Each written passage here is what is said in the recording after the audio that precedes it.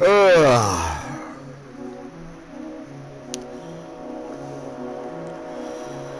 Ay.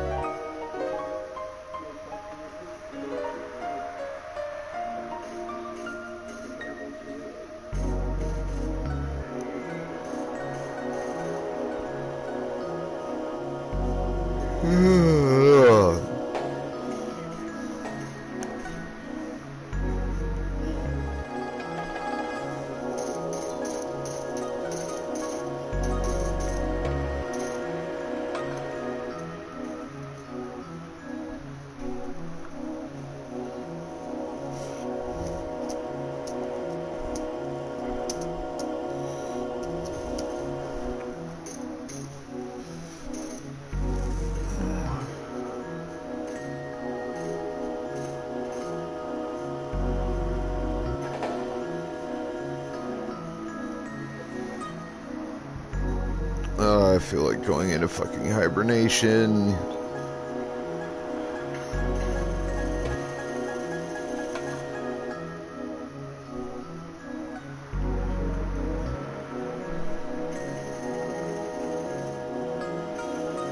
So cold.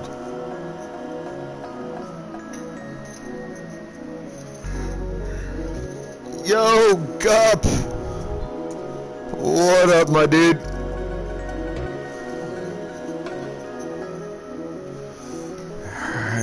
Before I forget about it, let me get that marked.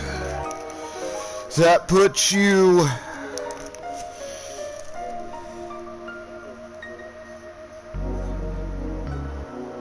$10 bits.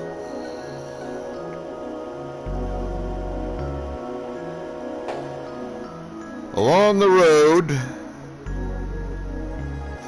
towards earning a Tier 1 redemption. Or a Tier 2 redemption, rather. In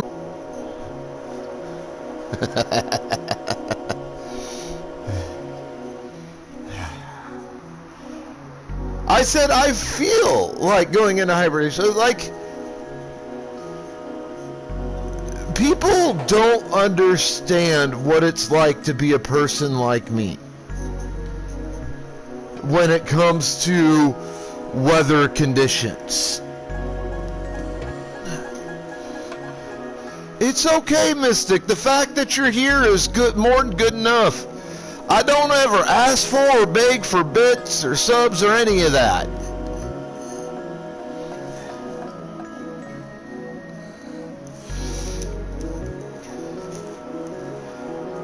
Alright, so just so you know, Mr. Guppy, it's 200 for Tier 2 redemption to make me play a game of your choosing within specific limits.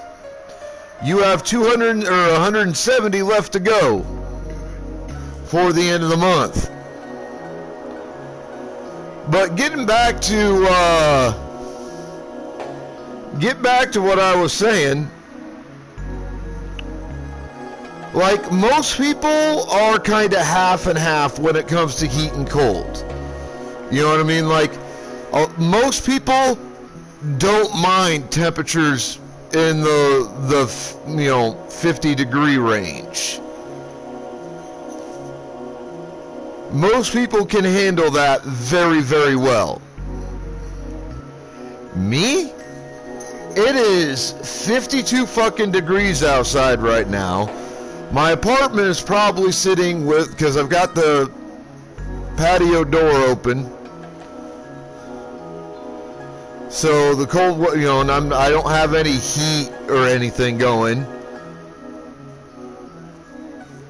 If I were to guess, I would say that right now my apartment is sitting at about 70 degrees overall, according to the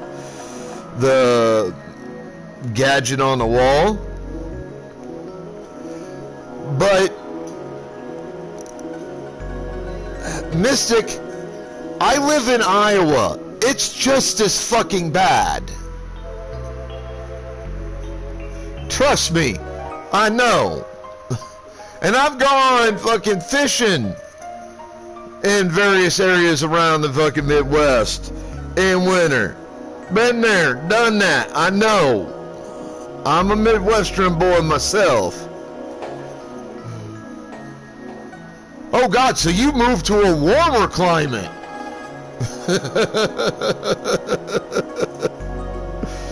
Compared to where you was living.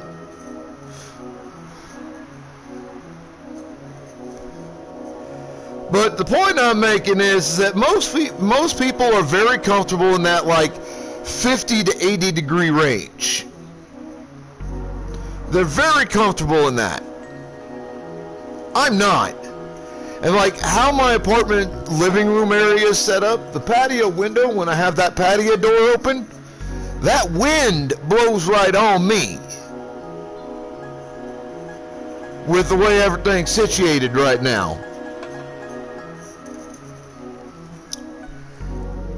So it doesn't matter what the ambient temperature of the rest of my apartment is. I get direct temperature from outside on me the whole goddamn time. Now, summer, I don't mind it.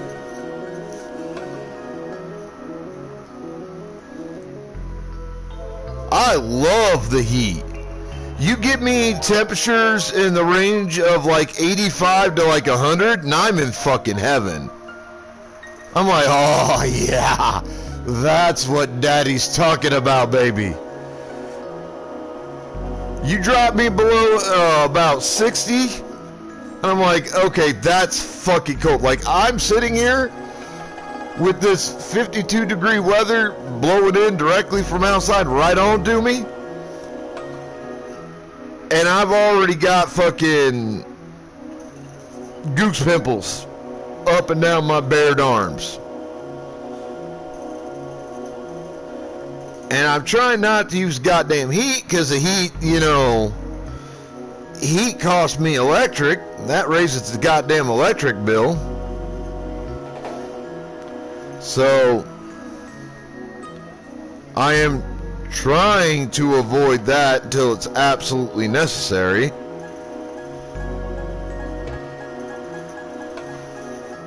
I'm about to go grab a hoodie or something and be like, yeah, fuck this goddamn weather. Fucking Midwest in the winter, especially the further north you go.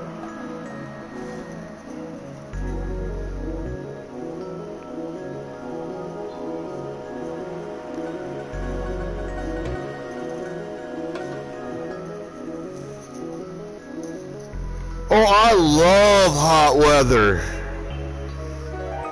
One of the best times of my life was when I was living in the north end of the Rio Grande Valley, down in central Texas, over winter one year.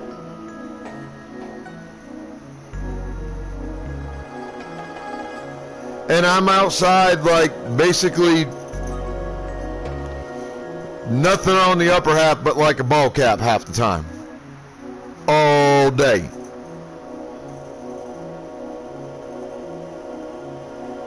And I'm out there like playing basketball or walking around or, you know, whatever. Because I fucking could. Because it was fucking gorgeous out there. Fucking right.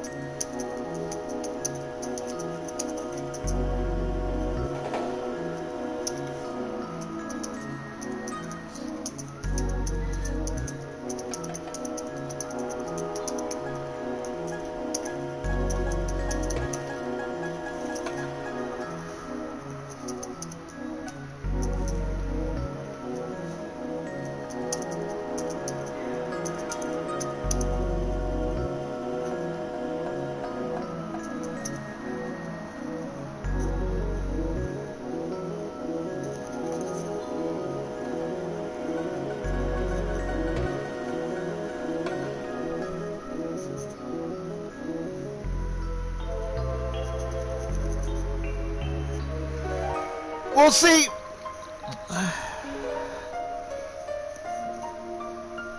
I love the heat.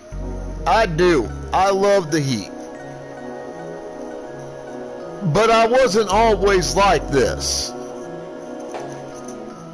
There was a period of time as a child where, while I wasn't terribly fond of the cold,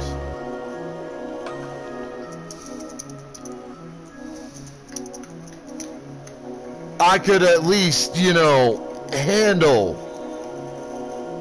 the cold reasonably well. Until my brother and I were outside playing, and he decided to fuck around.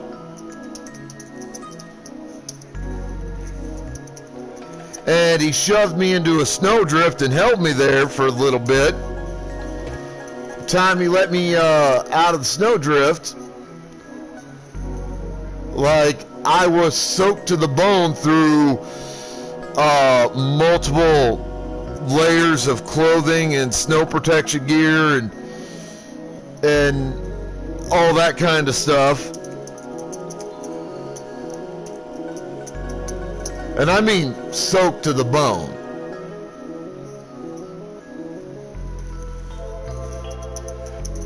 Like, by the time we got back up to the house, because you got to remember, I grew up out in the country. I grew up on a farm. All right? So we were in the lower fields out back of the house, down by the Watch-Finnegan River, which borders my parents' farm on one end of the property. So even if we went just straight from the field over all the fences and shit, straight on up to the back end of the house, it was still like a 5 or 6 minute walk in normal weather. Maybe a 3 to 4 minute run with, having to do the obstacles, get over the obstacles, all that bullshit. In normal, weather where, that was something that was feasible. But we're talking, this was the deep end of winter, all right? This is when we had about 3.5, 4 foot worth of snow out there in the fields. So this is, not normal fucking weather. Alright, this was difficult to get around in terrain.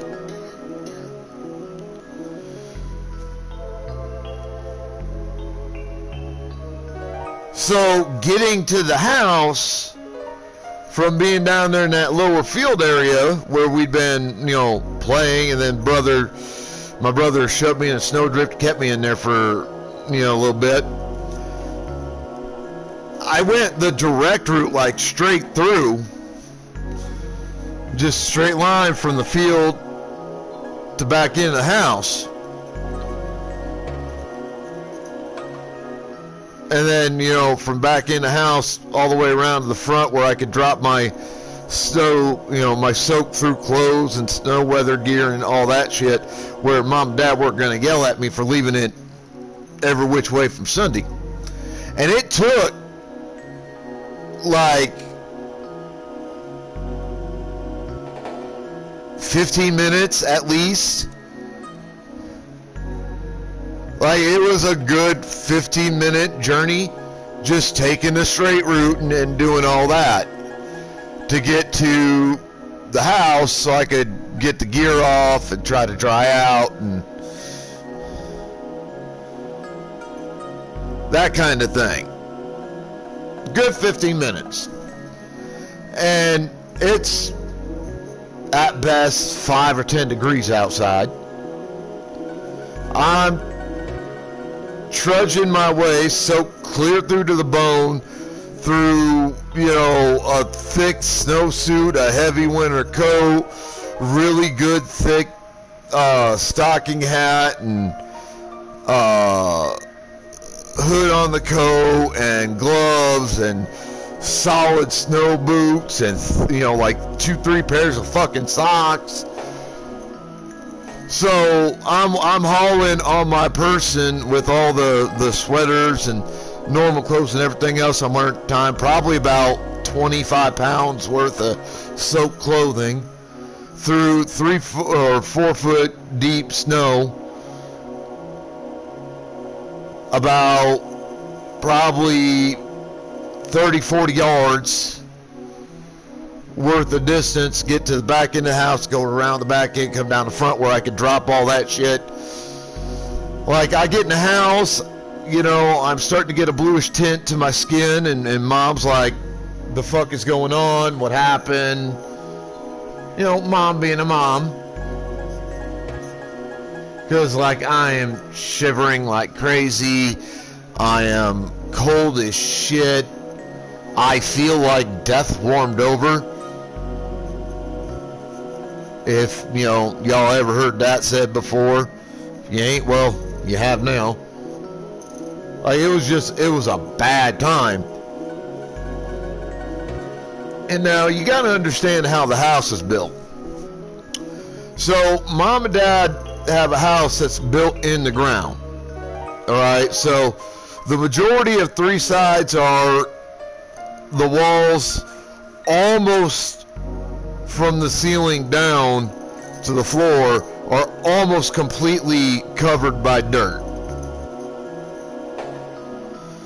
The front, the only part of the front entrance that isn't is the stairway down and the little, like, kind of mini patio area right in front of the front door. The back side is the only part that's completely opened from end to end. Concrete floors, concrete walls, tin roof with, you know, ceiling.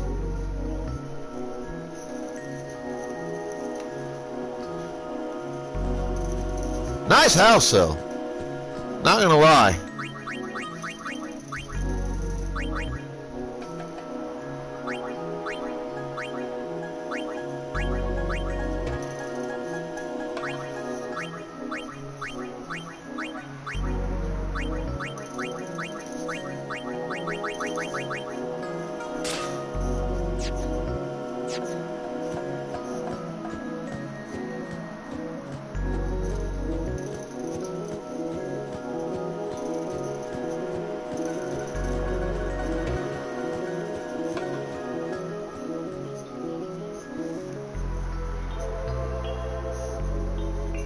Ad should be over as of now. So, like I was saying, you know, Mom and Dad's house, beautiful place, despite the austere design of the inside because of the type of home that it is. Still a beautiful house. You know, concrete floors, concrete ceiling, concrete walls, tin roof. For years and years before Mom and Dad finally broke down and installed central heating and air conditioning.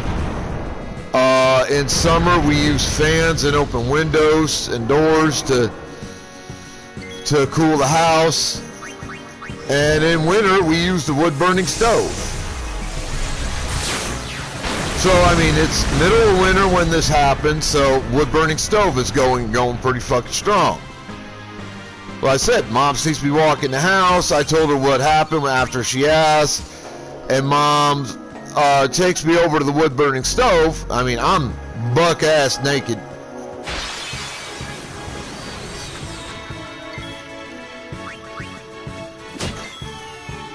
Like, I'm naked as a jaybird, and there ain't no ifs, ands, or buts about it. And Mom has me go over a wood-burning stove and stand about a foot away from it to start trying to reheat, because she, like, put her hand on my skin, and I felt like an ice cube.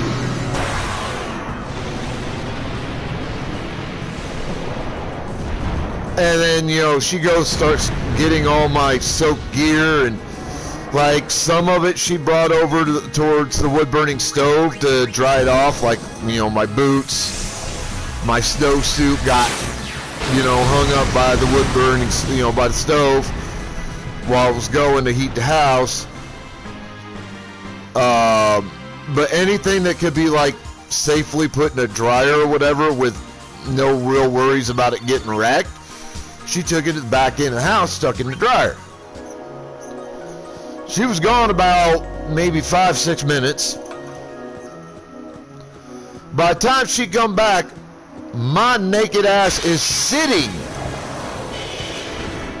on a lit wood-burning stove whose minimum temperature had to be at least 80-85 degrees on that cast iron that the stove's made out of.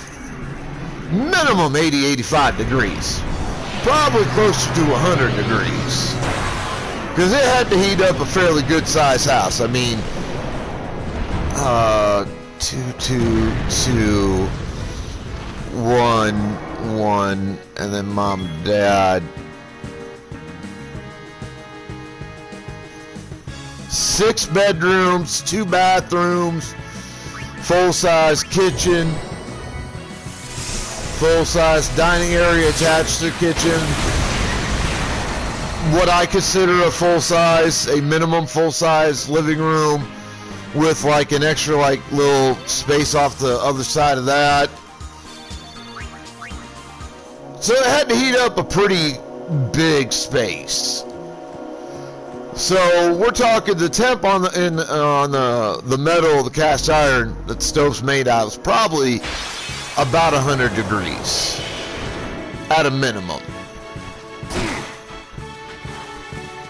As an educated guess, it had to be right about 100 degrees is what I'd guess. And my ice cold buck naked ass hopped up on top of this sumbitch, and I was sitting on her when mom come back to check on me, and mom kind of looks at me, is like, what the hell are you doing? Get off the stove. I'm like, well, it's the only way I'm feeling any heat right now, mom. I'm actually starting to feel warm doing this. I was standing like a foot away from it. I wasn't feeling nothing. Be strong. So yeah, I like, you know, I was cold enough. I sat on that for about at least 5 minutes, maybe 10. It was a little bit before I felt warm enough and I felt like I was starting to get burned by the metal. So I hopped on off of it and just kind of sat down on the raised concrete platform that the wood-burning stove sits on. It was, so a good 6 inches or so from the front side of it, and continued to warm up for the next half hour or so. But yeah, it's been since that incident back when I was like 9 that I could not stand the cold. You get temperatures around me down to a certain point, and it's usually a point that's a little bit lower or higher than a lot of people I know. They don't start getting cold till the temp around them gets to like the 40-45 degree Fahrenheit range. I start getting cold once temperatures around me start hitting about 56 degrees. I start feeling a little ice cold when the temperature gets to 50 degrees. Give or take a few degrees.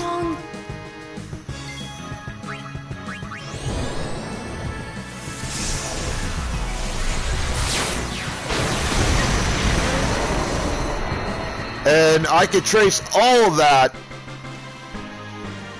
back to that one incident. Like, I know my brother didn't mean to hurt me. He didn't mean to cause me distress. I get it. I do. I get it.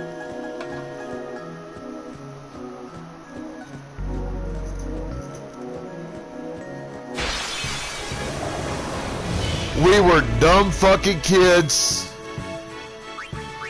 You know, we were stupid fucking kids outside playing out in the country in the middle of winter. We didn't have, you know, a whole lot we could do, so we were roughhousing a little bit, as, you know, young boys will do.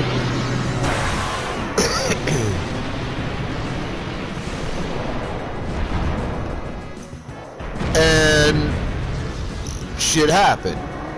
Like, I don't blame my brother for it in the conventional sense. I mean, yeah, it was his fault, and I don't shy away from making sure that when I discuss the story that that's known. But it's not like I'm going, well, my brother's an evil little bastard and blah, blah, blah, blah, blah, blah, blah, blah, because of that incident. I'm not. We were young, stupid kids.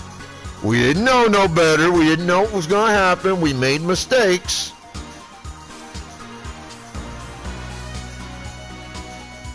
And, you know, there were consequences to the mistakes that we made that we did not foresee, that we could not possibly foresee.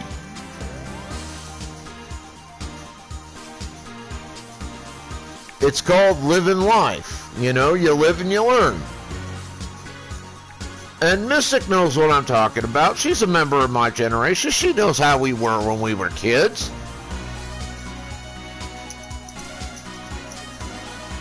Our generation is probably the single most reckless generation in the last 100 years.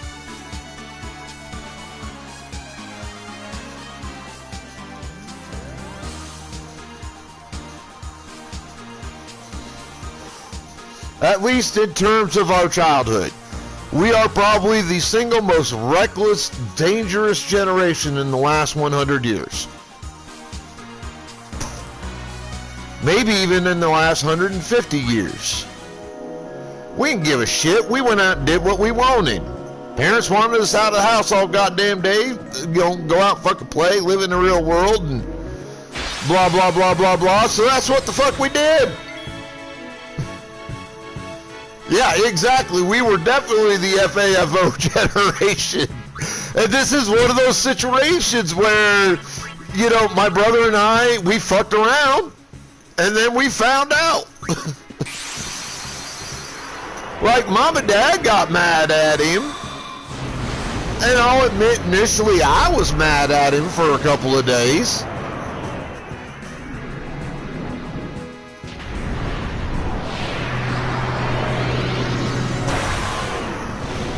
Not gonna lie about it, but you know, like you said, we were definitely the fuck around find out gen. We were definitely the feral generation. Like we were the, hey, let's go out and see if this works. If it doesn't, we'll try it a different way until we figure out a way to make this motherfucker work. We were the, let's go out and find random shit to build a goddamn ramp with that we can jump our damn bikes or what the fuck ever off of. That was us. We didn't care. I mean, yeah. Like, we were the epitome of a generation who truly thought when we were kids that ain't nothing can hurt us. That we were fucking invincible and nothing in the world was going to be able to take us down. That was us. That's who Gen X is. That's why we are a scary generation.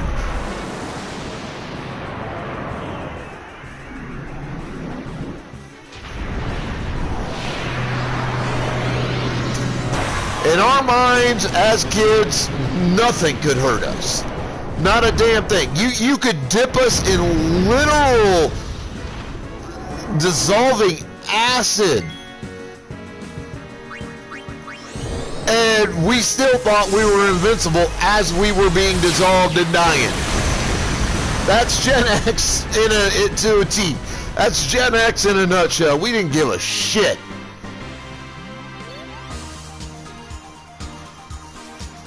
So, of course, my brother and I were like, you know, oh, yeah, there is nothing wrong with what happened there. There'll be no consequences to this. Gen X kids didn't believe in consequences. We did shit because we could and for the fun of it and because we were bored.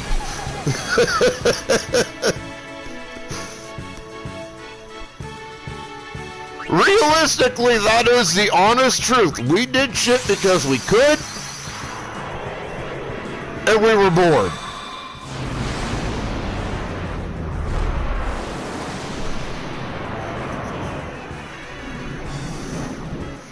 Like, let me give you an example.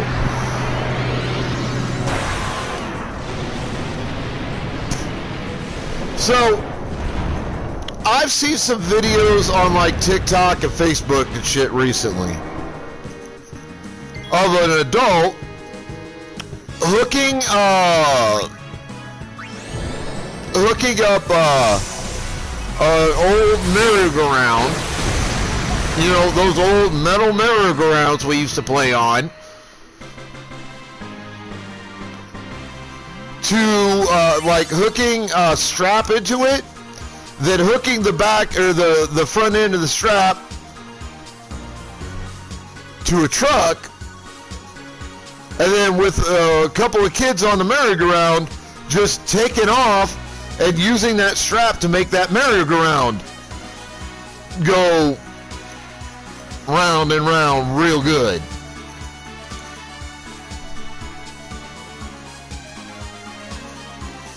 Yeah, I've got TikTok.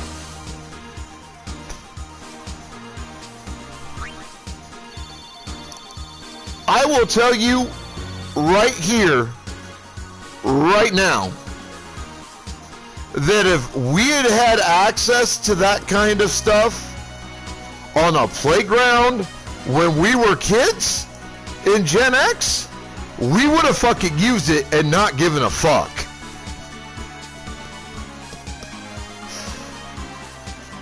And Mystical back me. She knows what I'm talking about. She knows that we would have done that type of really stupid shit when we were kids if we'd had access to the needed materials to pull a stunt like that.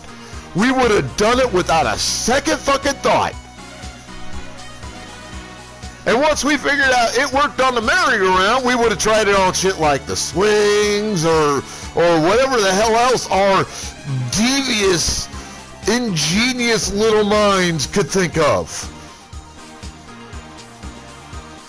We were dangerous kids and we didn't know it.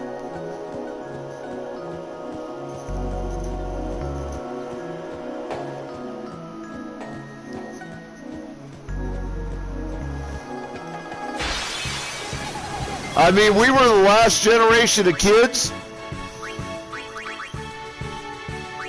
who would get onto a swing, on a swing set, and we would have people help us by pushing us so that we could get as high as we could possibly go. And we're talking, you know, these were the swing sets where the top bar on the swing set was about 10 feet high. At a minimum, on average. Alright? About 10 feet fucking high, on average, minimum.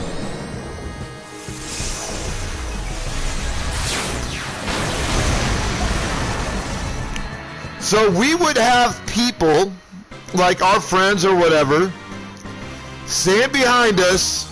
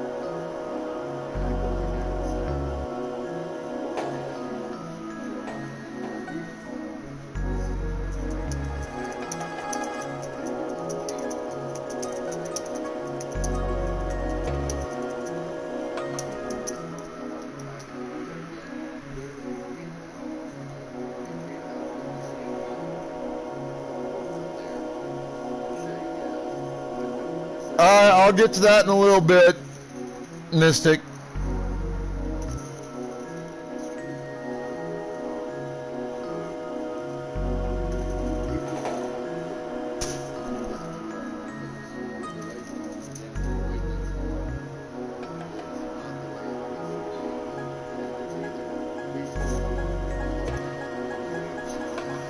But no, like I was saying, like, we're the generation of kids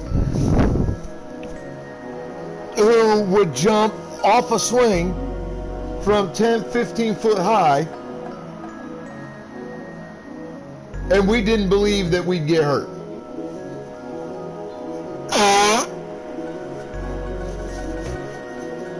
Mystic, do you remember those old wood playground sets that you could climb around in that, you know, would be like between 10 to 20 foot off the ground at the highest points? You remember those sumbitches?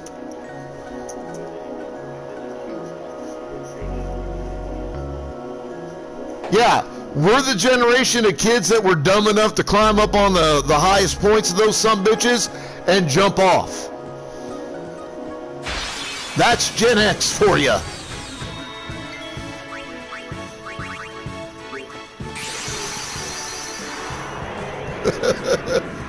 We were dumb enough to do it, and we didn't think it would be a problem.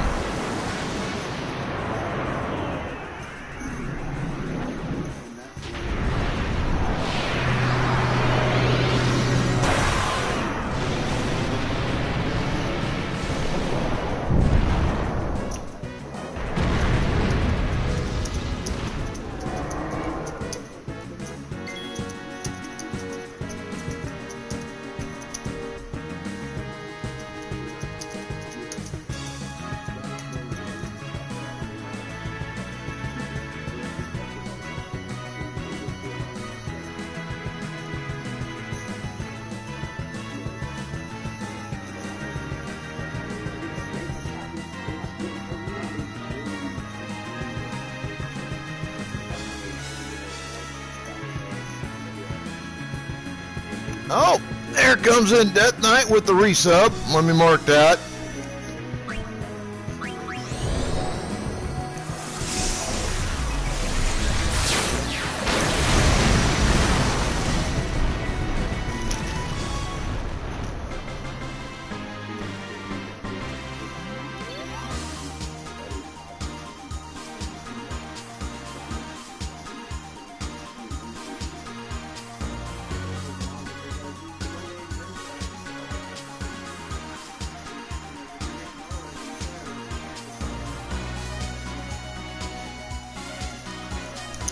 And that gets Death Knight a tier 2 for the month.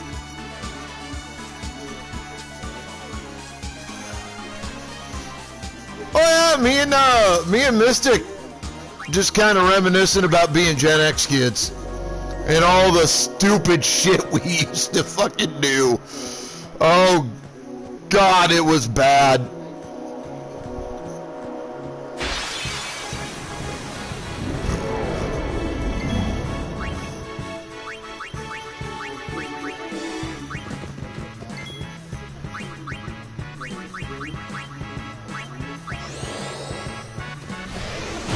Well, I'll tell you, Death Knight, folks think that we're, you know, us Gen Xers, when we talk about what we did as kids, they think we're fucking joking.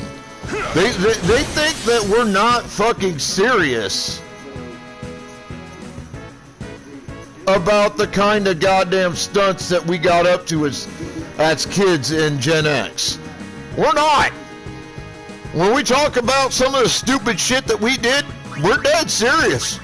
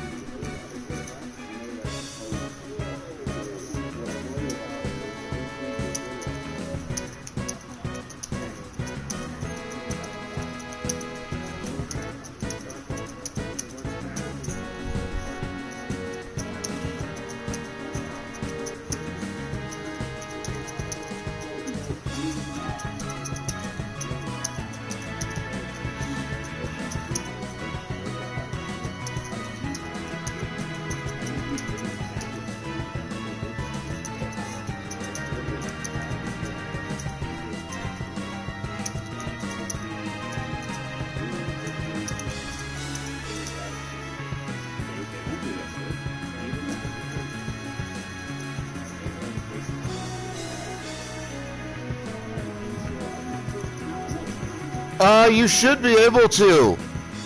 Mystic, type in exclamation point or exclamation mark Pokeshop space, then type in the type of Pokeball, like Pokeball, Great Ball, whatever.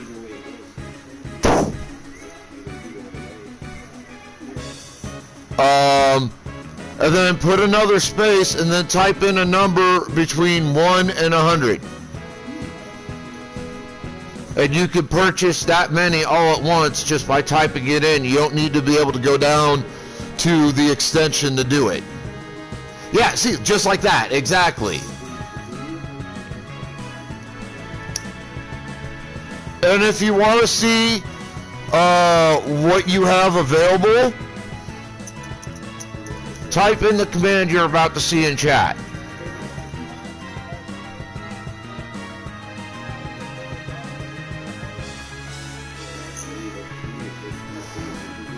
It's exclamation point exclamation point Pokebalance.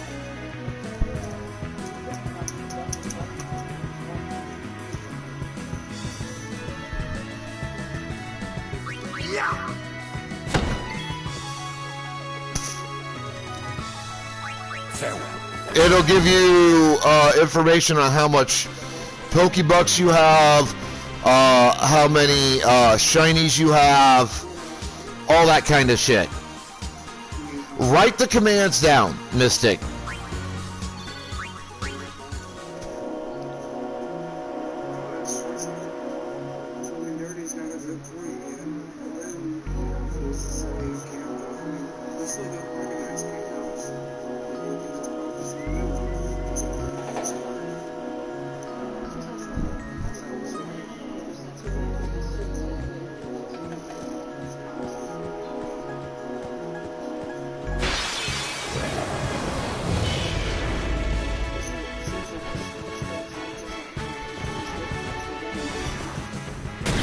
What's up, Quinn? As you can see, I'm over here in the desert,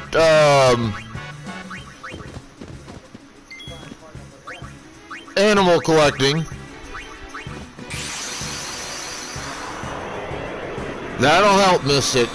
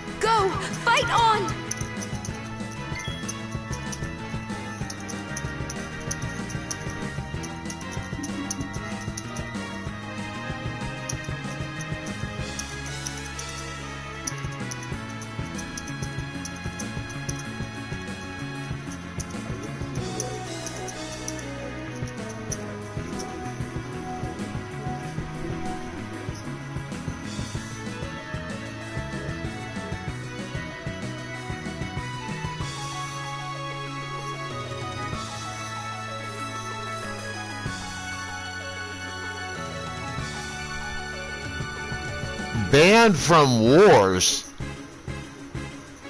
I don't know what the hell you're talking about.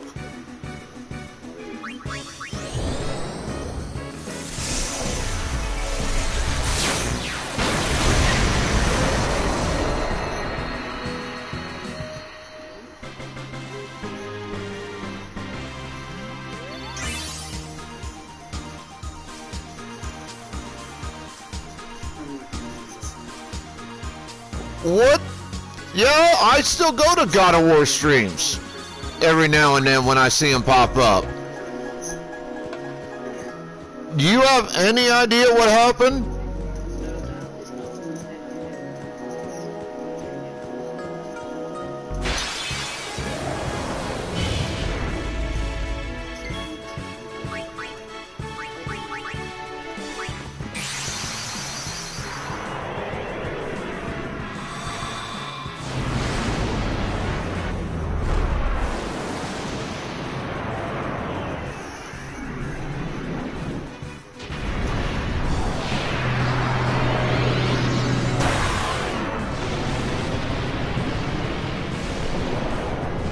I mean, I could try talking to him.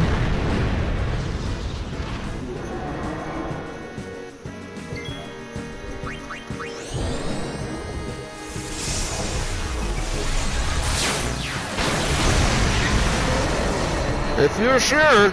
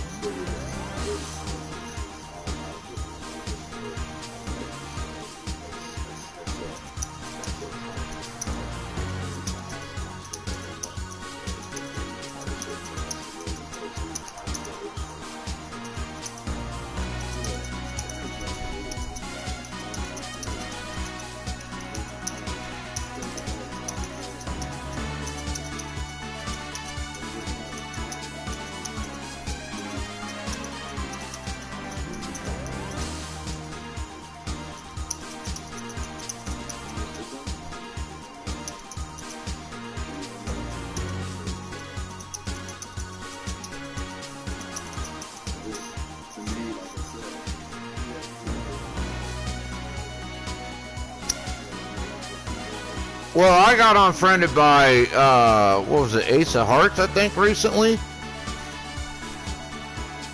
Because to come in, I couldn't remember what server was his, and blah, blah, blah, fucking blah. It was just a fucking mess. Whatever, I don't give a shit. Kicked me out of his goddamn Discord. I don't care, you know. I'm at this point right now that I don't want or need the fucking drama.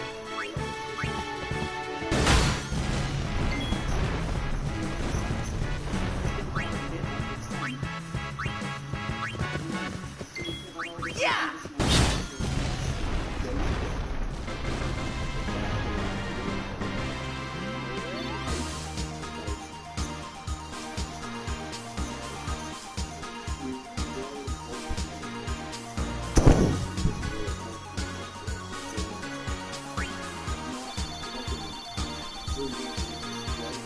Yeah, I'm too old for that high school level drama bullshit.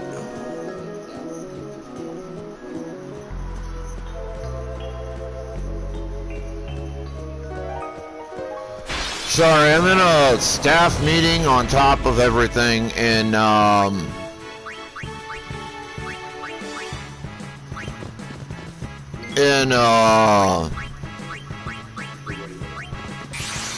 Crater Asylum, trying to just figure out a few things regarding like fallout and shit from a situation we had to deal with a few days ago.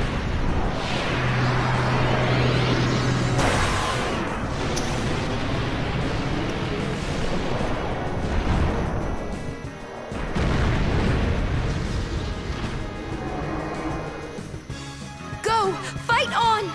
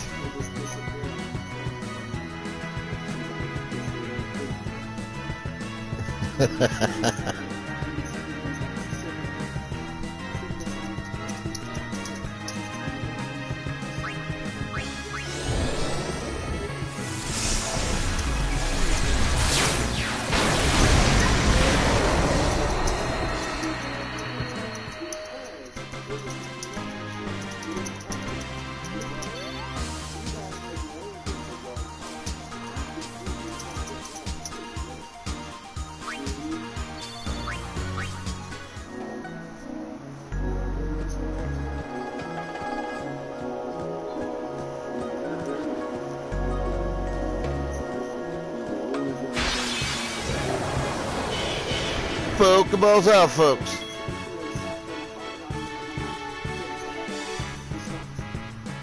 Well, I mean, we tend to try to stay fuck out of trouble and you know, all that kind of stuff. So we can be kind of easy to forget. There's a reason that Gen X is referred to as the forgotten generation.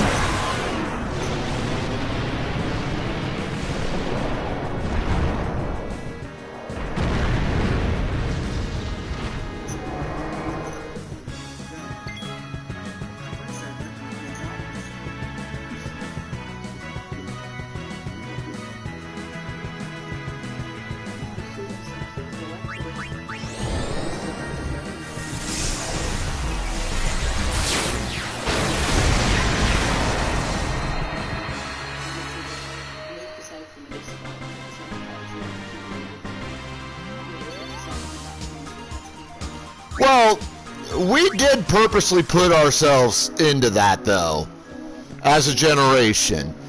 About 20, 25 years ago, we saw which way the wind was blowing and how things were going to end up going, and we just said, fuck it, we're out. We're fucking done. Out of my way.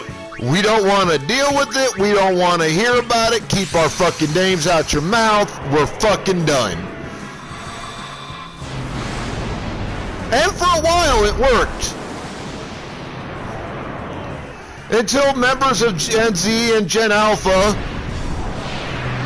decided we're gonna start accusing Gen X of being lazy and never doing anything and this, that, and the other thing, the other motherfucking thing, and blah, blah, blah, blah, blah, and that got around to Gen Xers, and Gen Xers are like, motherfucker, what? You realize everything you got right now is because of us, right? Homes, food, all that shit, that's because Gen X. All that lovely tech you enjoy so much, we helped create that, or at the very least, we created the base plans that led to it. You motherfuckers need to sit down, shut the fuck up, and stop being douchebags.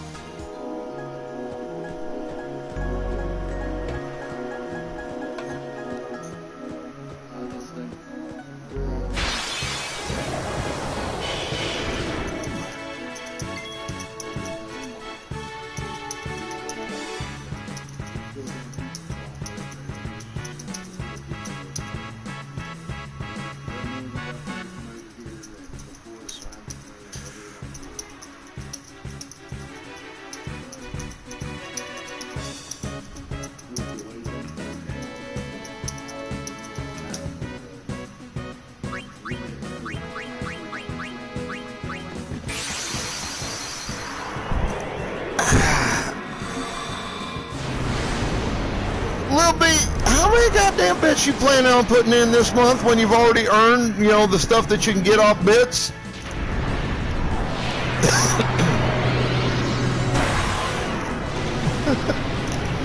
Do you know where he's at bit count wise, Quinn?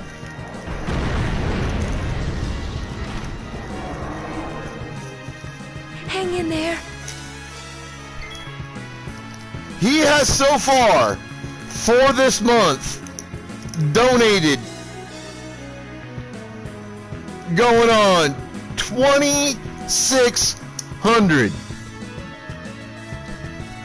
He's already earned himself a Funko Pop, a T3 Redemption, because I know what he wants for that.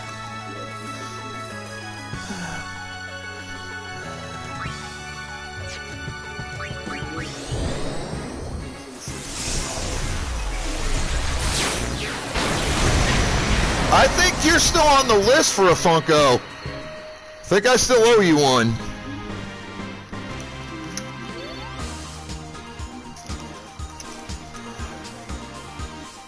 Yeah. I'm gonna send it out next month, Mystic. We're sending it out this month, but, you know, last couple of months been some financial difficulties I've run into, and I haven't been able to.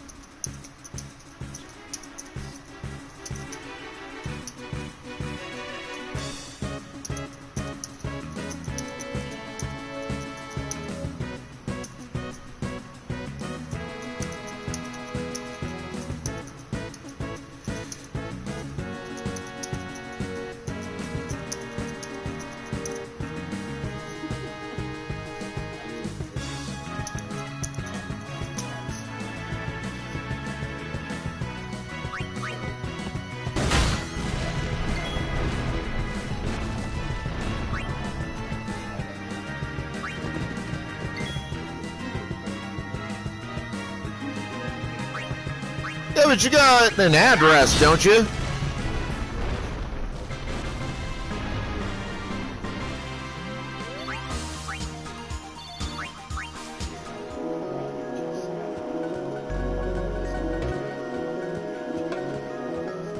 I'll have to send it there then. I mean, I can't just send it out to some random fucking location and be like, yeah, she'll get it from fucking here. Sure.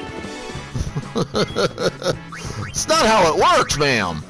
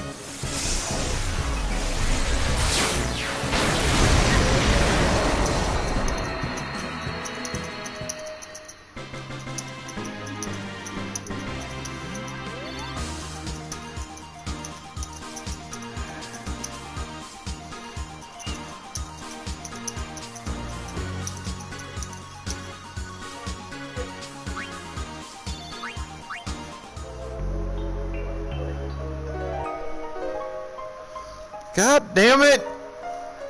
You ain't gonna have no goddamn money left for the rest of the, you know, until you get your next check in there, Brocus.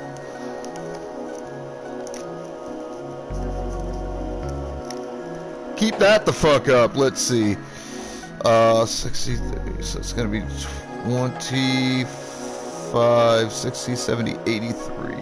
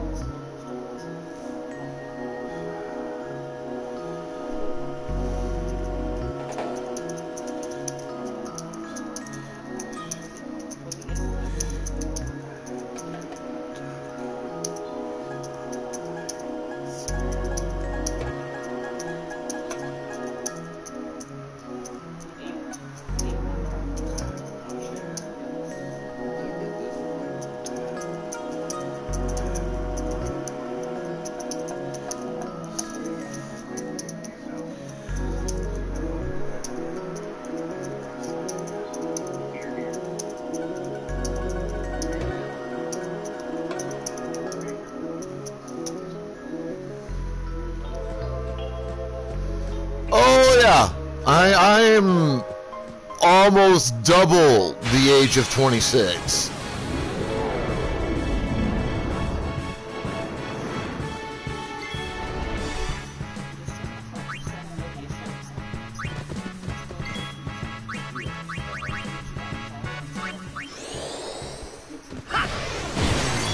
Not by very much, Mystic. We're very close in age. There's only a few years between you and me, darling. Yeah.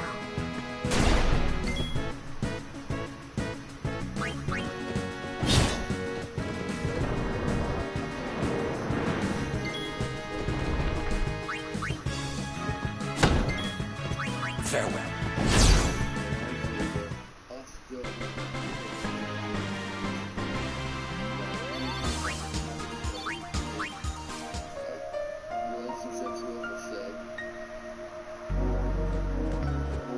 Ooh, referring to me as through the title of the night. You know, that actually brings up something that I've learned recently.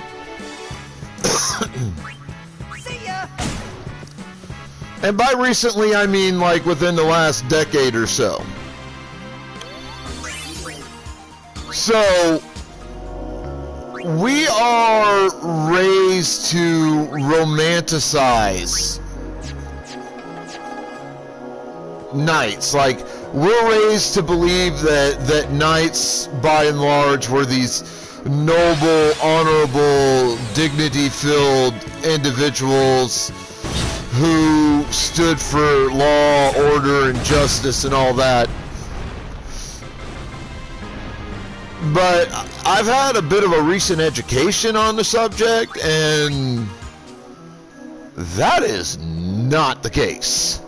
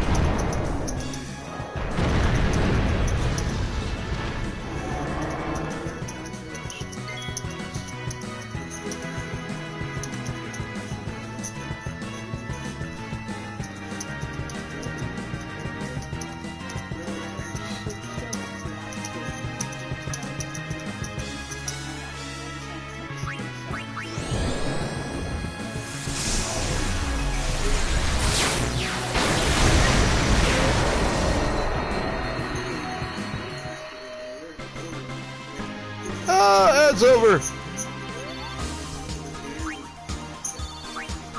But no, like I was saying, yeah, it turns out that this romanticized, idealized vision of knights that we get from movies and shit, not true. Like when I was a kid, one of the things I wanted more than anything else in the world was to be a knight. Most of my life, you know, I've lived up to the alleged ideals of knighthood. Problem is, that's not what they were like in real life. Most of them were power-hungry maniacs with delusions of grandeur and godhood. They were assholes. Enough.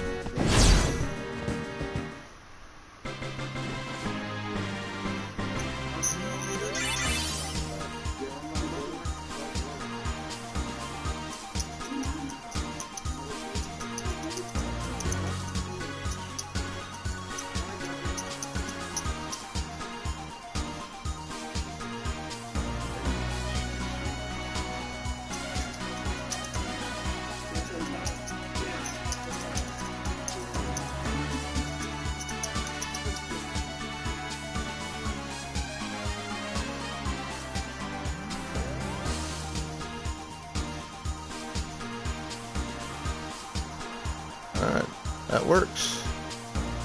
Excellent. I can do this again.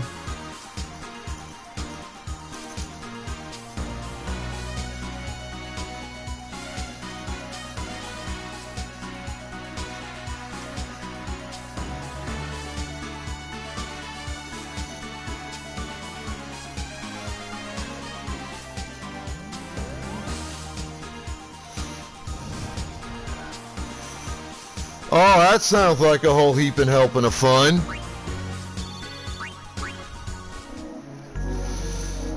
Me,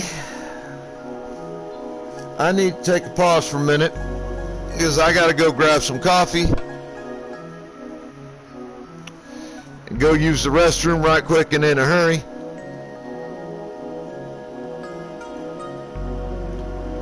I'll be back in a couple of minutes. Y'all hang tight.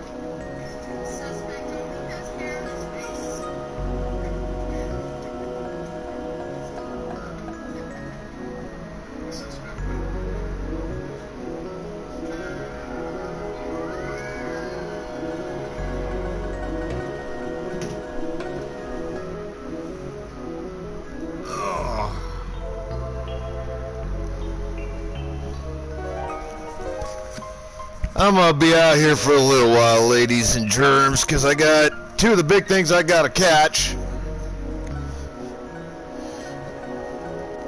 are those fucking sandworms, and they pop up like maybe once every 5 or 8 fights, if you're lucky. And then it's the giant blackbird things. I gotta catch them some bitches too. And I've been out here since yesterday.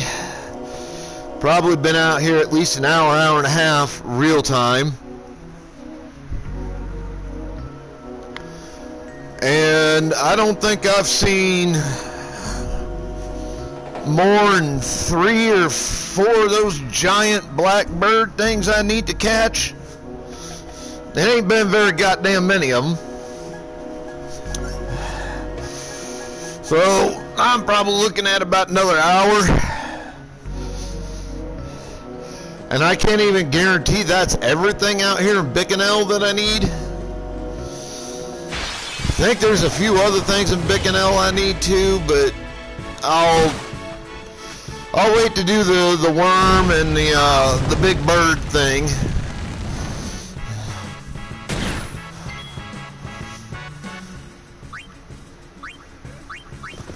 We'll get them caught.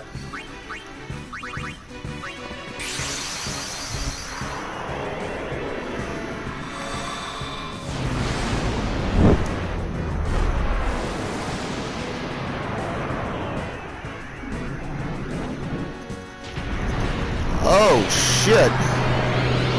Alright, well, have to end this fight. Won't take very long to be realistic.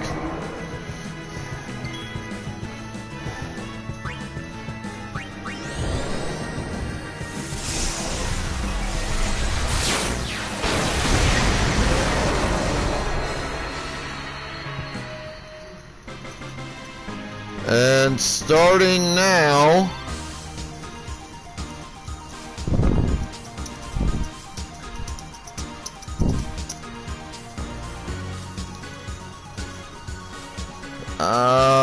what is my time limit on that? I do not remember. Let me double check. Okay, that's not gonna fucking tell me.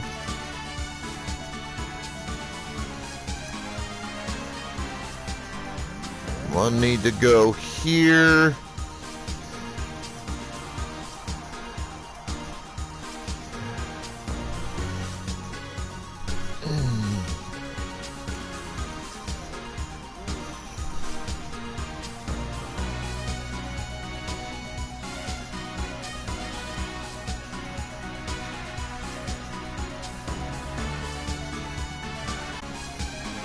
All right.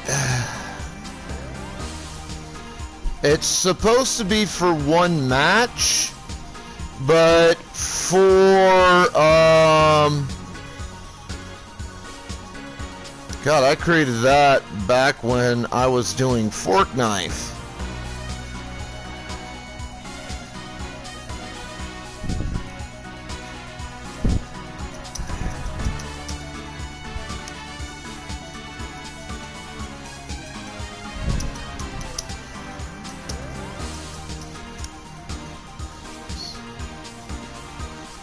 Alright. So I'm putting an additional add-on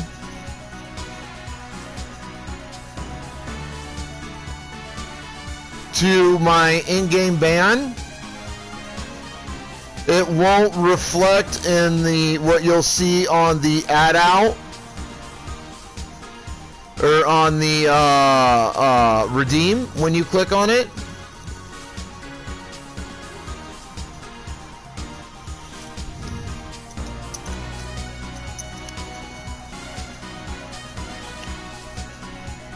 Which is unfortunate.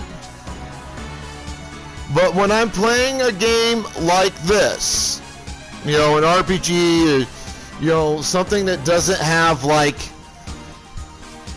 matches, like COD or a WWE game or something like that, I am putting the time limitation of 10 minutes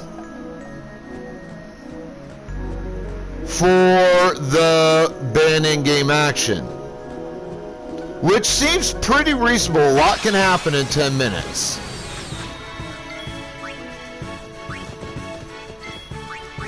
In a game like this. Farewell.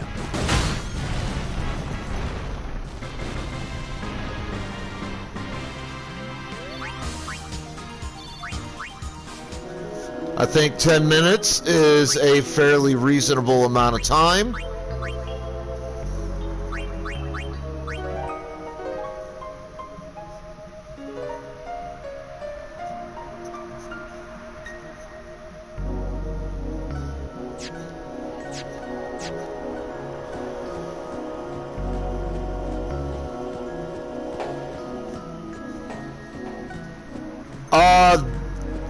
The mix is an overdrive command, Beer Jesus. So if you wanted me to not use that for 10 minutes, you use ban in game action and go no overdrives. Same goes for items. You want to use it for items, you go ban in game action and go no items.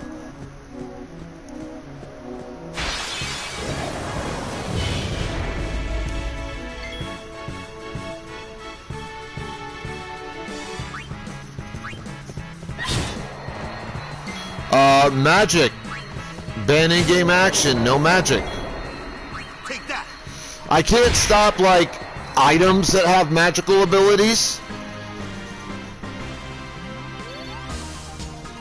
You're doing a second one, Quinn?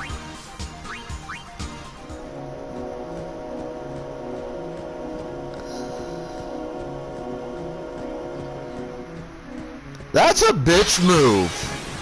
You know that, right? Enough.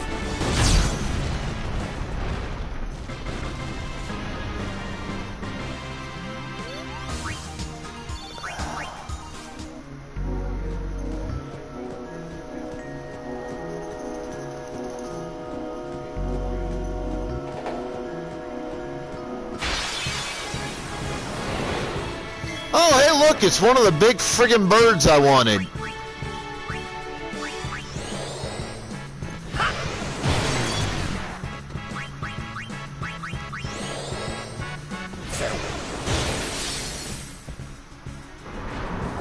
Oh, I know it is. You fucking gnome. It's over.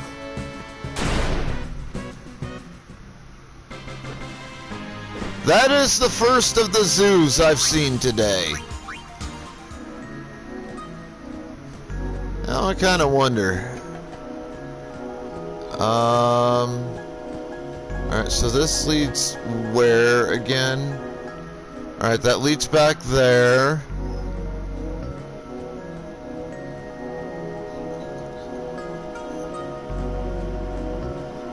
That leads to a dead end.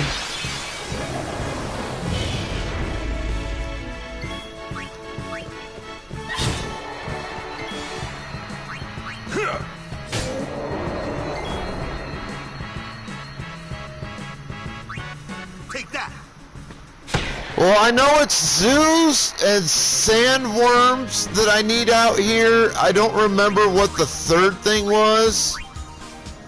But I need 3 fiends.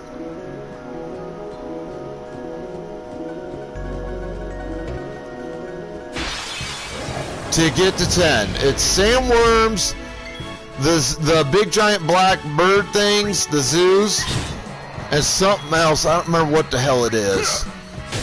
I'm gonna have to go back to the calm lands and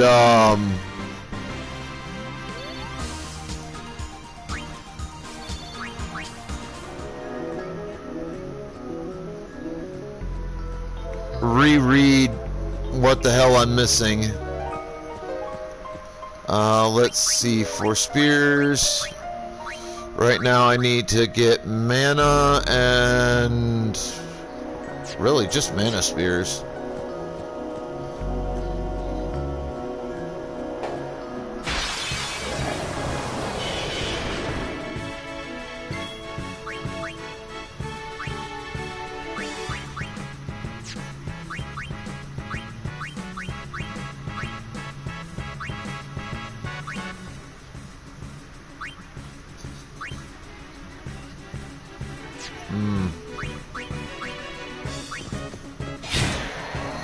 I have a PS4, a PS5, a PS1, a Nintendo Switch, and an Xbox 360.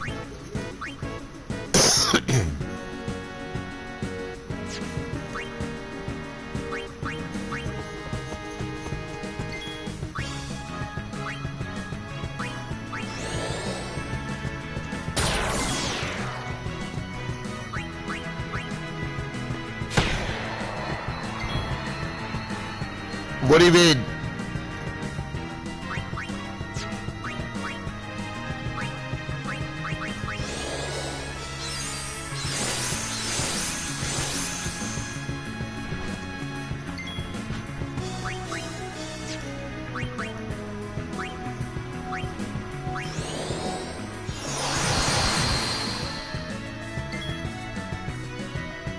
Yeah?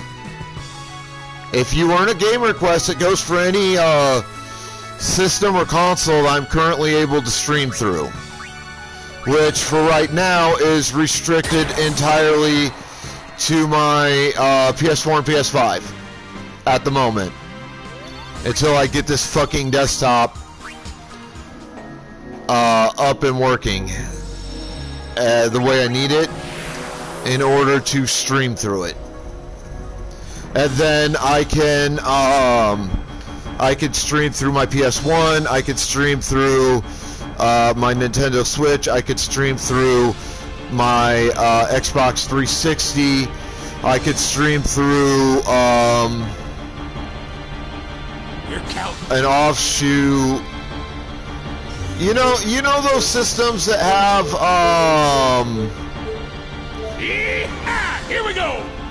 that are like retro systems, but they have a shit ton of built-in games. You know the things I'm talking about?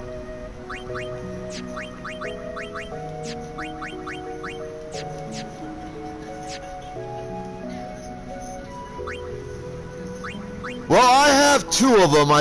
One is a Super Nintendo offshoot, if I remember correctly. I'd have to...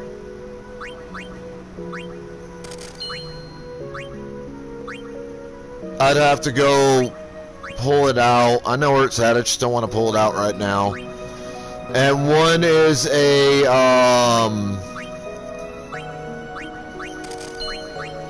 I think it was a Sega variation, but it's kind of like an off-brand version of it.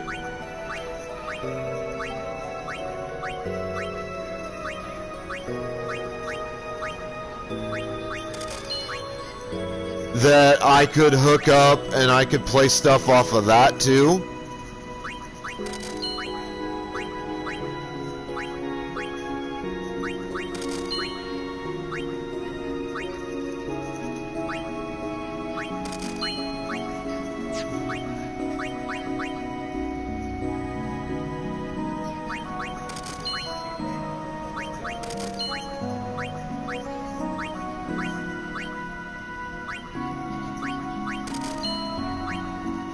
So I'd have like a lot of expanded game access once I get my desktop up to where I need it to be in order to use it to stream through.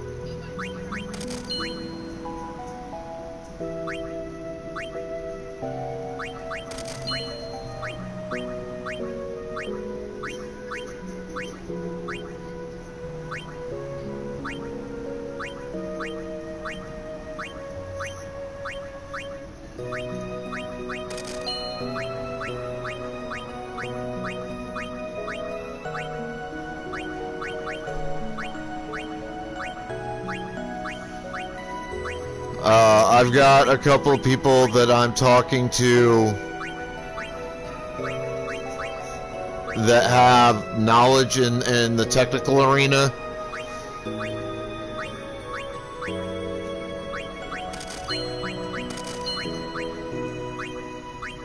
And potentially have access to parts that I could potentially use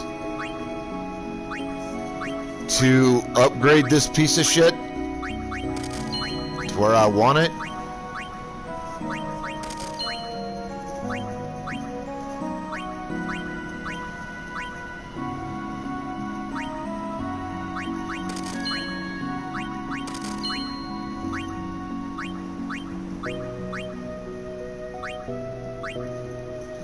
I actually got to call one of them or text one of them tomorrow.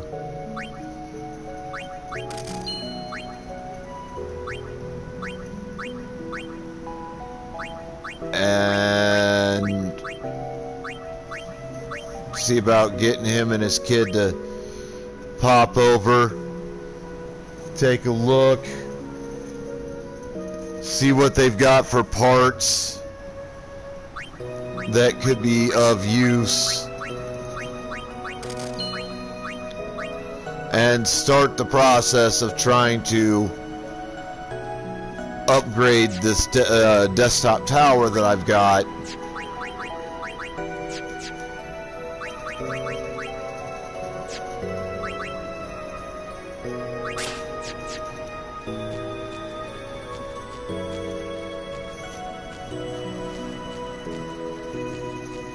And get her up and running so I can run OBS through it, run my capture card through it, do all that happy joy crap. Because for some of the systems I have access to, all I need is a conversion box, which I have, so I can plug RC cables or RTS cables or whatever the fuck they are. You know the cables that are like the 2 or 3 colored prong deals on older game systems that you plugged into the back of a TV to make the damn things work? Like, some of my systems have that. So I can't run that through the capture card that I have.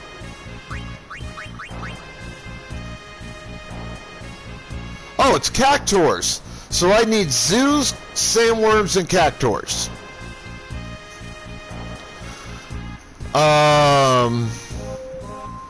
2, 2, and 4.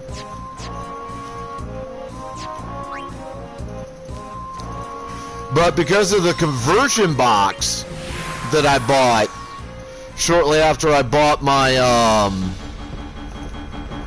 the capture card that I have right now, I can run like my PlayStation 1 through the capture card and play that on stream. I can run my Nintendo Switch on stream. I can do all of this stuff that normally I wouldn't be able to do because they don't have the proper connections. They don't have the proper cord connections. Well, I have items which let me get around that.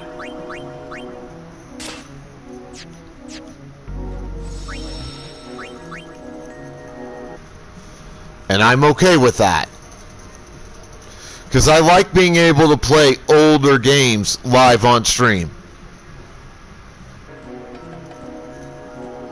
From older systems.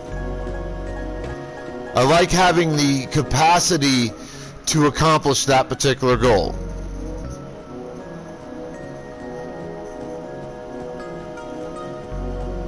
Yeah, he said something about coming down here by, near the safe sphere.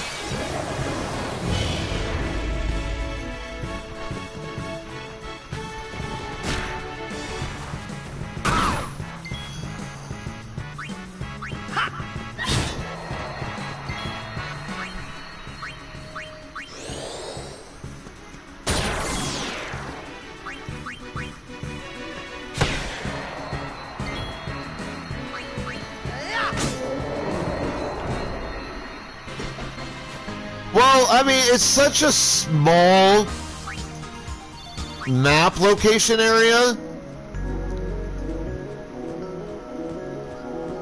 And I don't know if I can get to the left of it. Can I? Okay, yeah, I can. Okay. Hey, there's a zoo, so I need,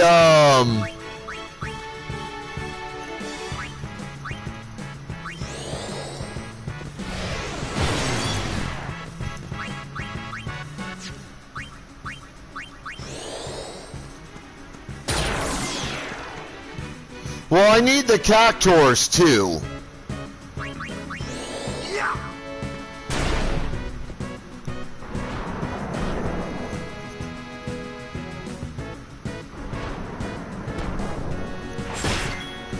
I need one more zoo after this, 4 cactuars, and 2 sandworms. Cactuars just kind of fucking randomly show up in this location. I mean, I've already fought 6.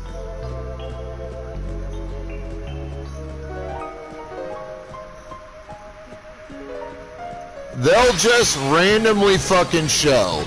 You just have to fucking run around and, you know, do the things. It's over. Oh, and I never did pick up Kamari's fucking weapon over in Thunder Plains because I couldn't find the broken tower to pray at.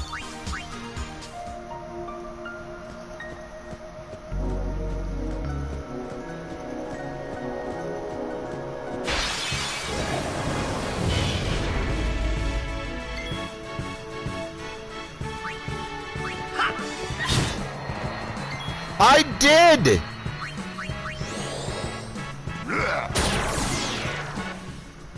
And it said it's like, oh, it's supposed to be in like the southern area of the Thunder Plains. Well, I went to every fucking tower in the Thunder Plains. Every one of them. Stood in front of it and hit square to pray at the son of a bitch. Nothing.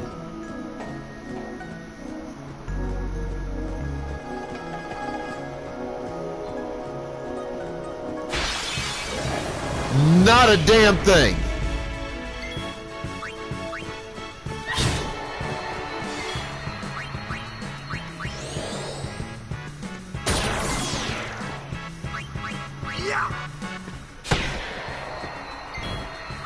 See ya.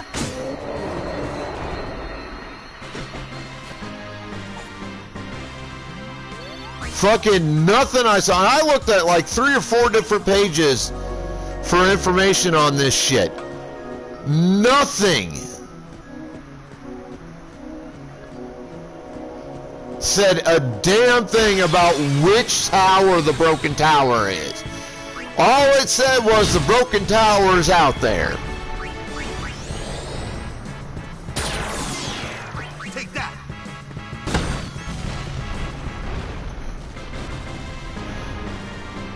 I'd like to go for 100%, but there's going to be parts of that I'm going to need somebody's to help me actually do. Like that chocobo race bit. I'm gonna need somebody to help me with that. The dodge lightning shit I'm gonna need help with.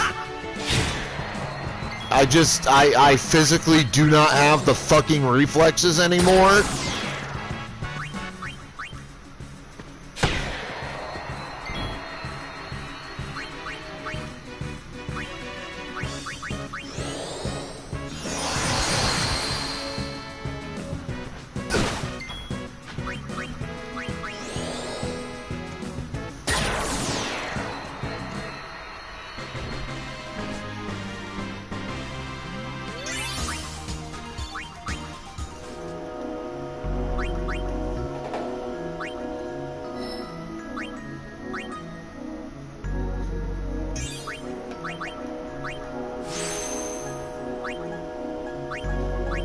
But I do want to try to get as close to 100% as I can fucking manage. Like, that's the absolute goal here. I want to get as much done on this playthrough as I can manage to swing. Fuck, I'm not going to be able to get to that because I don't know where there are more level 4 spears. I don't know where to get those.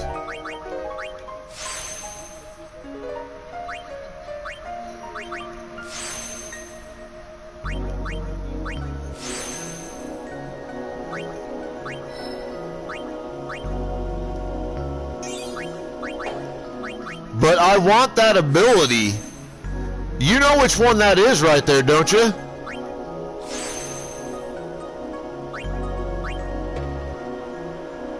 I want that desperately, and I need a minimum 2 level 4 key spears to get to it. 1 and 2.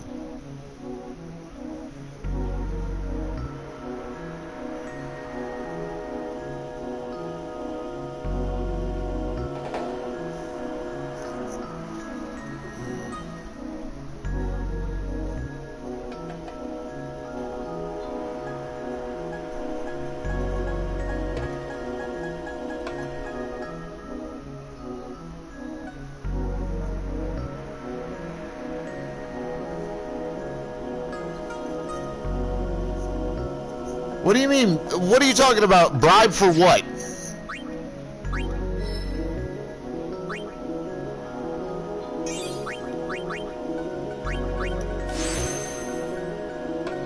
Oh, okay. I was like, what the fuck are you talking about? Bribe for what? Bitch, explain! You're confusing me!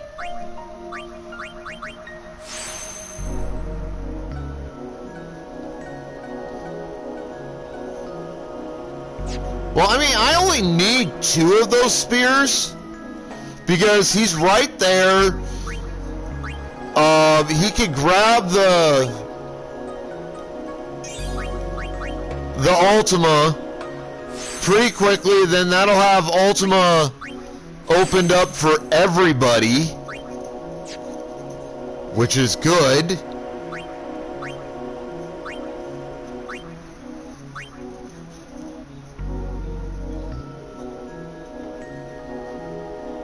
But yeah, I didn't know that,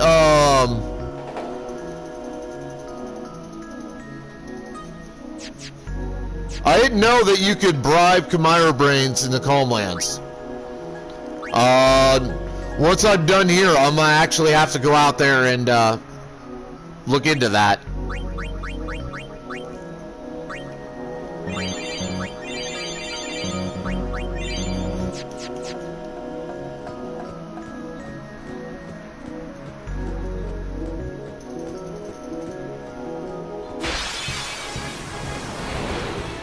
Hey look, one more zoo after this.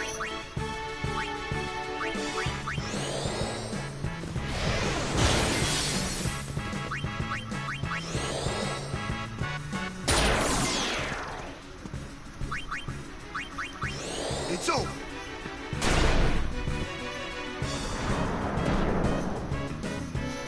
No more zoos.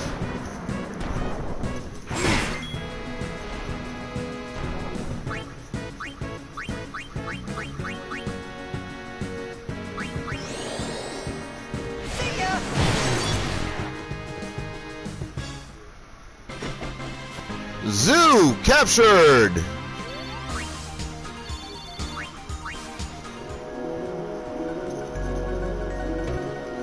I'm assuming this is the big ass giant open area Lil Bro was looking for.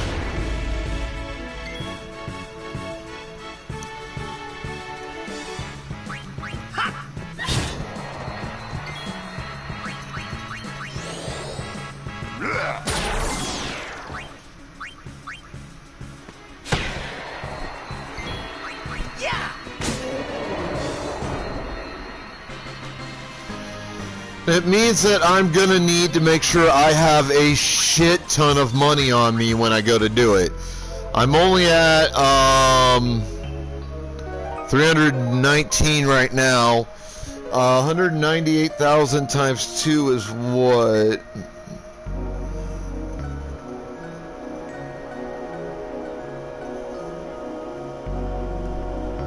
$396. And I have 319, 635. So I am down a minimum 76,365 gil to do the bribe bit with the Chimera brains.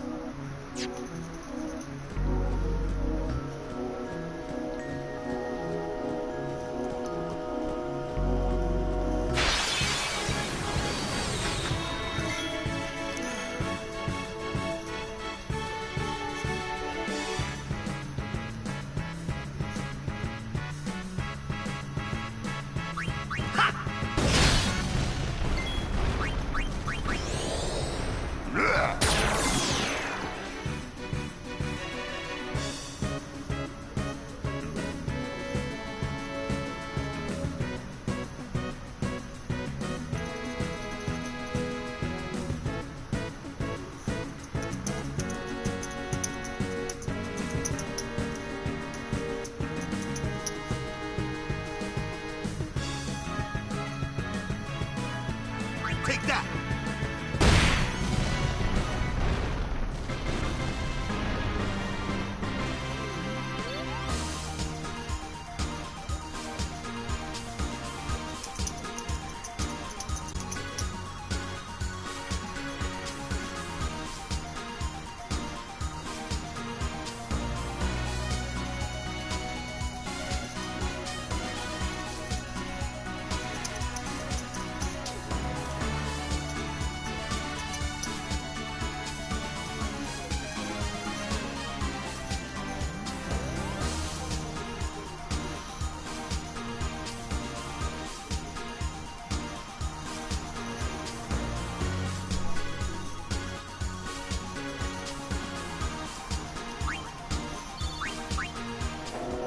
Yeah, well, she doesn't have that skill on that thing. I haven't even gone back to Macalania Wood yet since I've gotten the other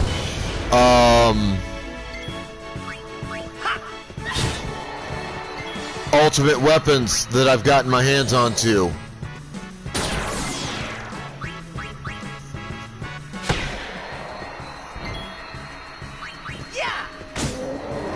I've got to go out there and talk to the thingamajig at least 3 or 4 different times for 3 or 4 weapons I've gotten that are the god tier weapons.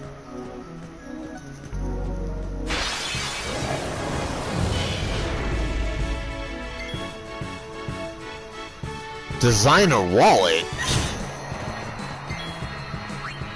The fuck is that?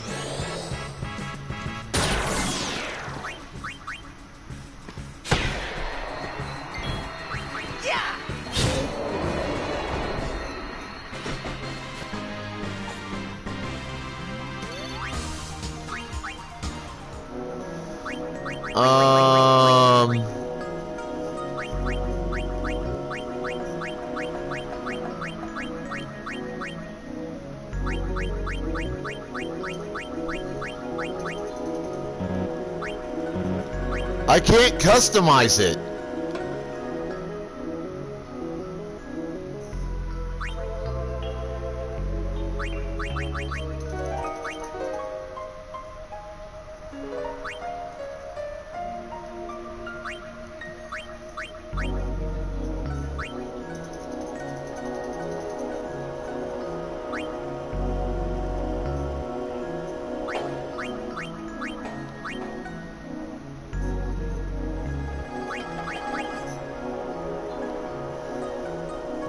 You can see on my screen here, look.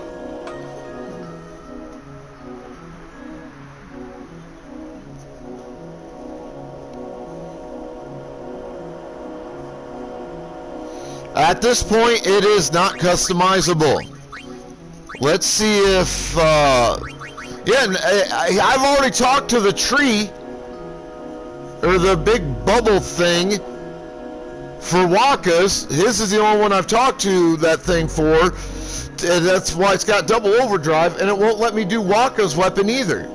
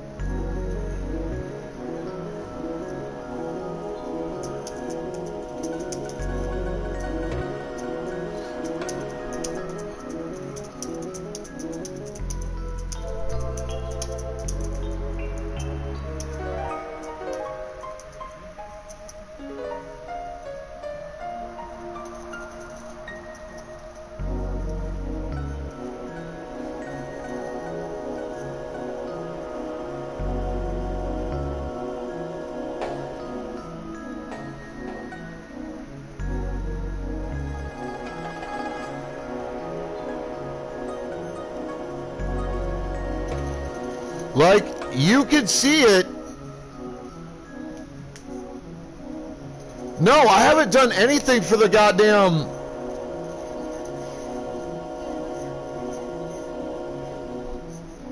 the sigils. Because I don't know what the fuck to do with any of that shit.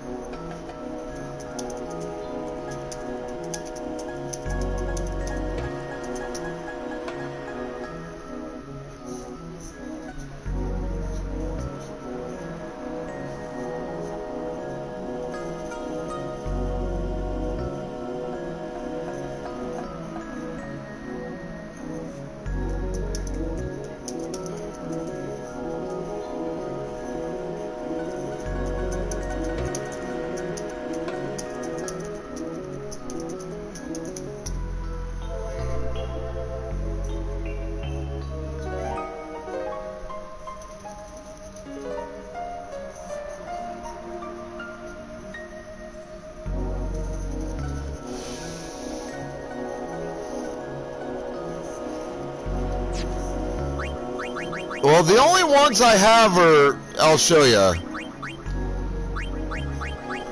So I've got the Sun, Moon, Mars, and Jupiter crest, and the Mars sigil.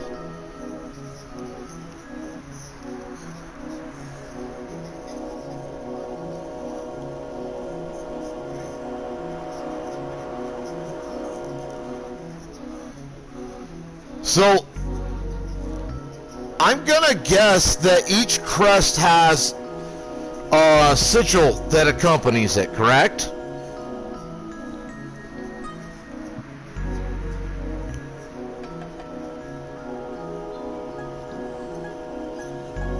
Well, I need to know where the Sun crest, or the Sun sigil, Moon sigil, and Jupiter sigils are. Because I don't fucking know, and I don't know whose weapon the Mars stuff goes to. I have no idea whose weapon that goes on.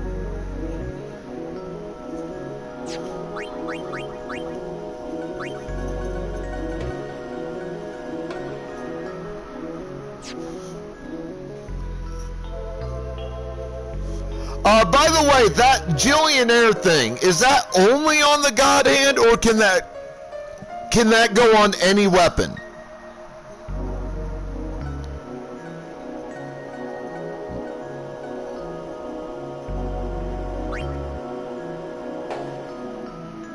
Okay, so I'm trying to see if I even have any of those stupid fucking wallets.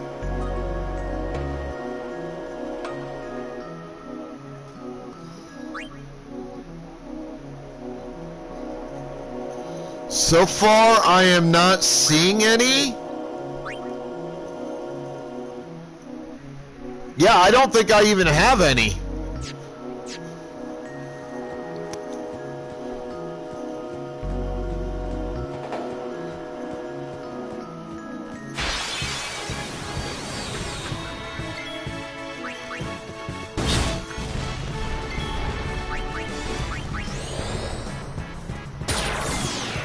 Take that.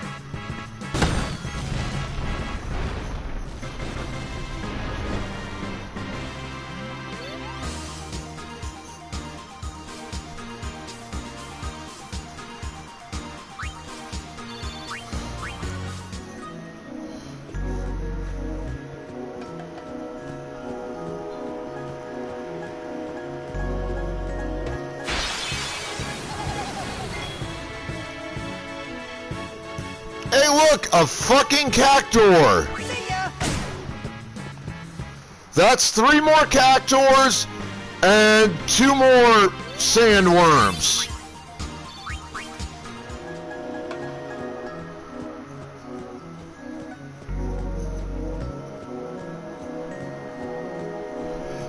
Do you know who the Mars crest and sigil go to?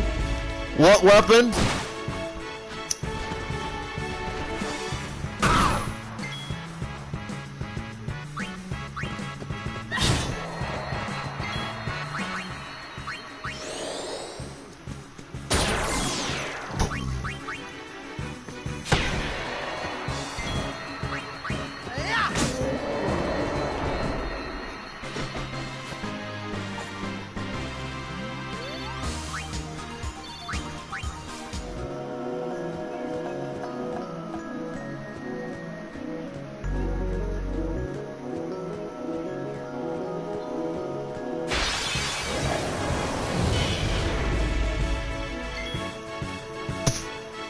And I have Orons, so I can double on Oron's thing when I'm at the tree then.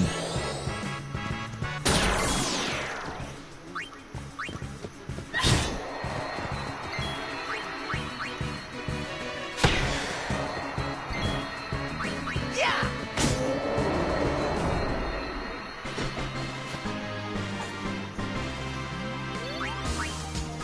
Alright, well, I mean, that's fucking something. But I gotta start finding the rest of that shit.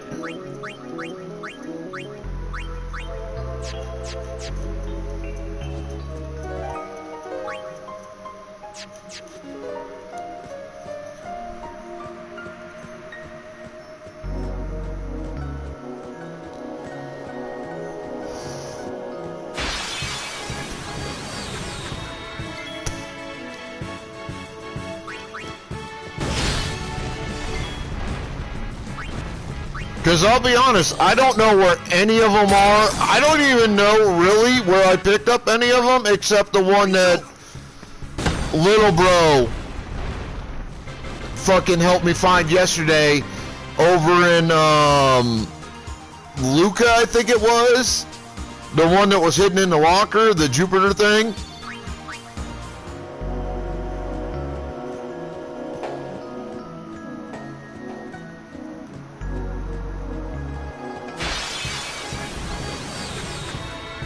No problem.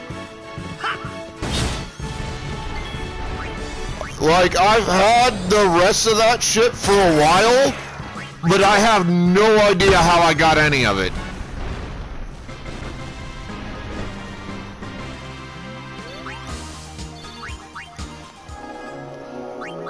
Like, Sun, Moon, and Mars crest, and the Mars sigil for a long time now.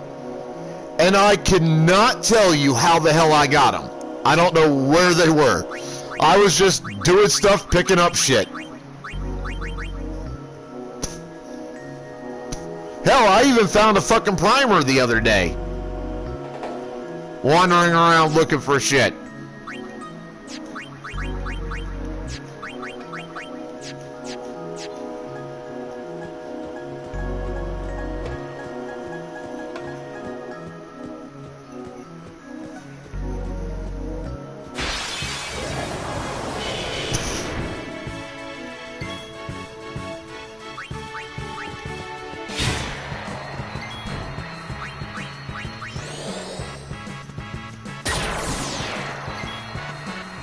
It's over.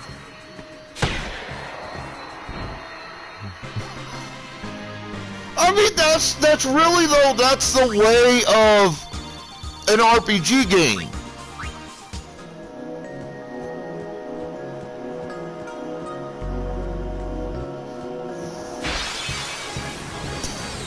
The only way in an RPG game to pick up basically everything right off the fucking bat It's over. is to sit there with a guide and just follow the instructions of the guide step by step. But when you play them like I do, especially for like the RPG, JRPGs that I've never beaten before, that I wanna play through and beat for the first time. So, you know, I work on it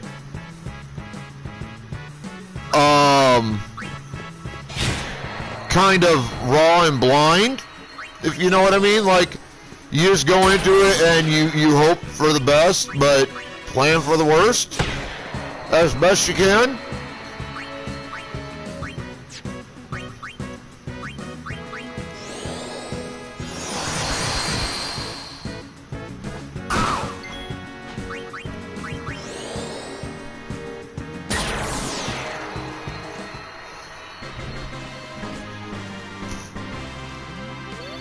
So that's like what I'm doing with the majority of the Final Fantasy games I'm playing.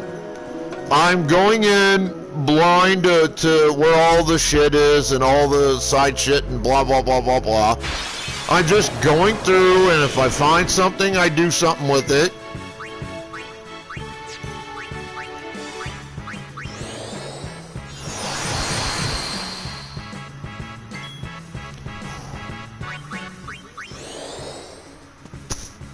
If I don't fucking find anything, I'm like, you know, whatever, I'll at some point probably play again.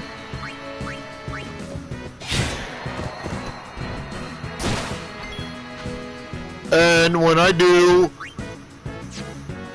you know, I'll look up information and work on trying to figure out how to do shit that I didn't do previously.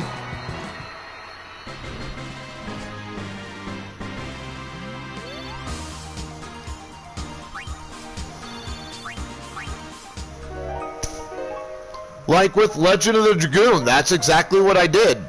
When I first played it, you know, I printed off a bunch of stuff to help me kind of figure my way through, but I only half paid attention to it.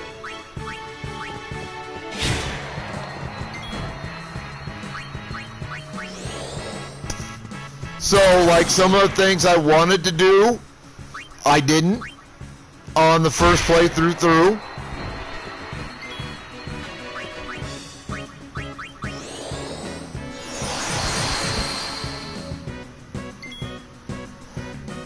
Then for my current on-stream playthrough of Dragoon, I'm actually using a guide a little bit here and a little bit there to help me get some of the shit that I hadn't done in the game prior.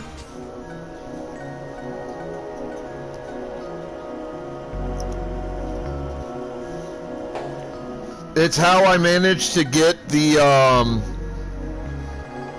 all the Stardust so I could get the item that lets me access a hidden boss fight. That's going to be a big help once I'm ready to go do it.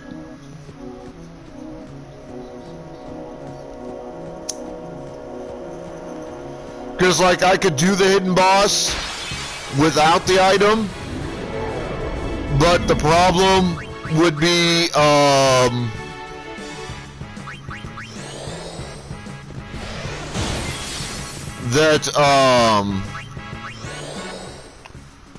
that boss fight would be almost impossible to do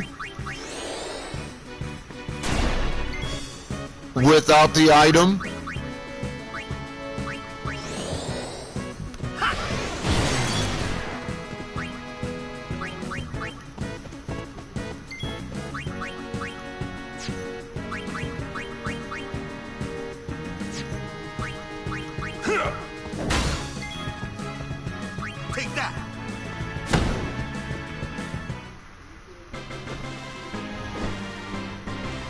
I need one more sandworm and 3 more cactuars.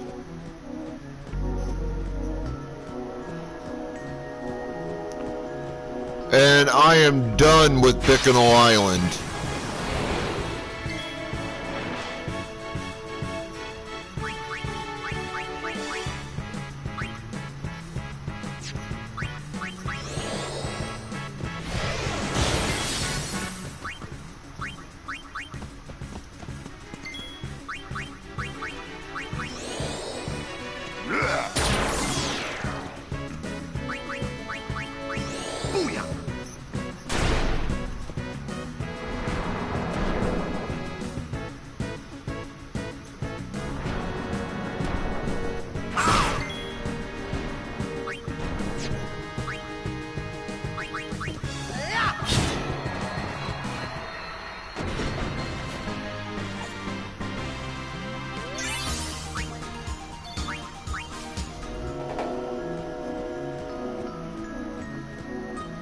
And I can move on to the next area.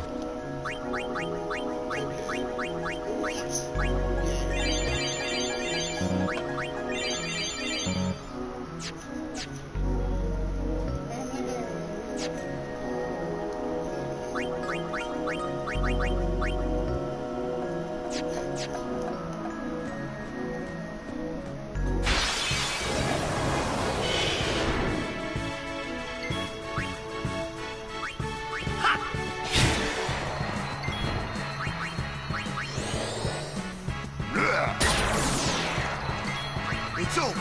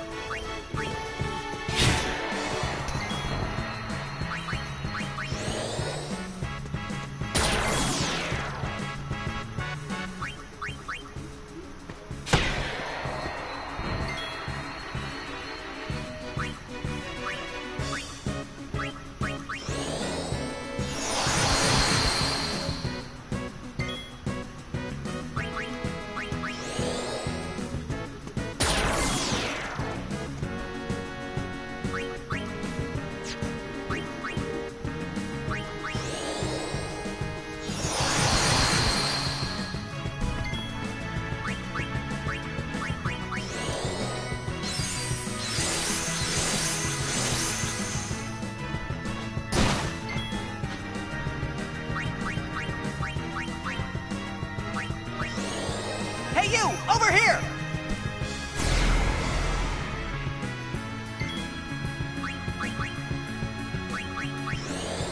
Stop right there!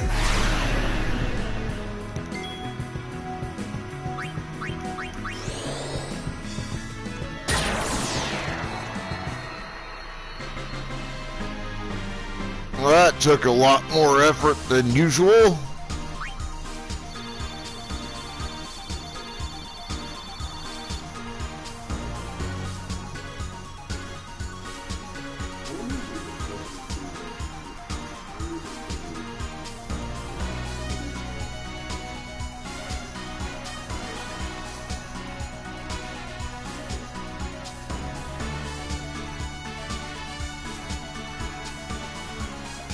No, you hadn't mentioned that. I wasn't aware of that.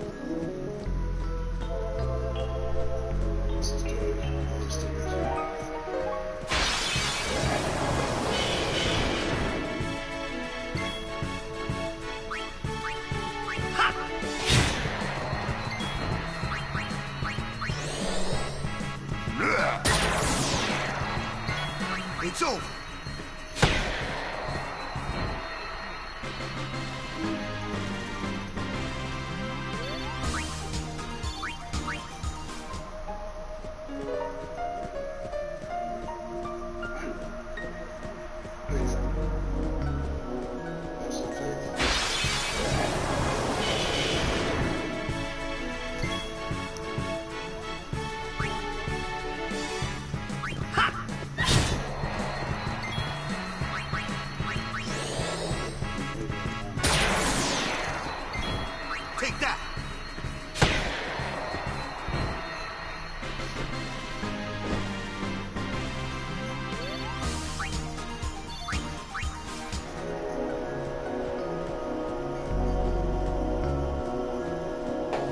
I wish there was a way to make monsters that I want to spawn. No problem. Because this is taking for fucking ever. I need 3 cactuars. See ya. And 1 more sandworm.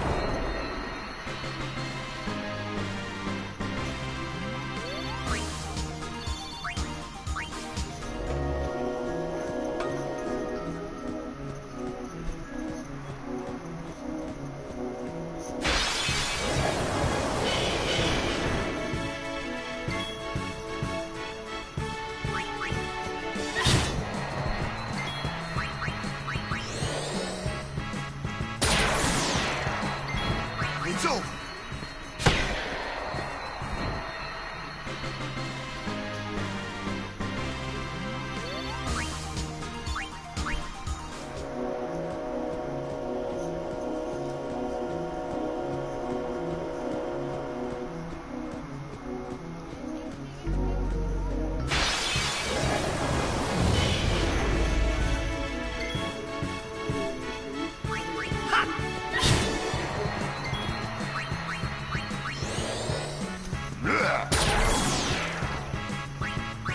Yeah.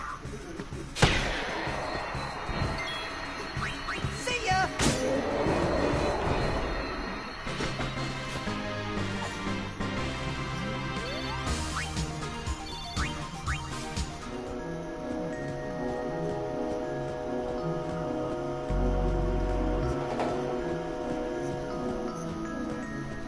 This is a boring, repetitive fucking nightmare.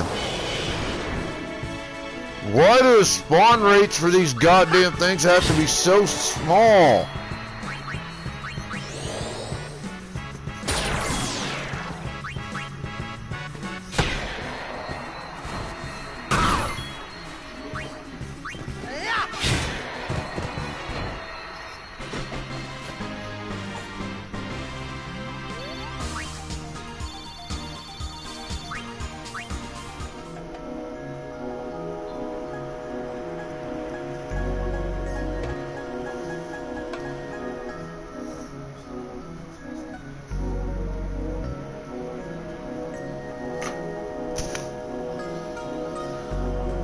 So fucking annoying.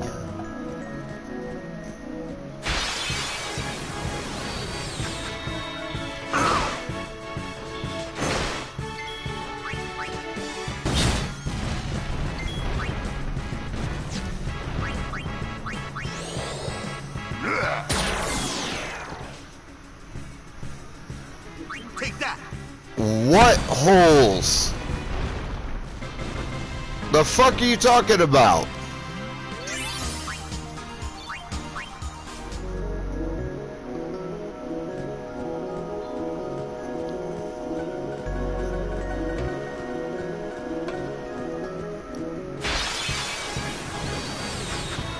Here we go.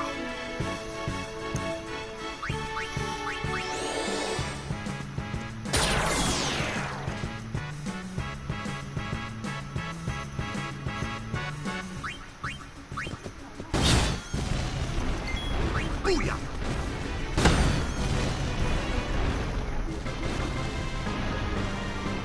I don't know where you're talking about.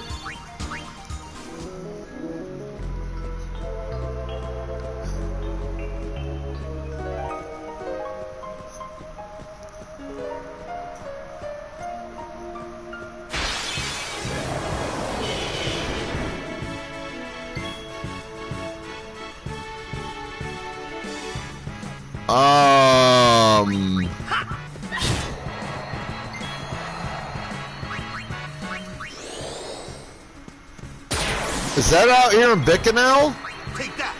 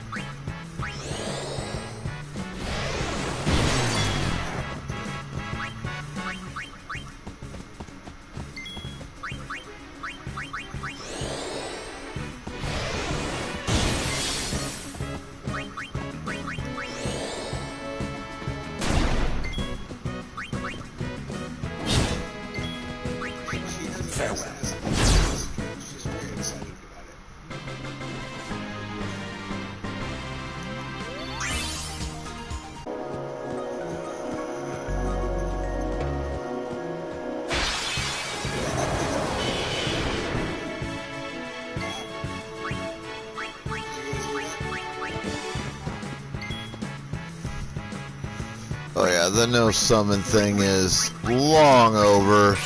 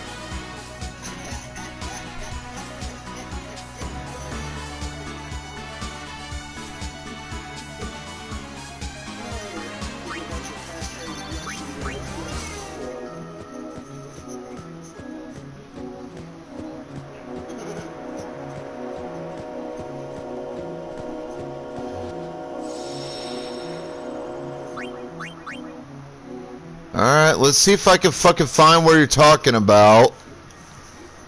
I'm still alive and you ain't.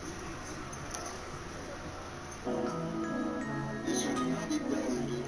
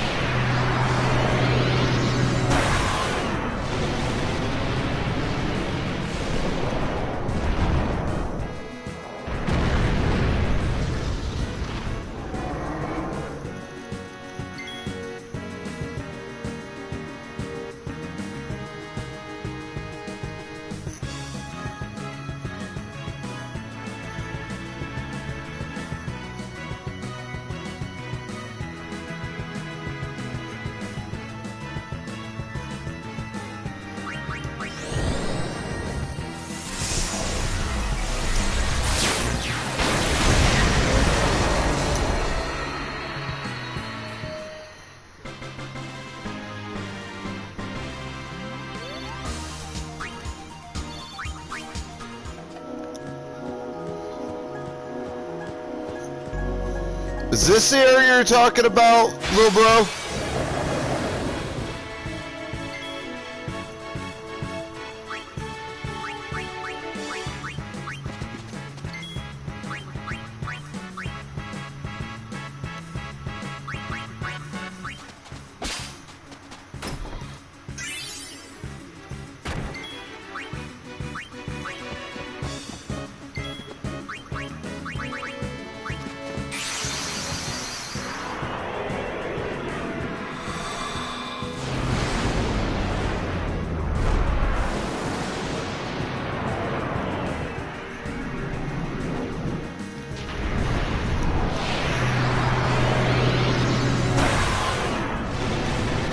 realistically, I just need 3 cactors and 1 sandworm, I think.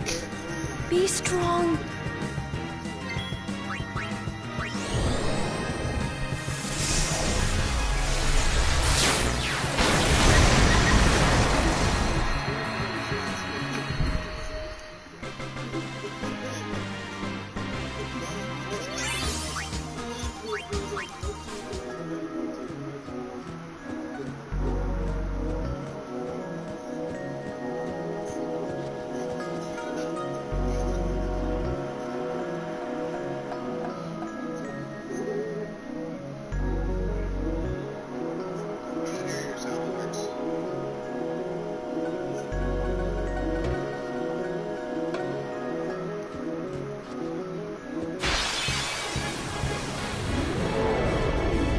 Oh, hey, look, sandworm.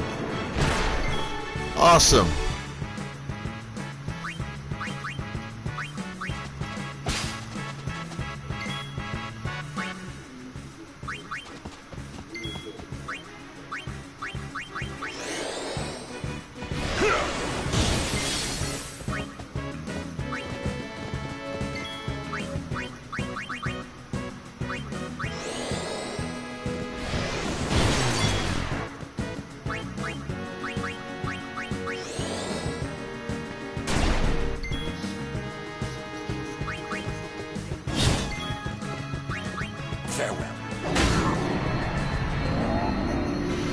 Alright, so all I need is the cactors.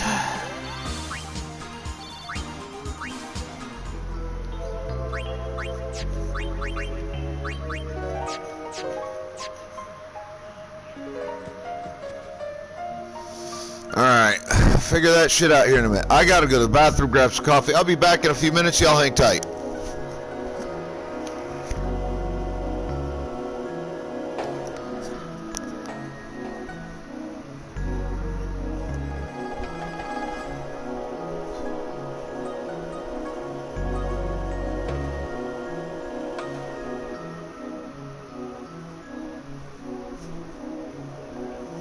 Final Fantasy 10, Picking Desert, Cat.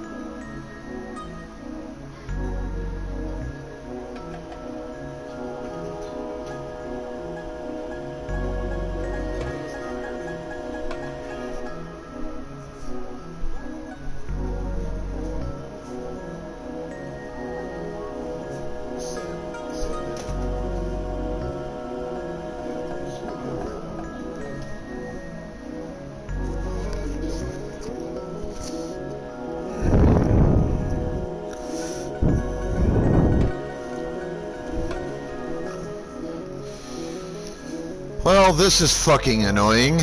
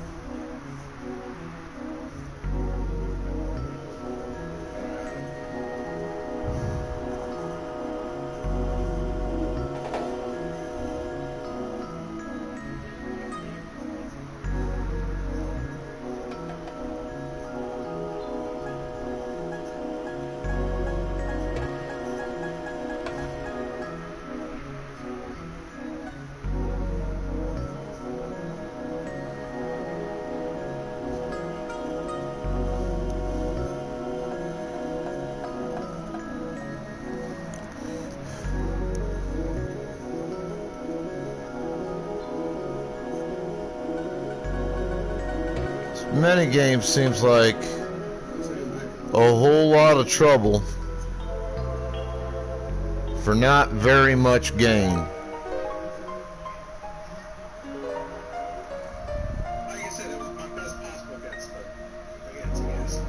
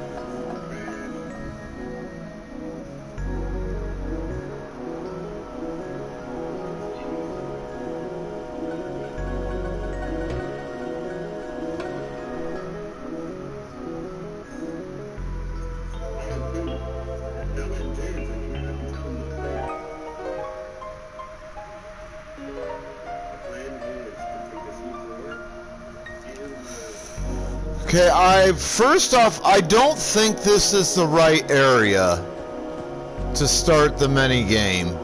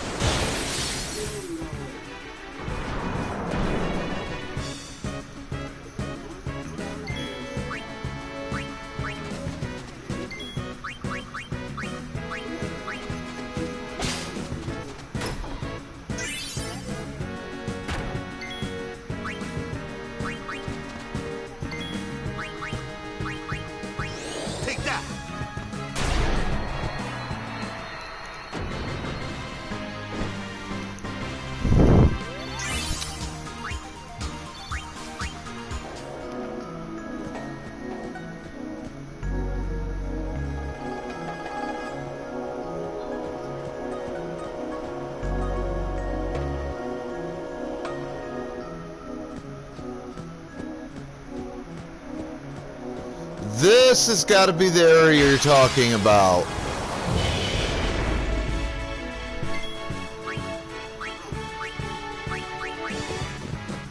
This is the area with all the fucking holes.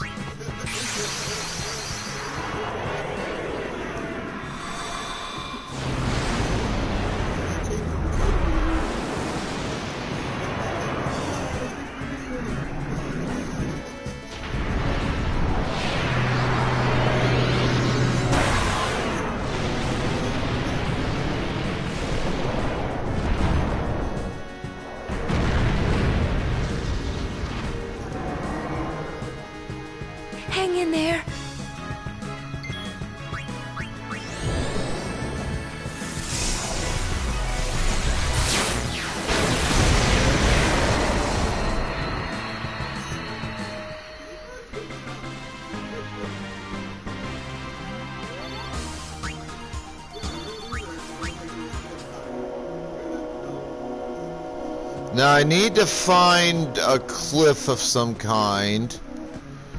That looks like it's probably it. It says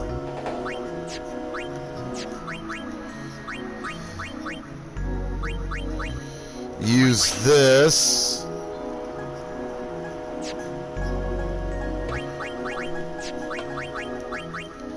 As this makes doing all this mess a lot faster. Now, where did it say this cactor stone is?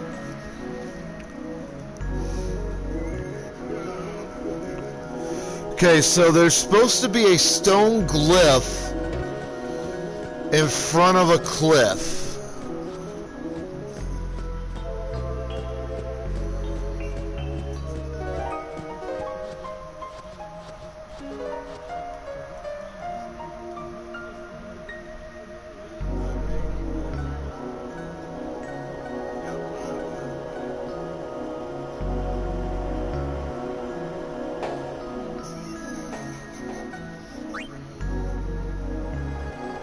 I didn't know this was here, so I guess we'll do this first.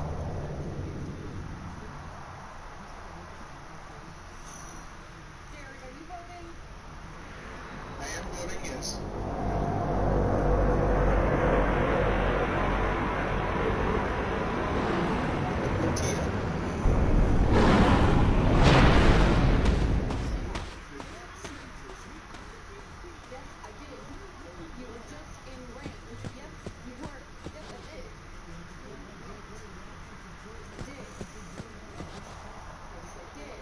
I just want to see how this ends before I go. All someone else got ditties, please. You're the tie fucking breaker.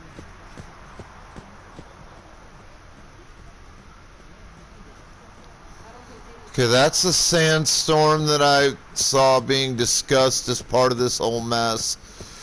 That's apparently hiding the cactor village, as I understand things.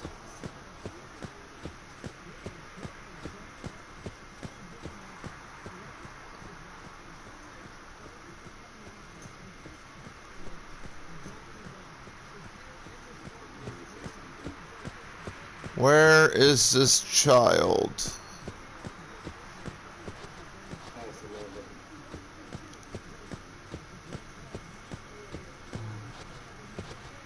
Because I can't fucking do anything at the cliff.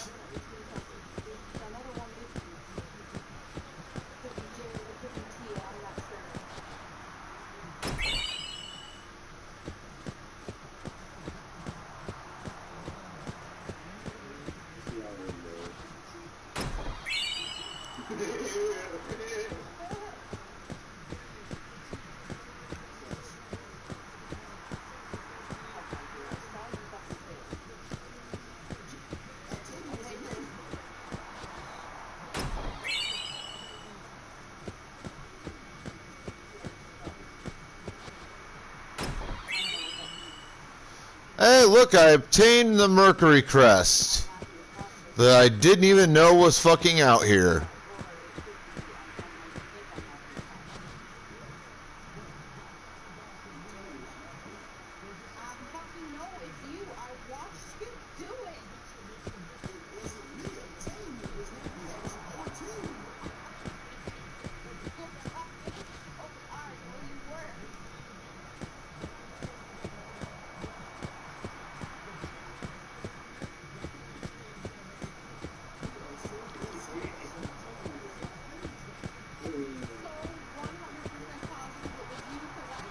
That's the cactor stone.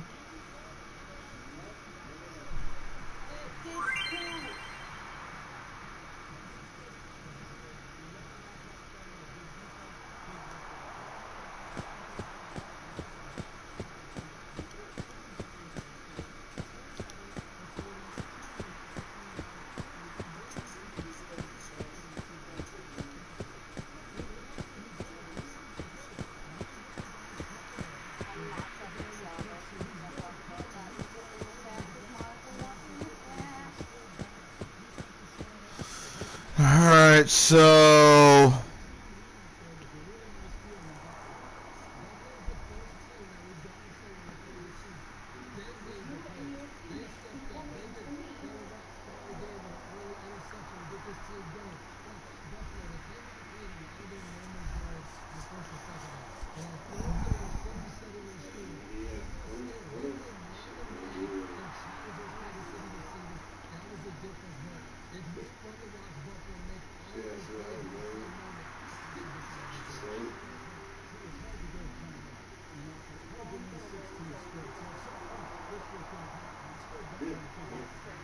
They figured out how to make this game run.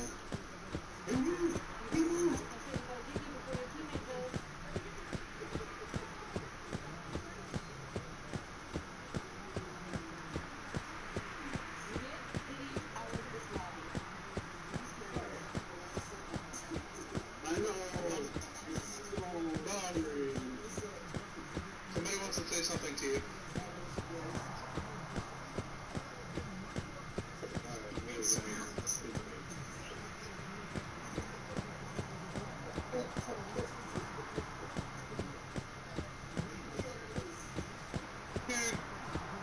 You understand, right?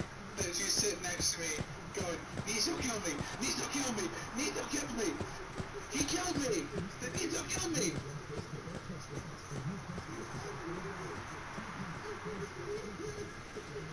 You caused that.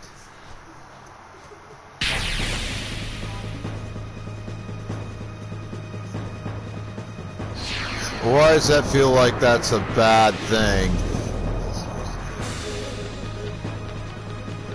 What the fuck was that?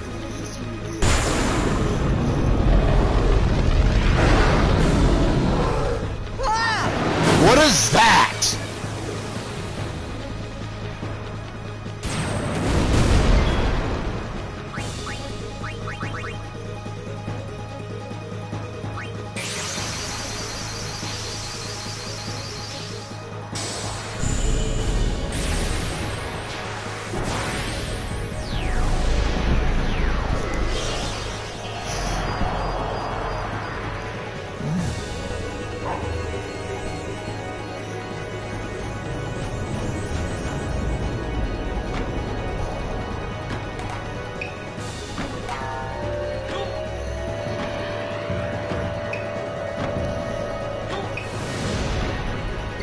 It's too late!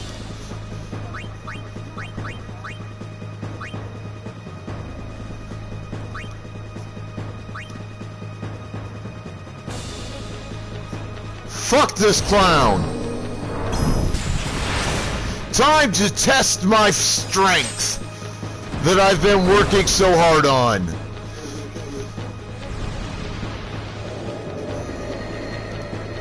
And probably get my ass handed to me.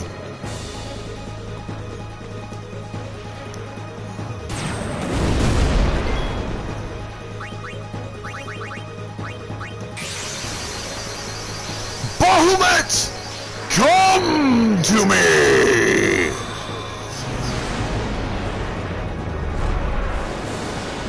If I die, it will be a glorious battle!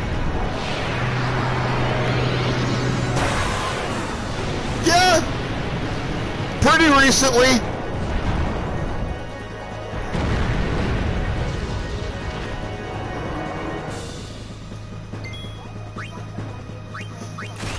Mega Flare!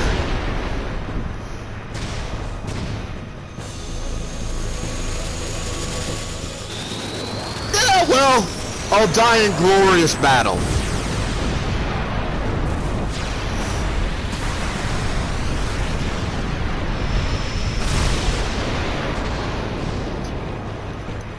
Ooh, 60,000 plus!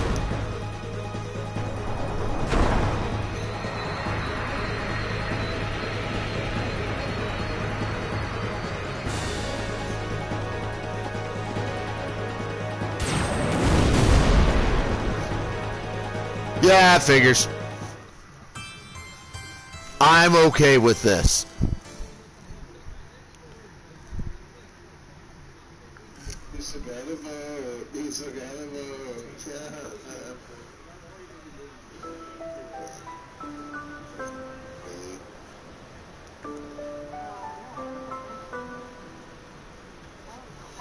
So I don't talk to anybody out there.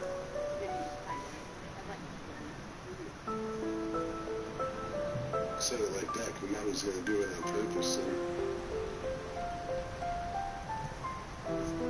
Imagine sitting here fighting a TikTok about swords. Got it. And my daughter goes, I want to buy a sword. Thanks for Kelly.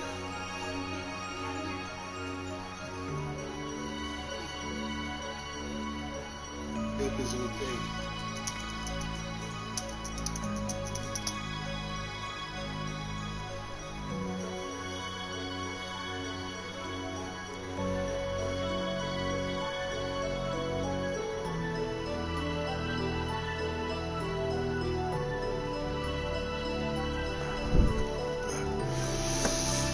So yeah, that went well.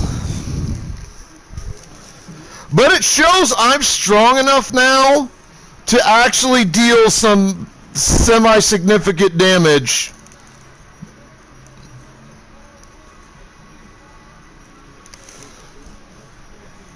Do it for me. To a Dark Aeon.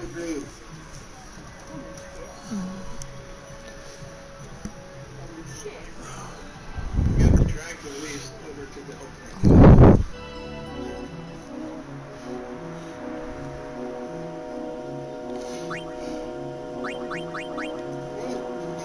Jackass. What a fucking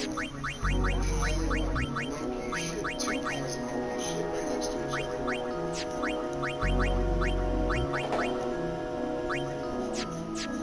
I fucking wish nothing but the worst.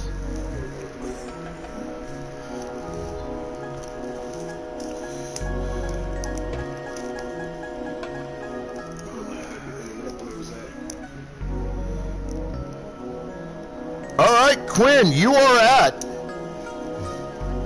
125 out of 200 for a T2 redemption.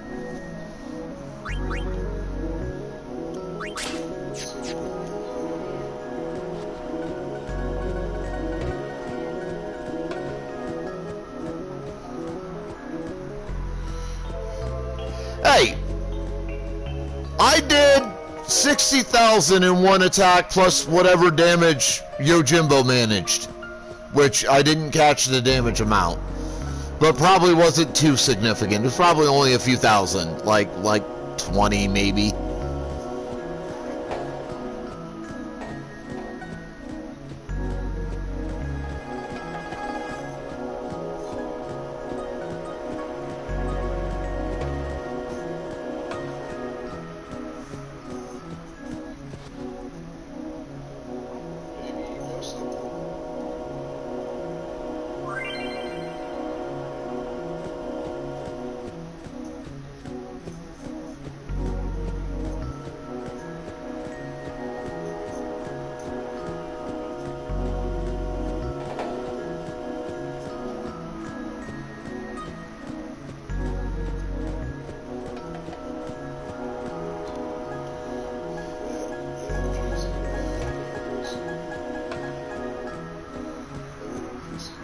And I'll tell you, that 60,000 damage was actually more damage than I even expected to get off on the damn thing.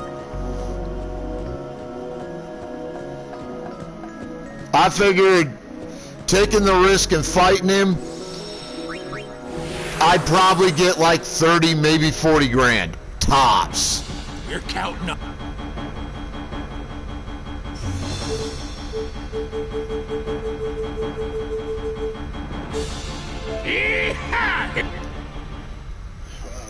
Oh, and by the way, the guide says that doing that is absolutely allowed for this.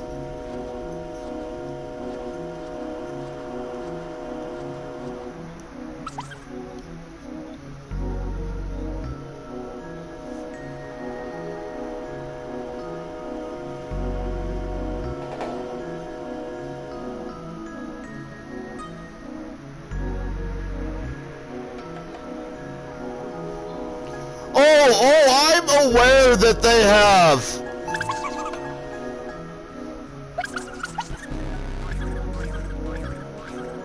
God damn it!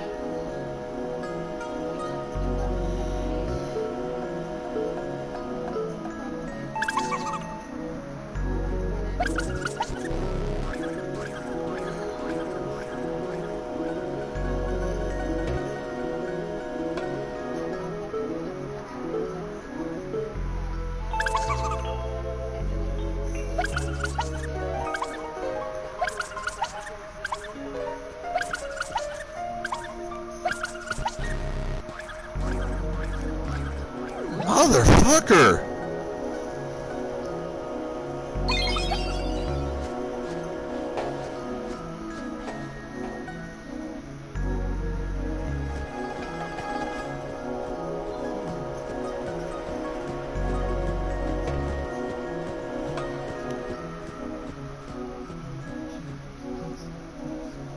This shit's gonna be hard as hell.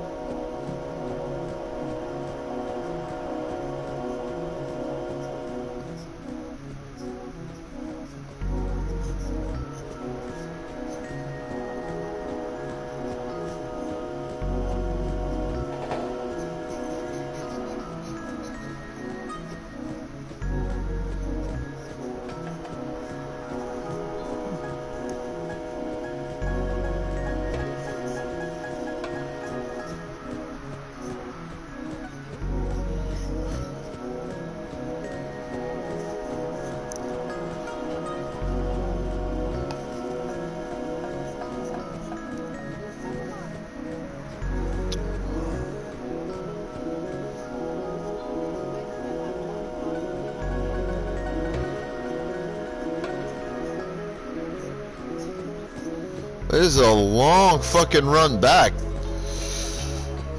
The guide is right in telling me to equip something that prevents encounters. The delay that the encounters would cause going back and forth is just too much.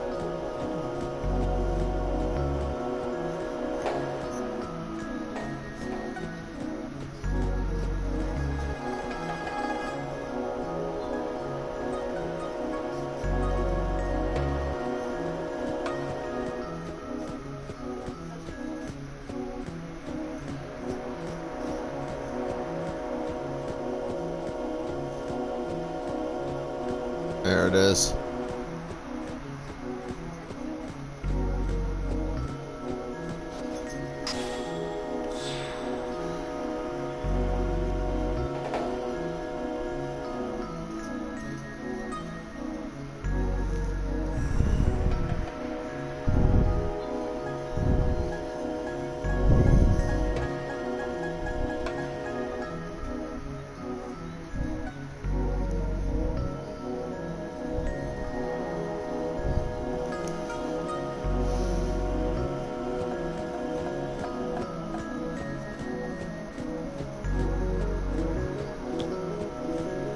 You know, that is one thing that this game doesn't really have that I think it should. I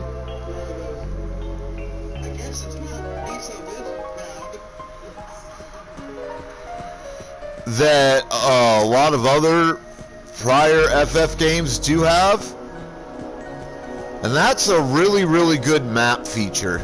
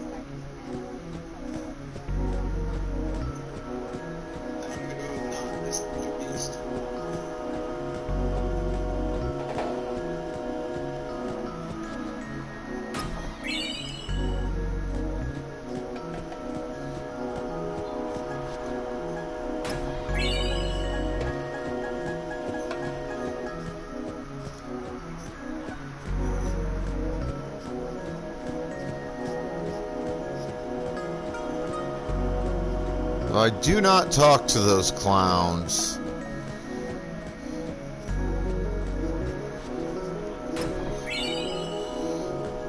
And I need to find my way to Desert East.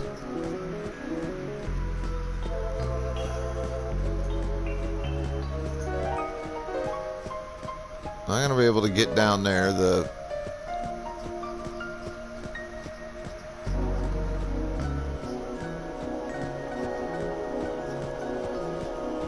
So I need to find the central desert area.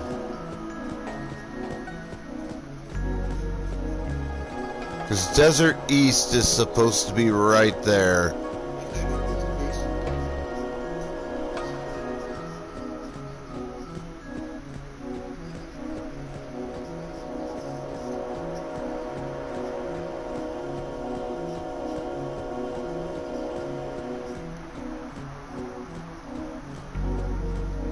And I don't think this is it.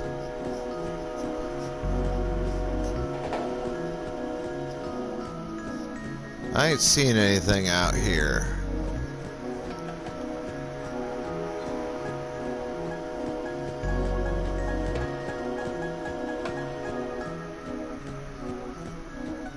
I don't think this is Desert East.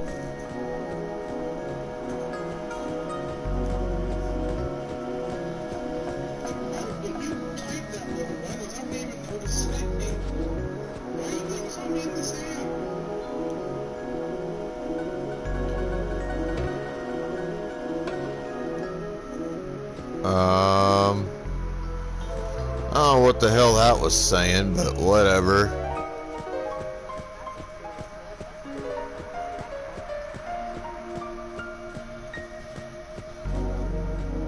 It's a sign. Where is this motherfucker?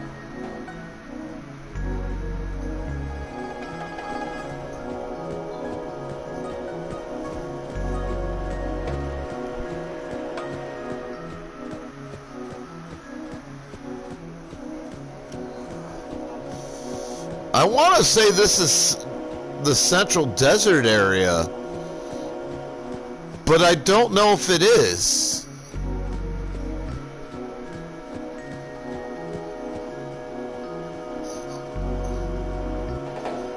I ain't seeing shit.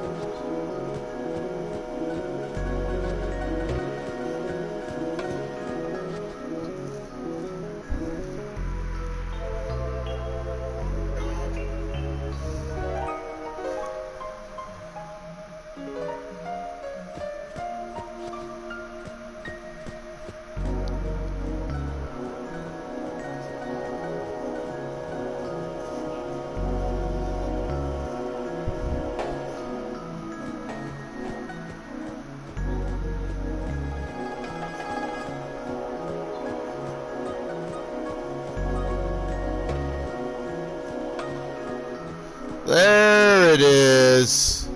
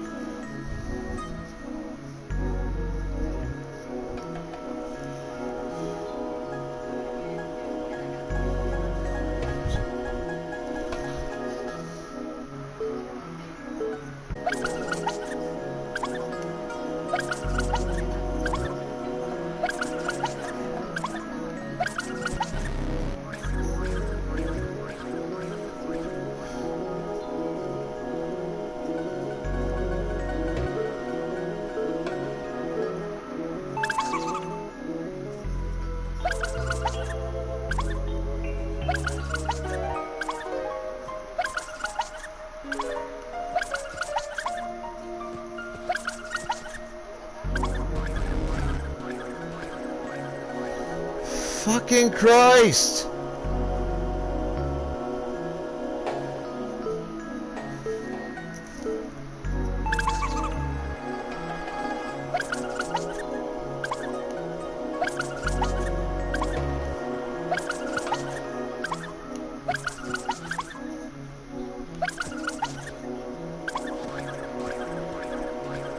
I just... What?!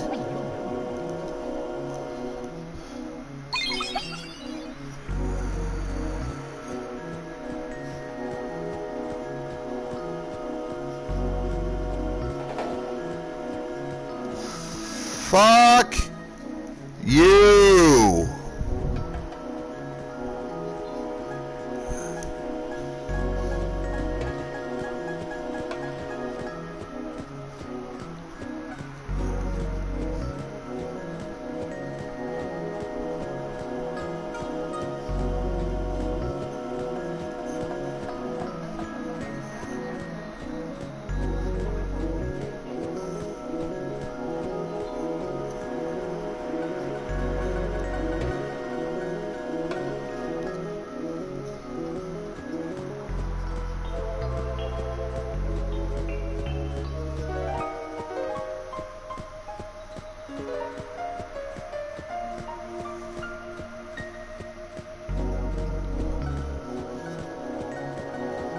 I don't like this minigame, Sam, I am.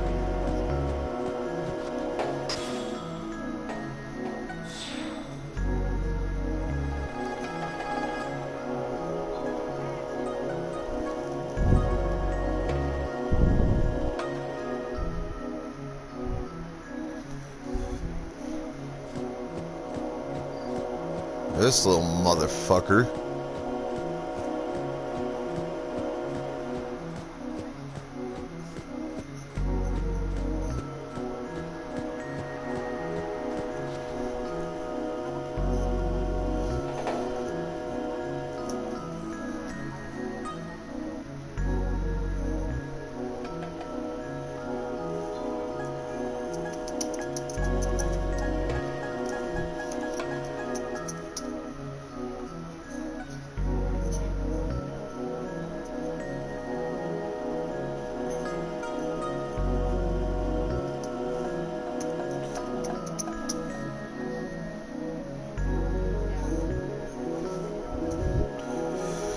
Alright, let's see.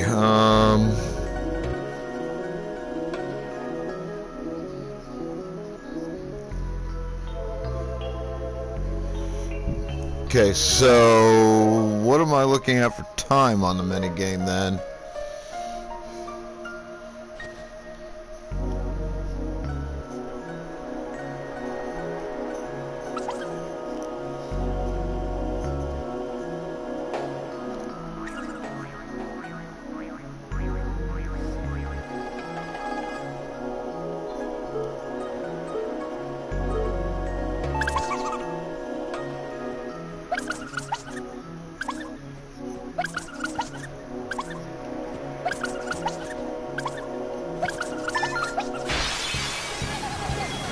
Alright.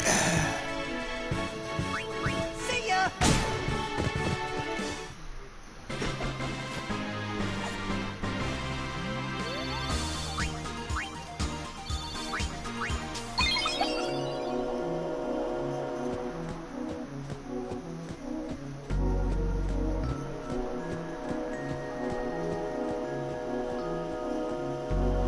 Well, I'm still on stream, Mystic.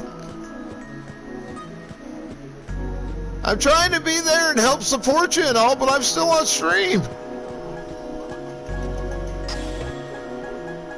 So the Wisps have to do their thing.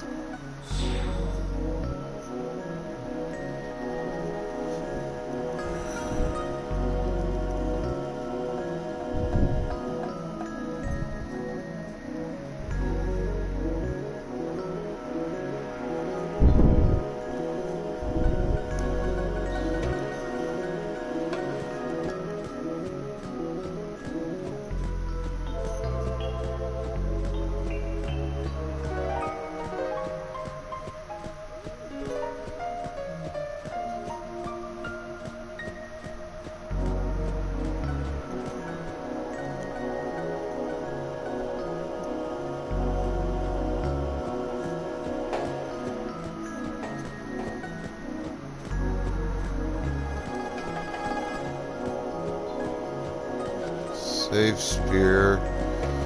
I don't think this is considered the central desert area.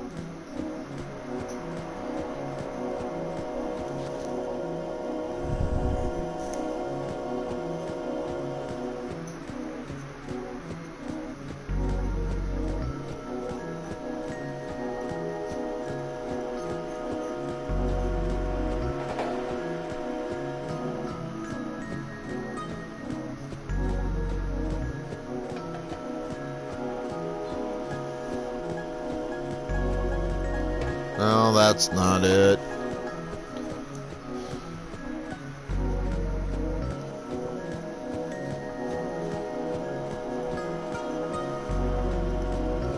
I think I need to go one more screen down.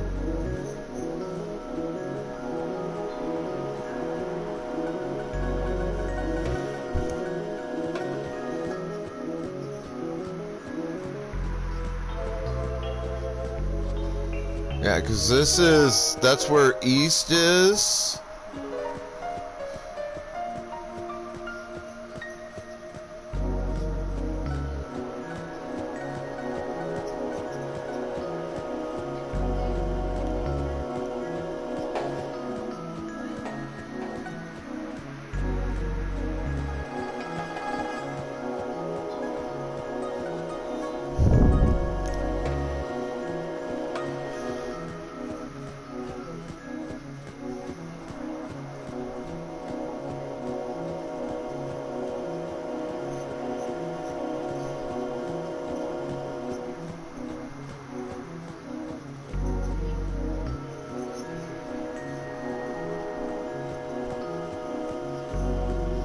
Not there.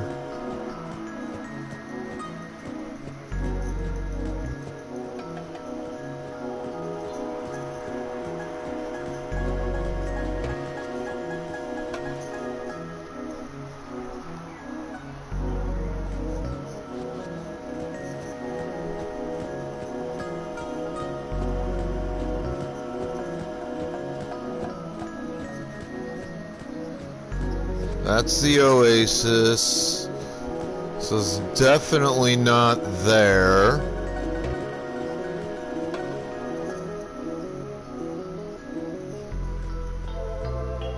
I'm gonna say 10 feet ago.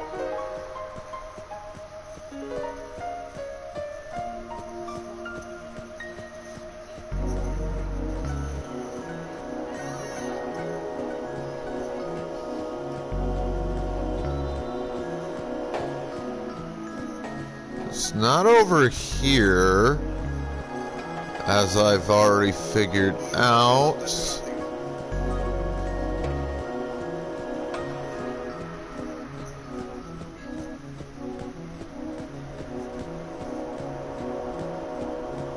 It's not over to the side plot there.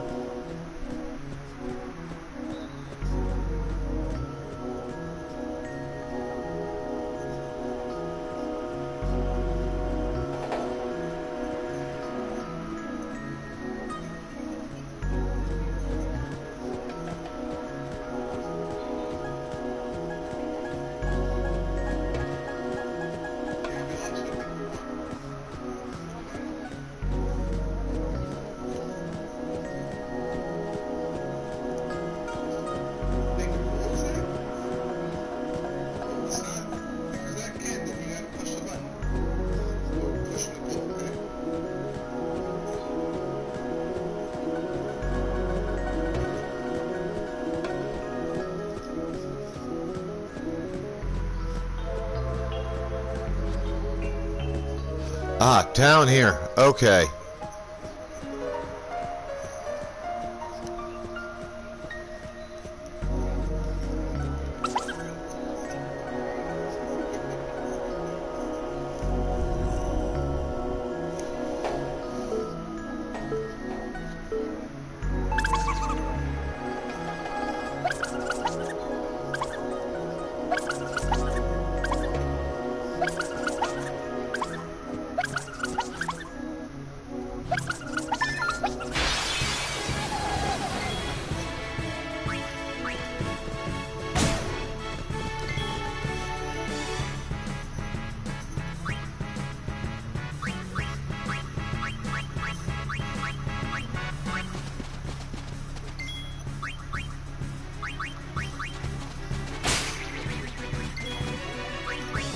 Enough.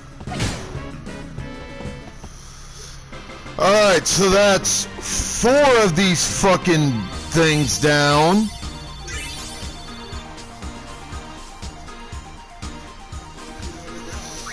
And that maxes out my cactors,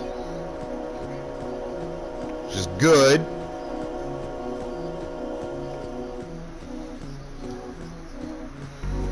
That means I'm fucking done with cactors in this area. I just need a minigame. And then at some point I need to go beat the shit out of Dark Ifrit.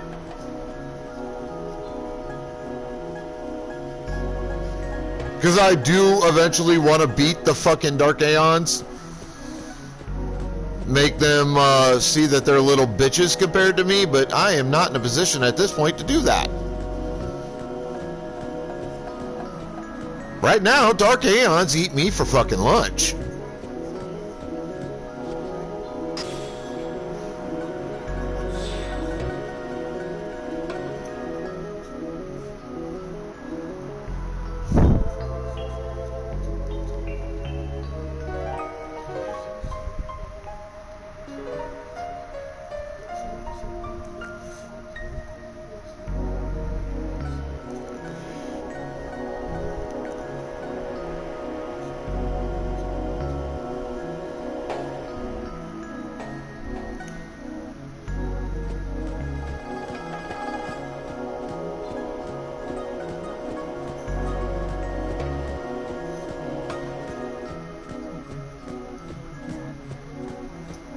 Hey, Macarena.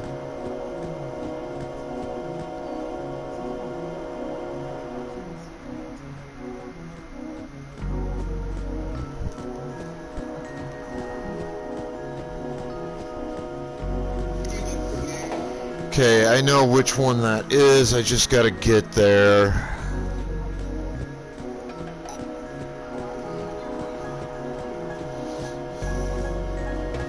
Mystic, I blame you for the cold, snow, and the ice. And the rain. It's all your fault.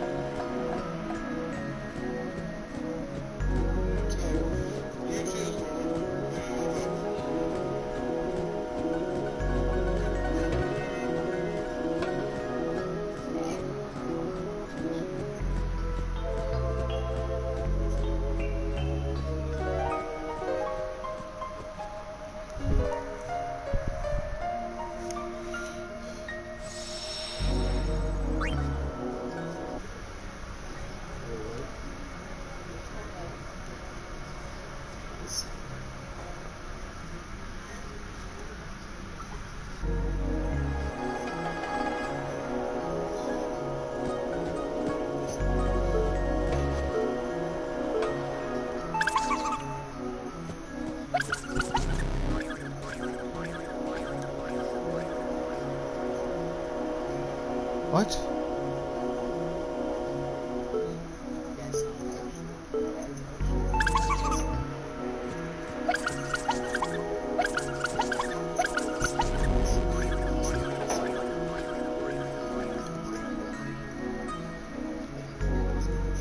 Okay, hopefully I can get it this time now that I've kind of got an idea of what the pattern is.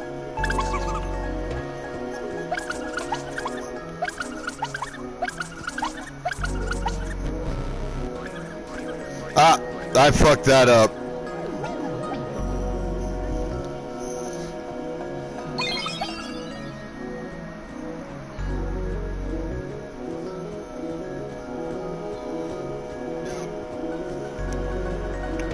Alright, Pokeballs into chat, folks.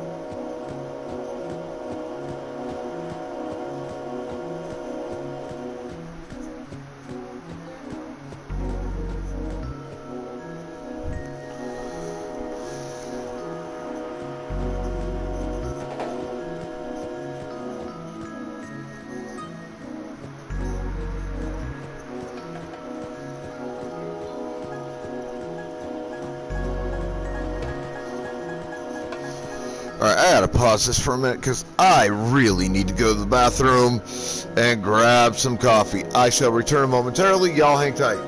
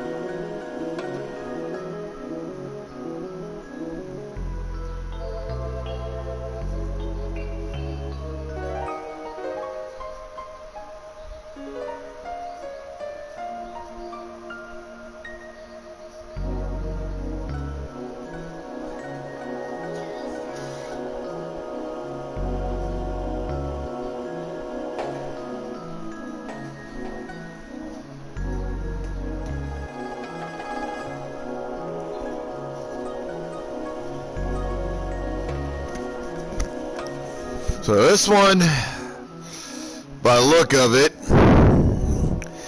it's gonna be a royal pain in my ass to find it. And probably just as much of a royal pain in my ass to beat it or catch it during the minute game so I can beat the shit out of it.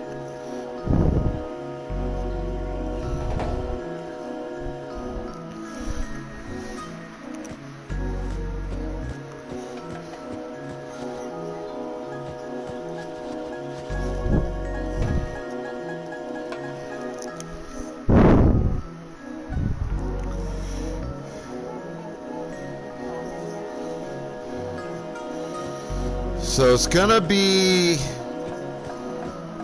an area with some fence.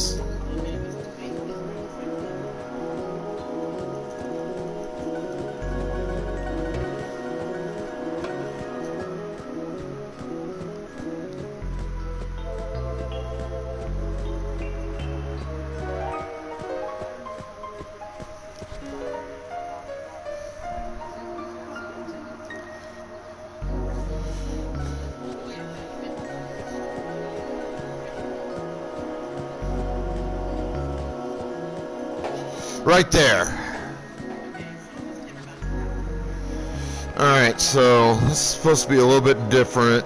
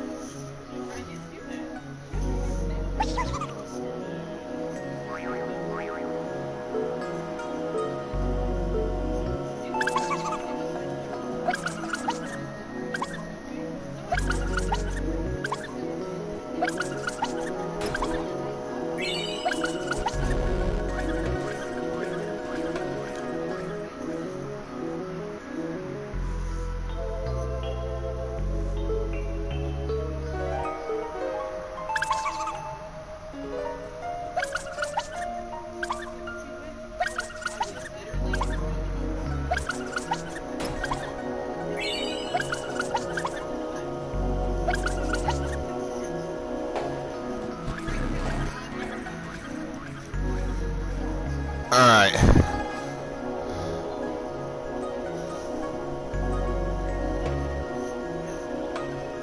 Pokeballs in chat, folks.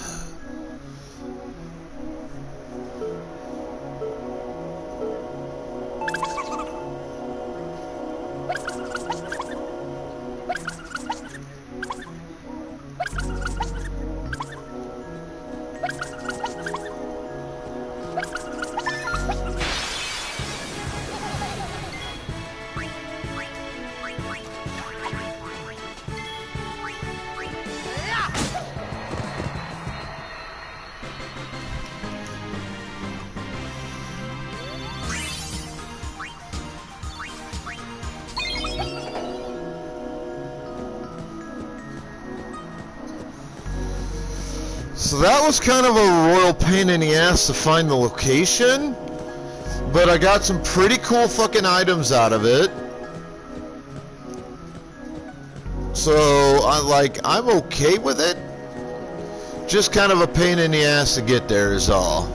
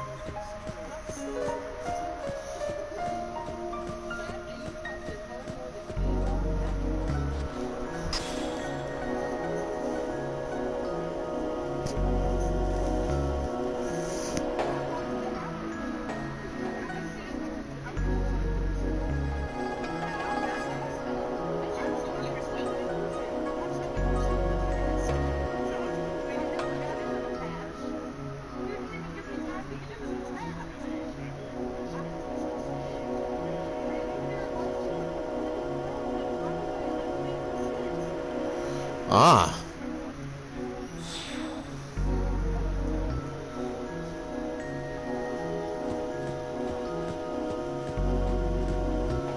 Alright, so this one,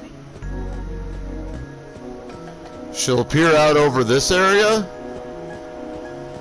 but before she does,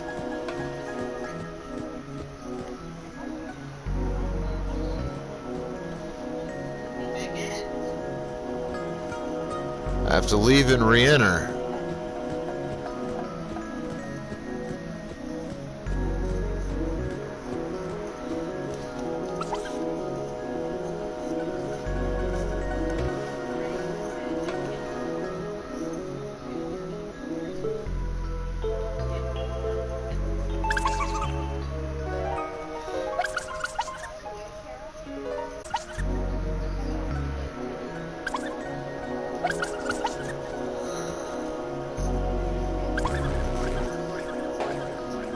I got stuck in a fucking hole.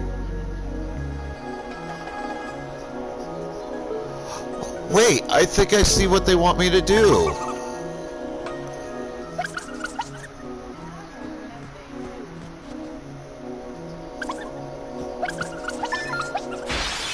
Oh! That's how that works!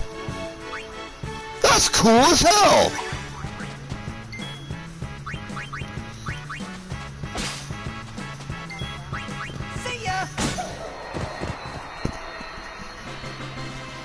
Okay! Because otherwise, I don't think you could do that one without using that little bit. Because as you saw, or as I hope you saw,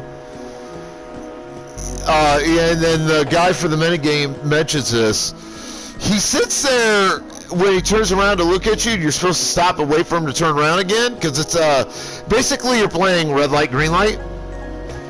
Well, his variation, he just stares at you for an extended period of fucking time, which wastes a lot of time. Without jumping in the hole and doing it the way I did on that second try, I don't think you could beat him.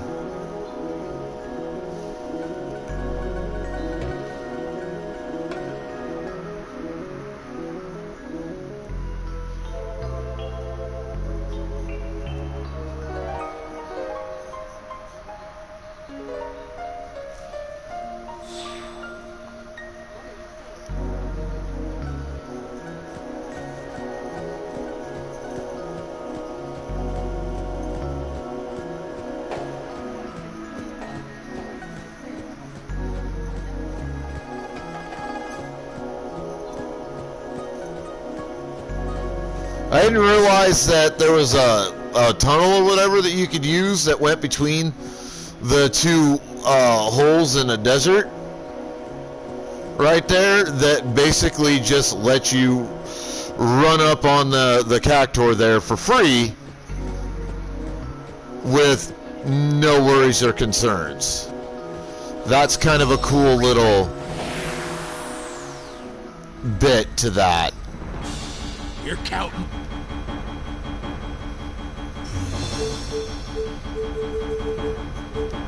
Yeehaw! Here we go!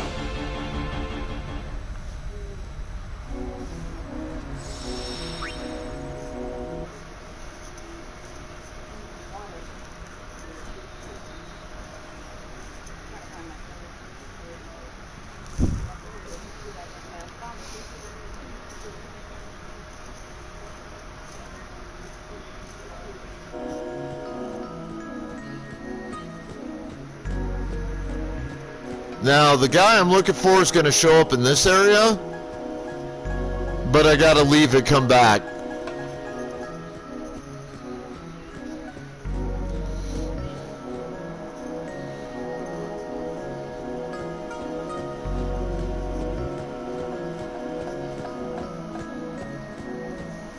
And then there's supposed to be a little cinematic. Yeah, here we go, here we go.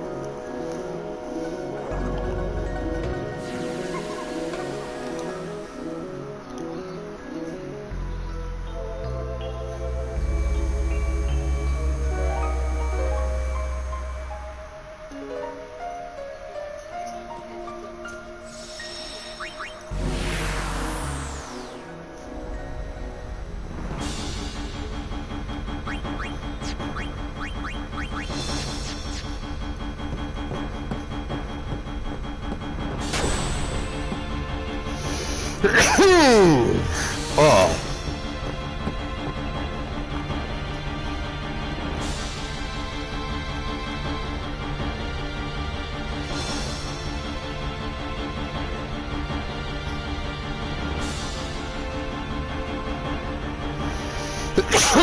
May I help you? Alright, give me a second.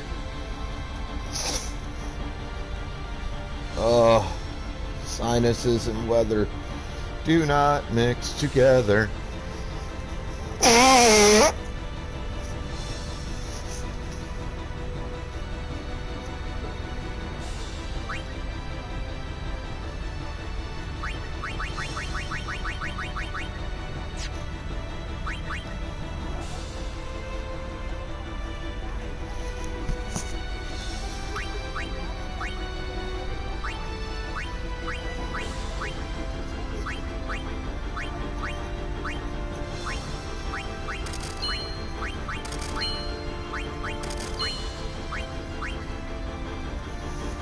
Oh, it's 7-0 right now. Chargers over the Bengals at the end of the first quarter.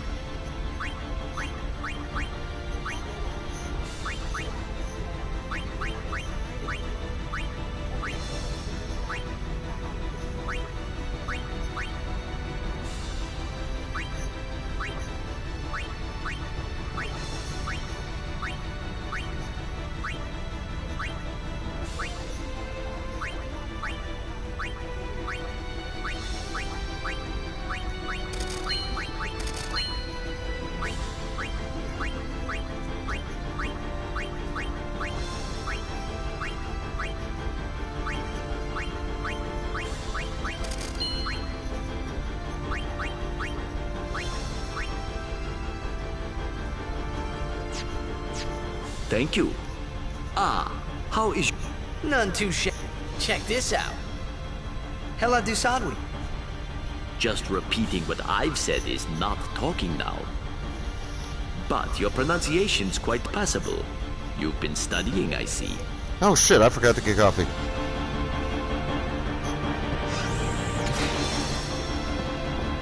I'll go grab a cup here in a minute.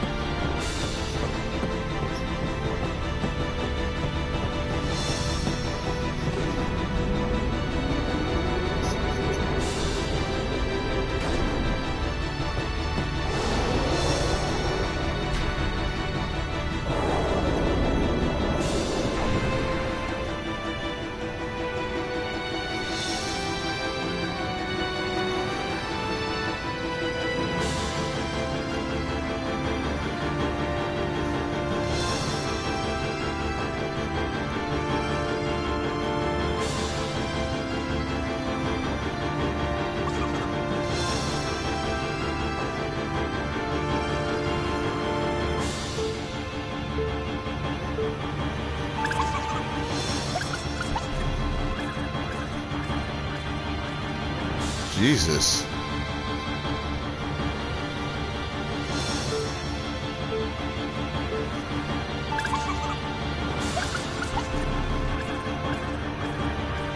Boy, you turn fast.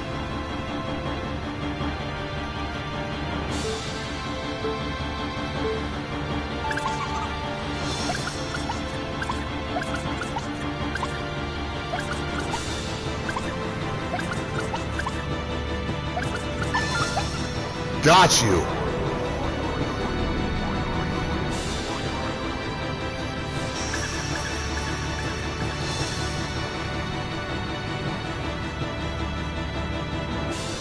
I bet you that landing hurt.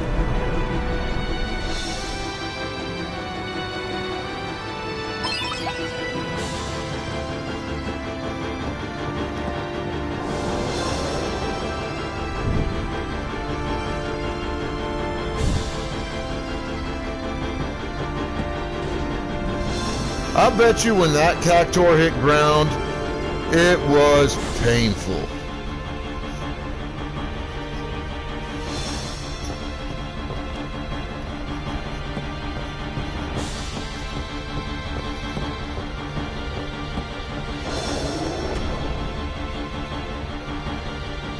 Because it jumped off an airship in mid-fucking air, and there was no parachute or anything I could see that it had.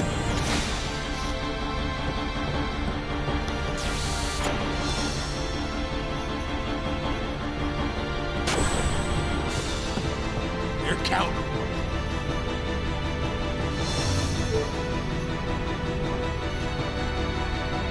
Alright, Pokeball's out.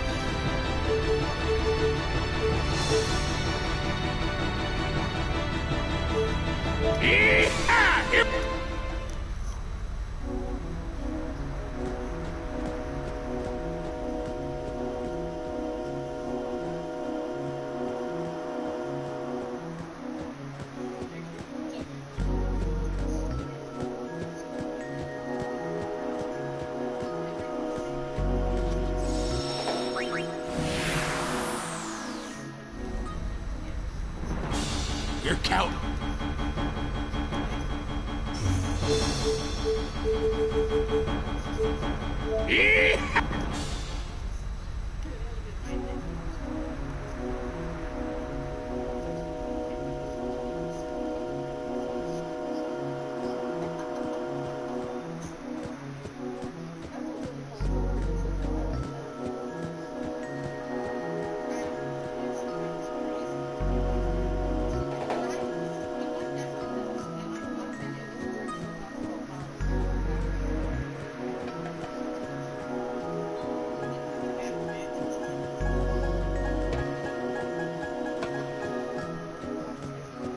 Aw, Miltank got away.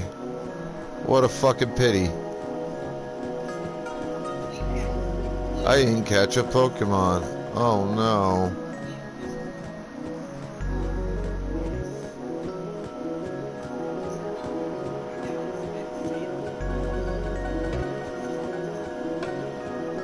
I sound oh so broken up about that, don't I?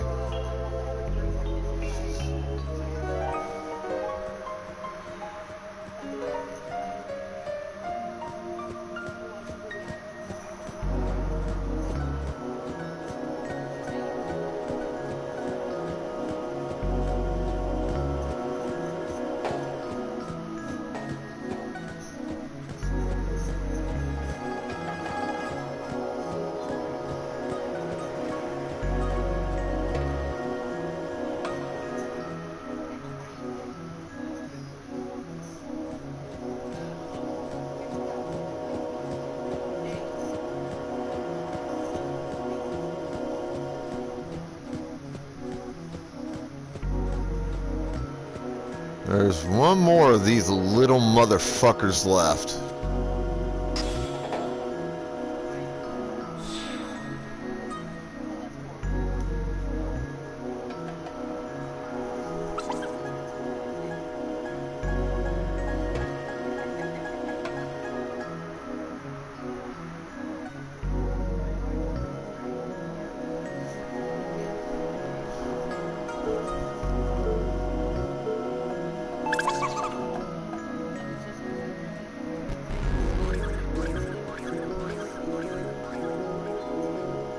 Alright. This one's gonna be really hard.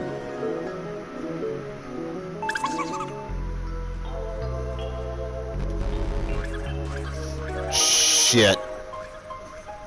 I fucked that up. I was actually doing pretty good there.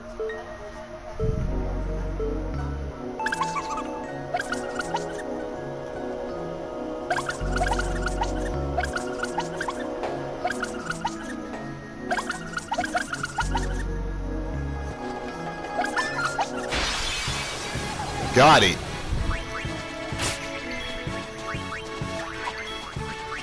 See ya!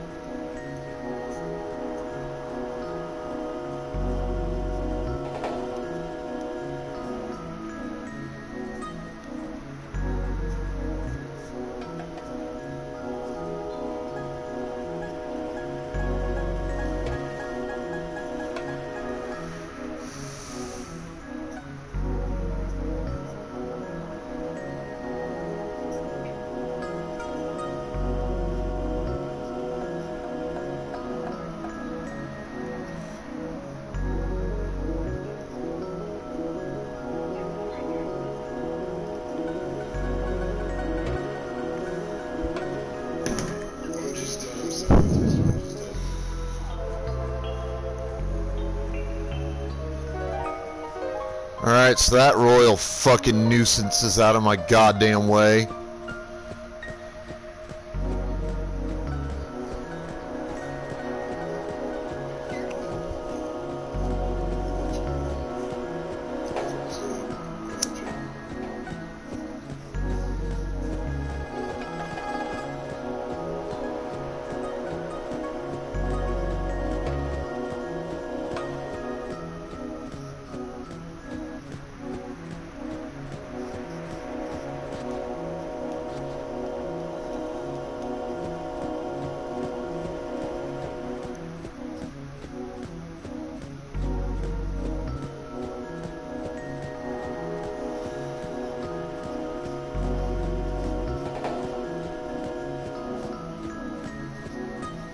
So I am, I think, done on this fucking island.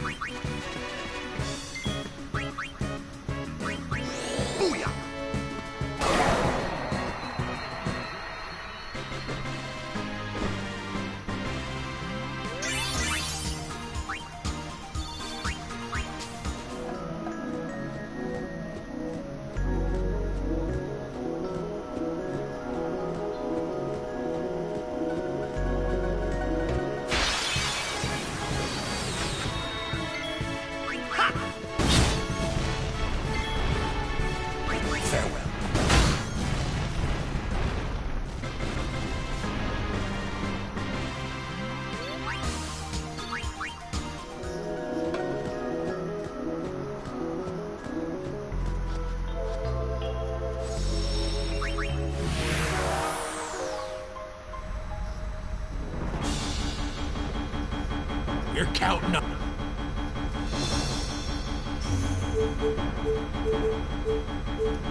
Yeehaw! Here we go!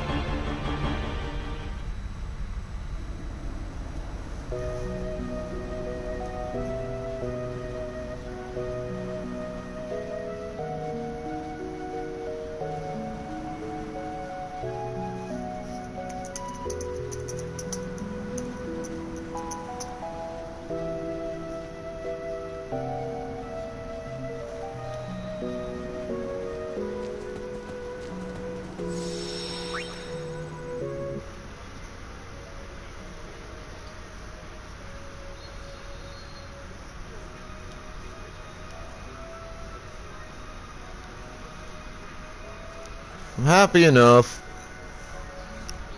with how that minigame turned out for me, so...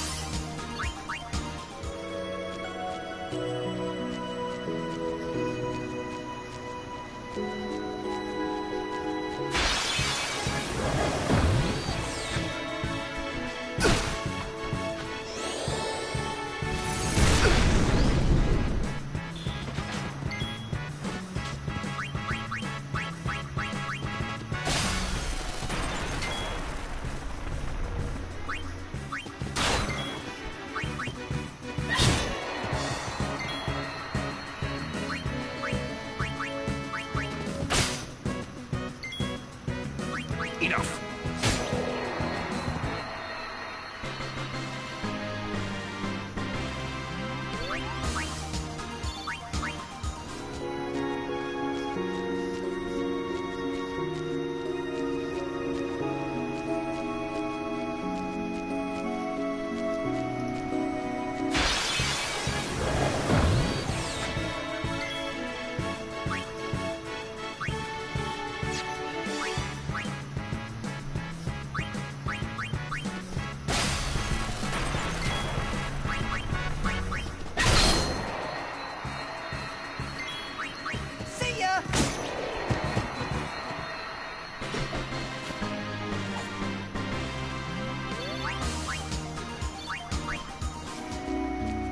Buddy said earlier that I can attain save spears from creatures in this area called Myra Brains by bribing them.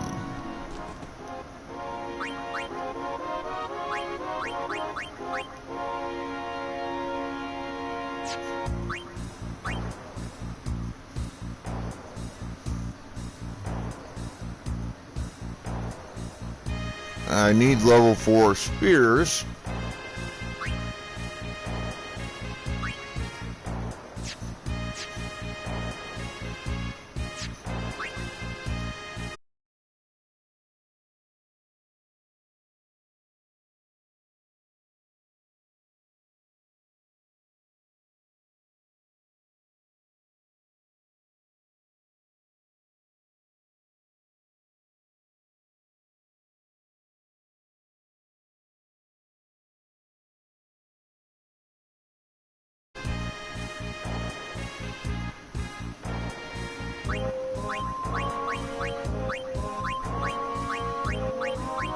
Go.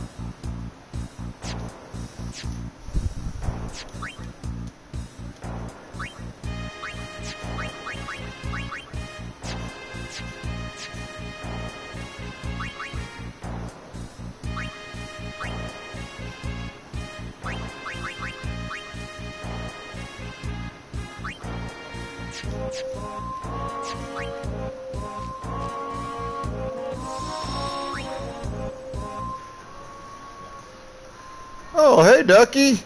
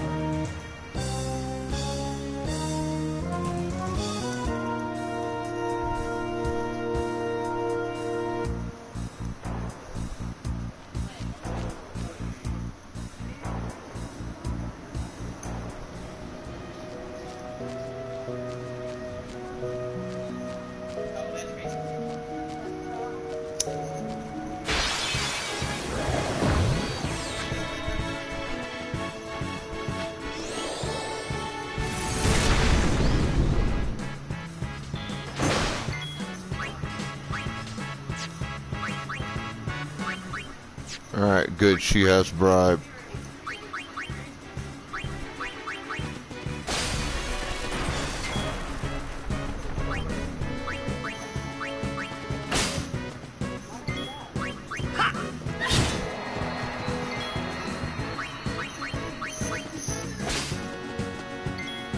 Farewell.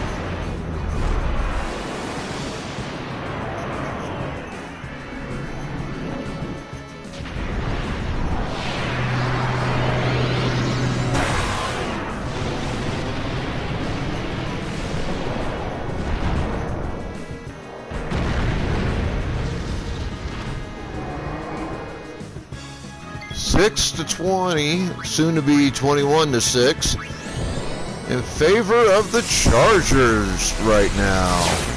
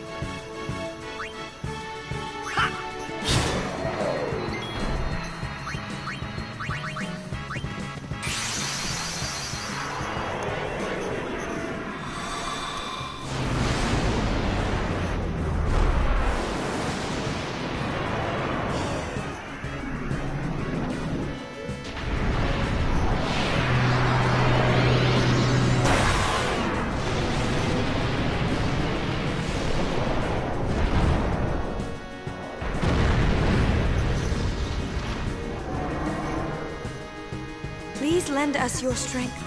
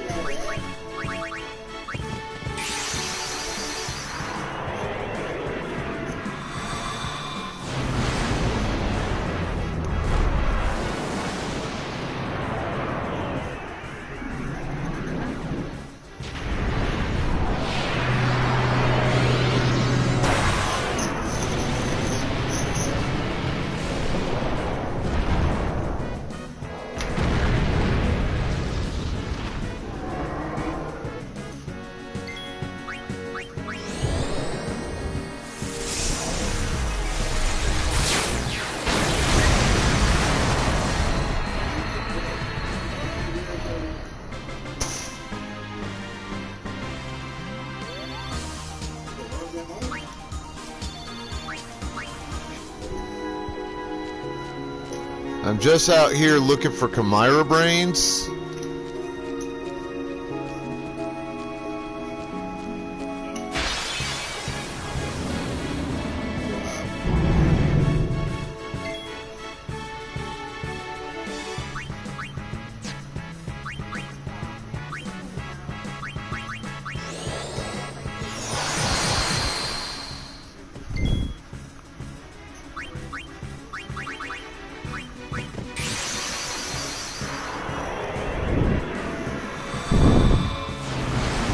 Because apparently I can bribe them to get level 4 key spears.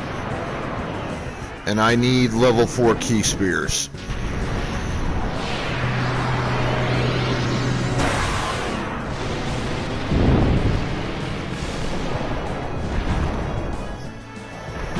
And then we'll go back to hunting what I'm hunting.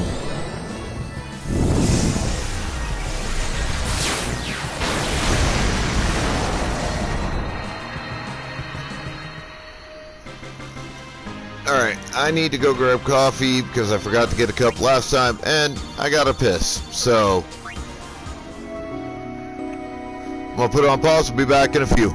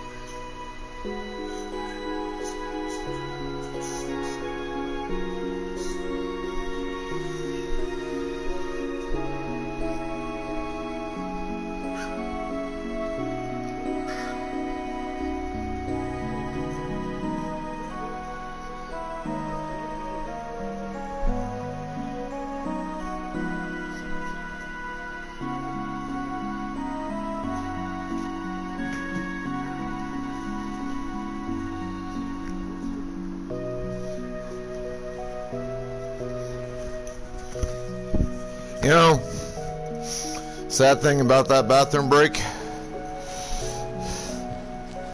is I hadn't even had any coffee in the last half hour or so.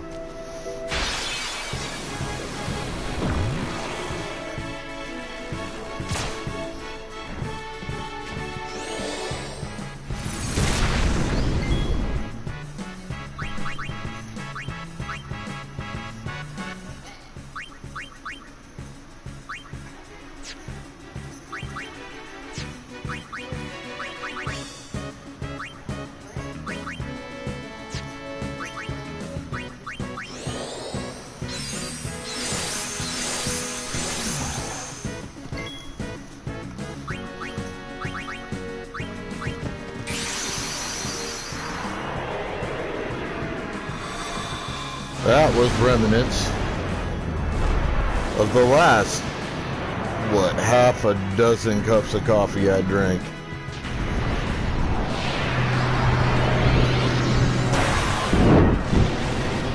Down to the final seconds of the second quarter, and it's still 21-6 Los Angeles Chargers over the Cincinnati Bengals. Chargers are about to score again by the look of it. Timeout with 13 seconds left.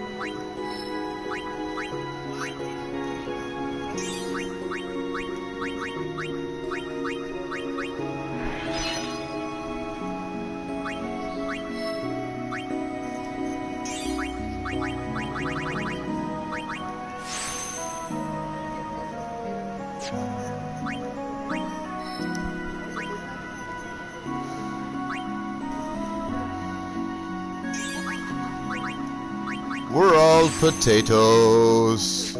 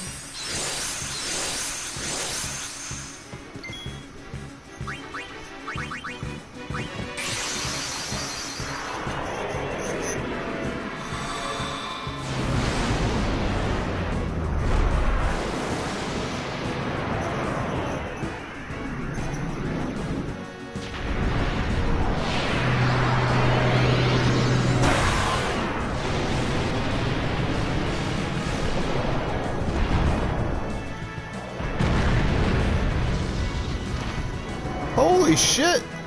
Mystic coming in with 3 motherfucking peoples. What up, Mystic? How you doing, darling girl?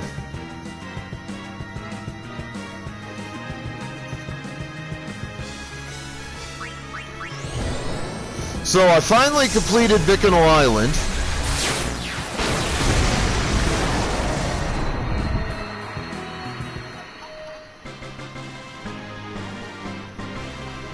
Except for Dark Ifrit.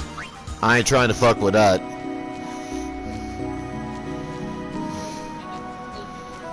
I ain't trying to have Ifrit, Dark Ifrit, write my ass off the senses. I'm looking for, creatures called Chimera Brains. Because I need level 4 Key Spears.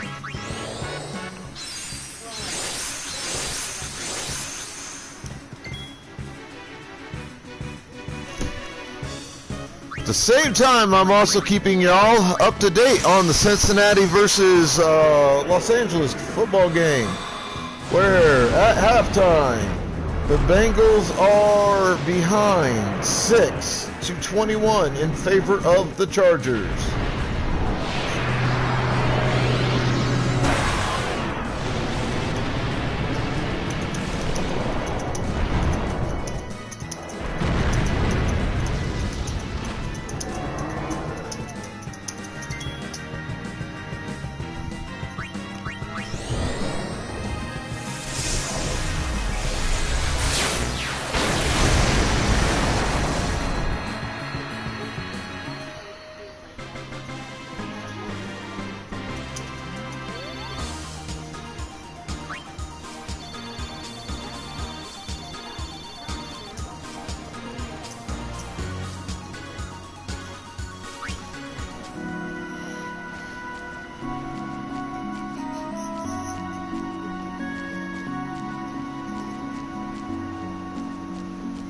Hey, look, wild Pokemon.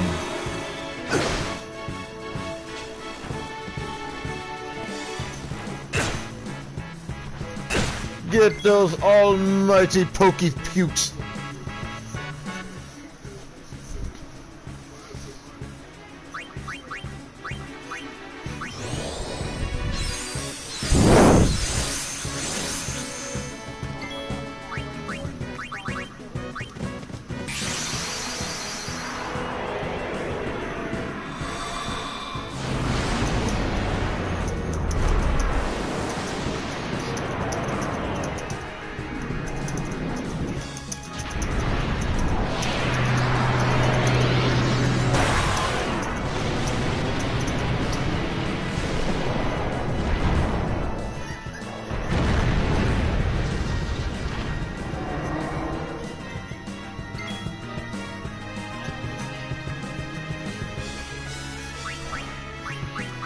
So I had to go over there with the heist and shit. I checked in on your stream a couple of times here and there.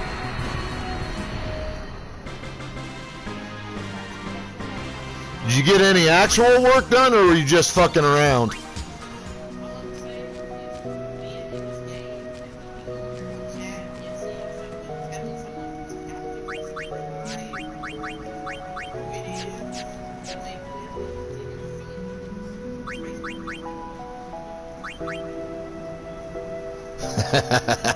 Doesn't it always like devolve into that shit though with GTA?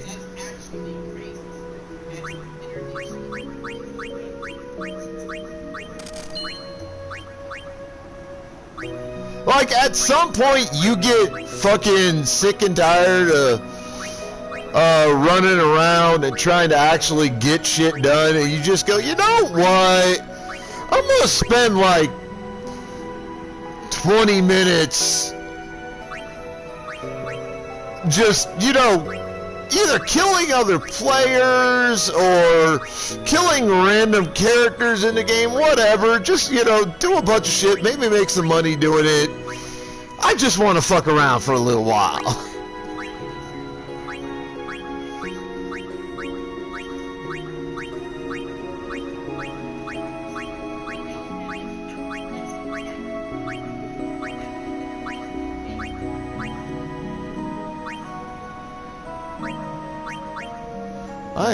You know what? I don't really fucking need that.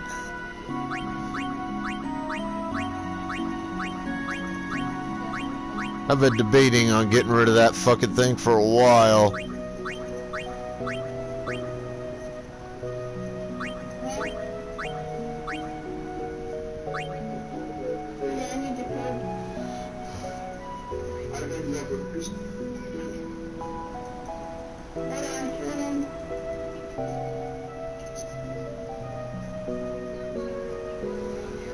I wish I had a solid, steady crew of people I could jump into GTA with and do shit during hours that work for me, instead of having to potentially rely on a bunch of fucking randos that, in the end, you can't really fucking trust.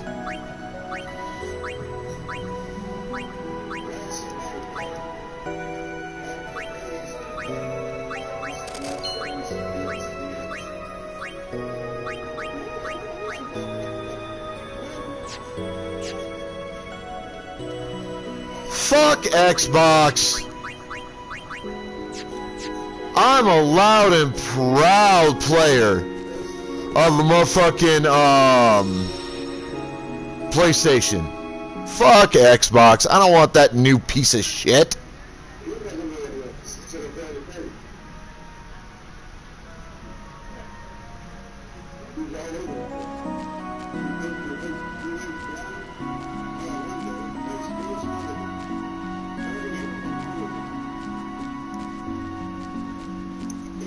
The way I hear it, Xbox Ones and even the newest variations on that shit all still have a bunch of damn problems.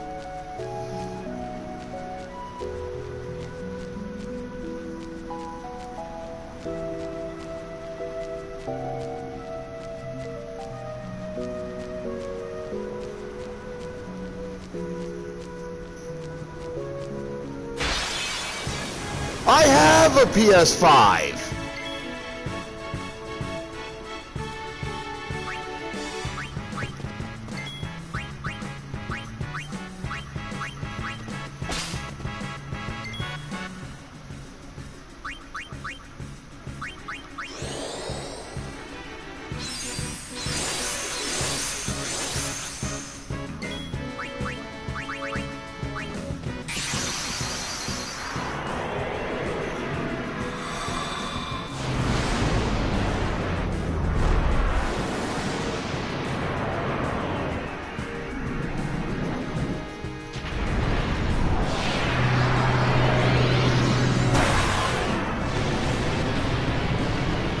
Adds in 30 seconds.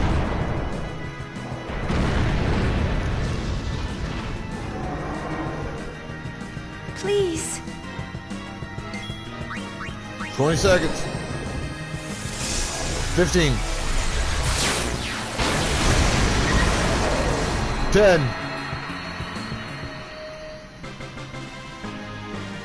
5.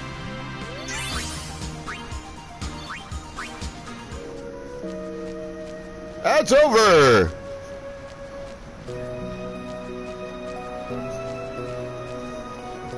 I thought you knew I had a PS5, Wolf. Like, seriously. Mystic, you've been in my streams when I've played COD, Modern Warfare 3, I've played Final Fantasy 16, WWE 2K24, and a variety of other games that you cannot play on a PS4. Hell, you can't play Baldur's Gate 3 on a PS4. It's not even available for the fucking system. I thought you figured out by now that I had a PS5. Lord knows I've talked about it often enough.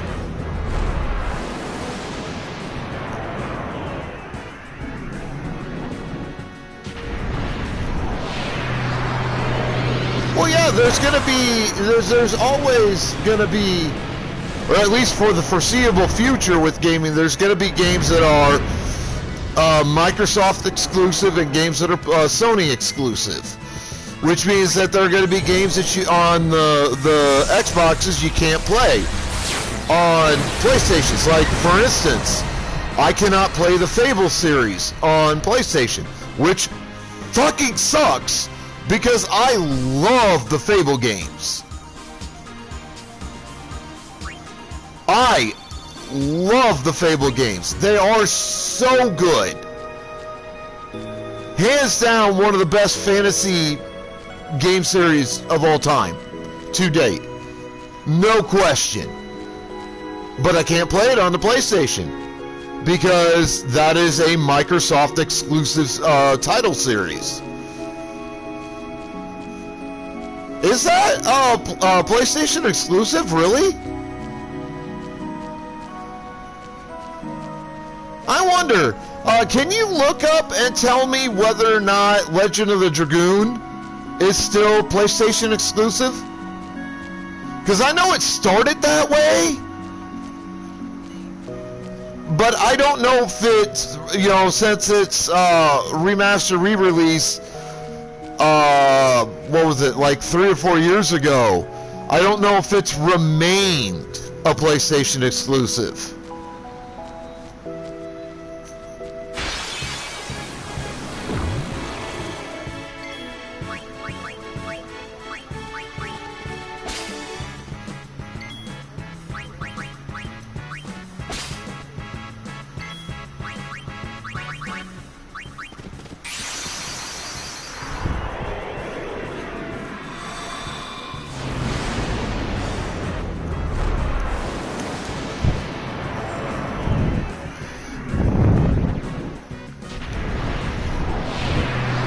What platforms is Legend of the Dragoon currently available on?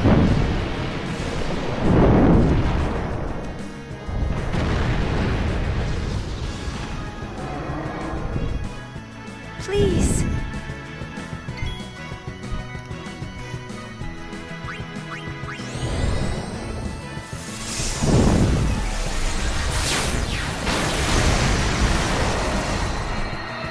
Huh?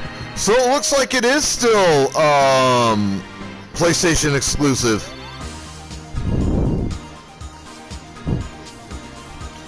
Kind of sucks for people who want to play Legend of the Dragoon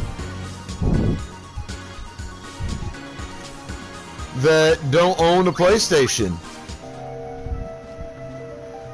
I would have thought with the remaster re-release they would have at least been nice enough to players to release it for PC players. I figured they would have done that much at least.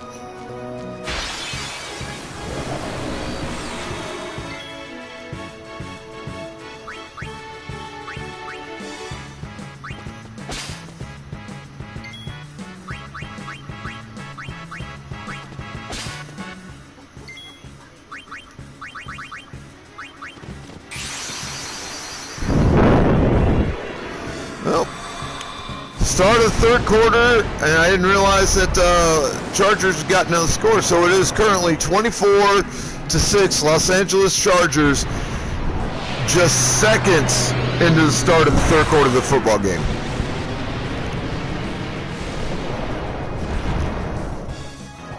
All right, Mystic, take care of yourself, girlie.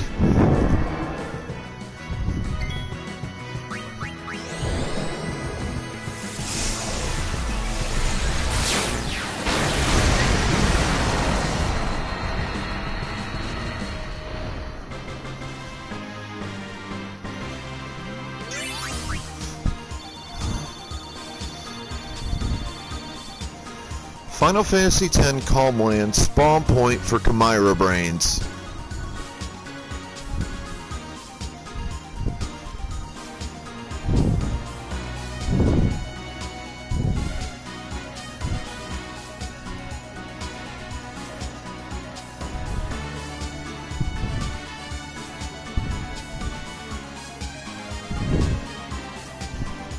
Alright.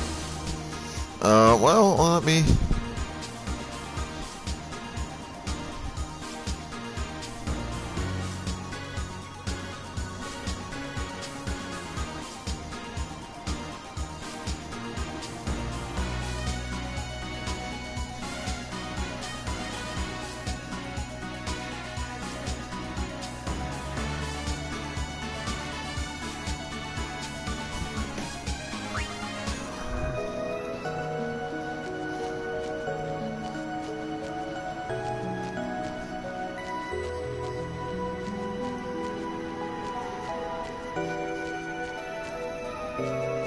Okay.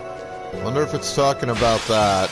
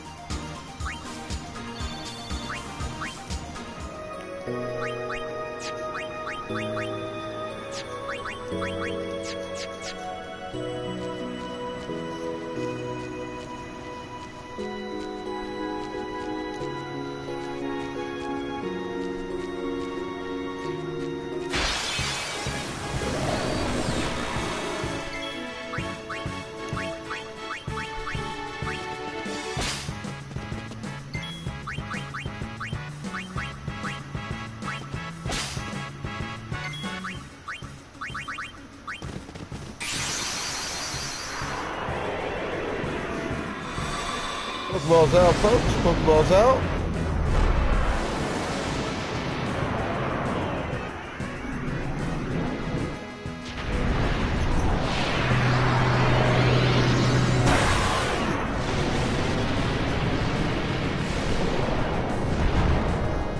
Yeah, family whales all up in here too. What up, dude? Be strong.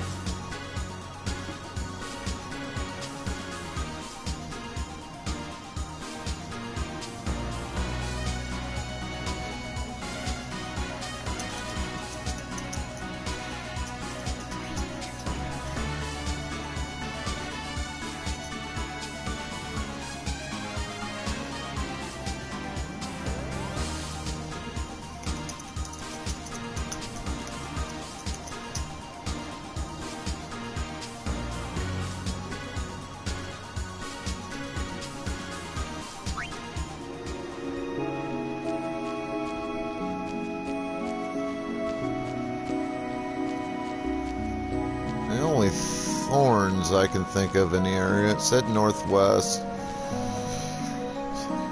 So this would be northwest.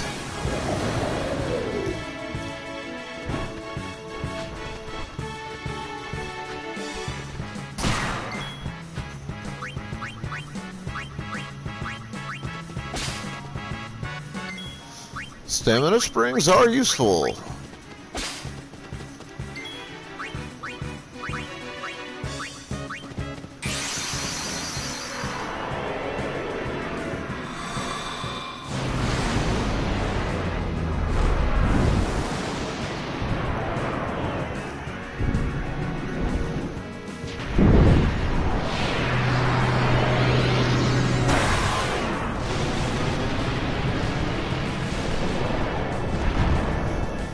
And of course, little B's still up in here.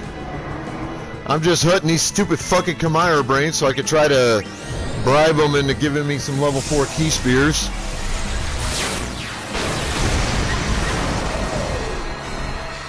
I need two. Two of them, and I could get the black magic spell I really want to get.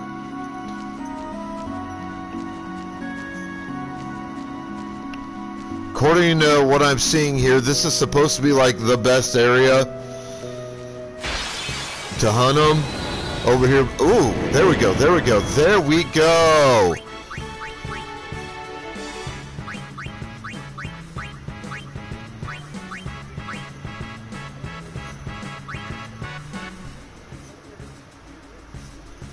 Take it. Leave us alone, okay? Hey, trophy earned under the table. I spent 100,000 or more gil in bribes.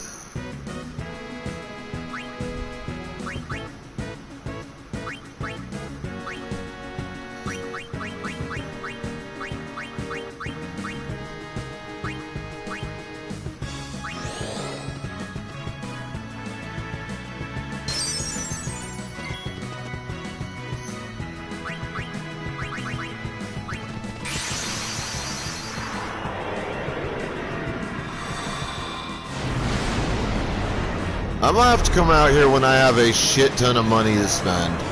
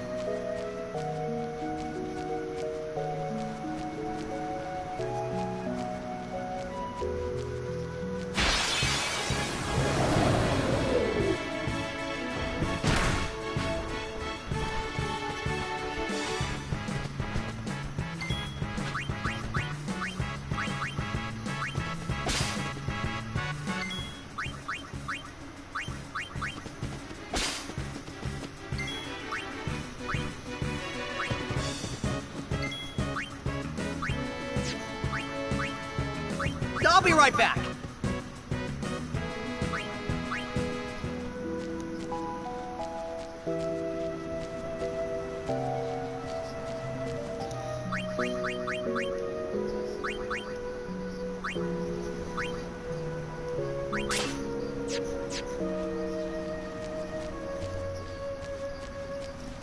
Oh, I did not know that was up here. Level 2 key spear, that's not terrible. Not what I want. You know, there's... If I had to name one of my favorite aspects to Final Fantasy VIII, and an aspect that I think should have carried over to this and some other Final Fantasy games, it's that Final Fantasy VIII, through the Aeons, gave you the ability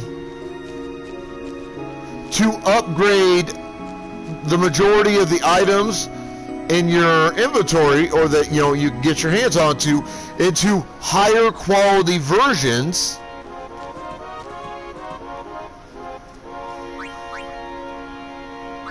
of those items.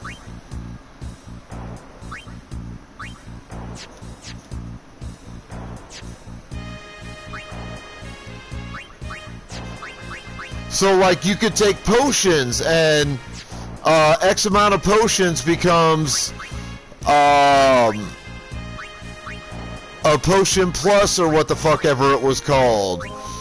And then take a bunch of those, and you could upgrade it to something even better, with better results when used. I wish other Final Fantasy games that I've played, that I remember playing, had that kind of ability.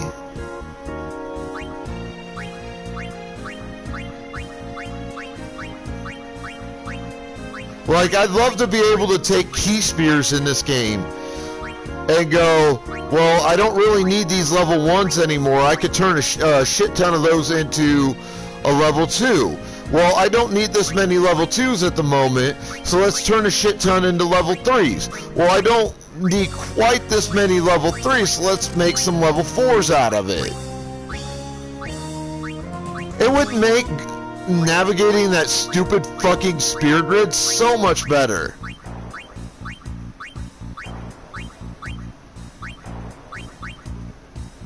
Like, I would get so... I would be so less irritated with the fucking spear grid if I could take spears, combine them together, and upgrade them to other spears. Specifically, like the level spears.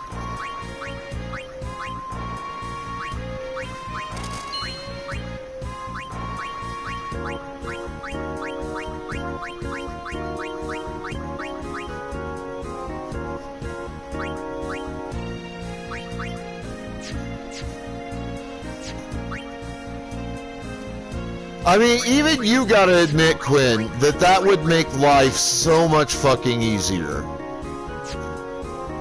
in this game. Yo! Goliath! What up? You're count.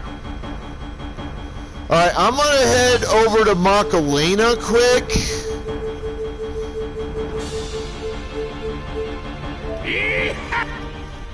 And since I've got four weapons, we'll go deal with that shit.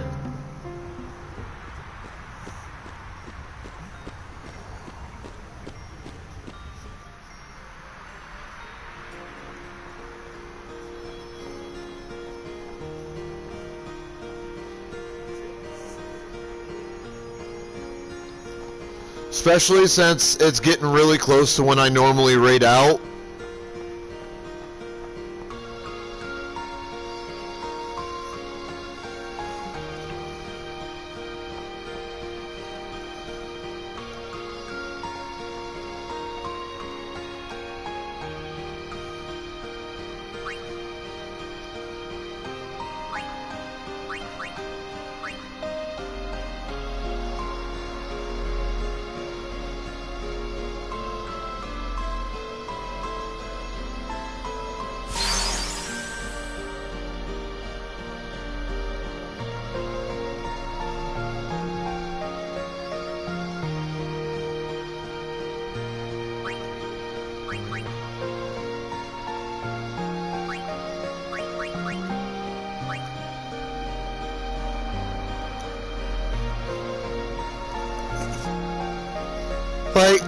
Quinn, do you know of any other Final Fantasy games other than maybe the 14 and 11, which are basically just MMO versions that have that kind of a level up system for items and shit? Because I don't know if the MMO versions of those games have that.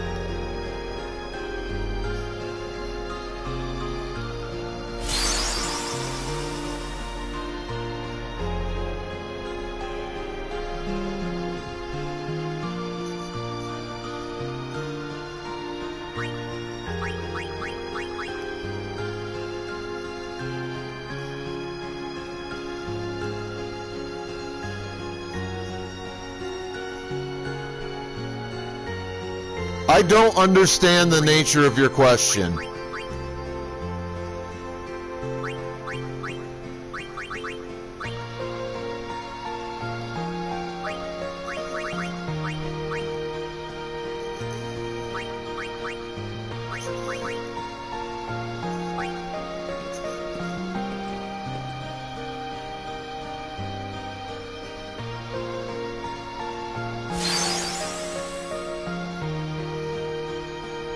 I sincerely don't understand the nature of the question.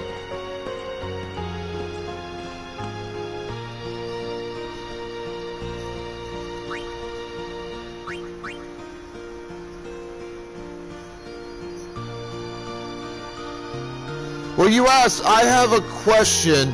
What kind of system I is confused? Are you talking about, okay. So what I'm talking about is the upgrade for item system. Like medicine, magic, all that they use in Final Fantasy VIII. Are there, to your knowledge, are there any other Final Fantasy games that use a similar upgrade system?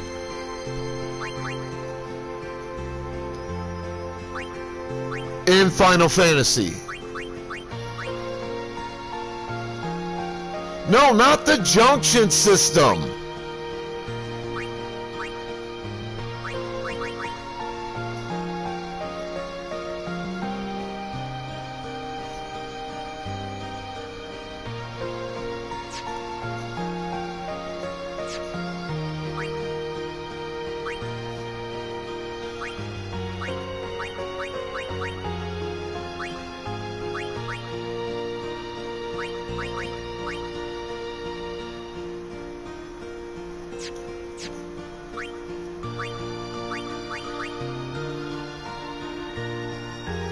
No, I mean, okay.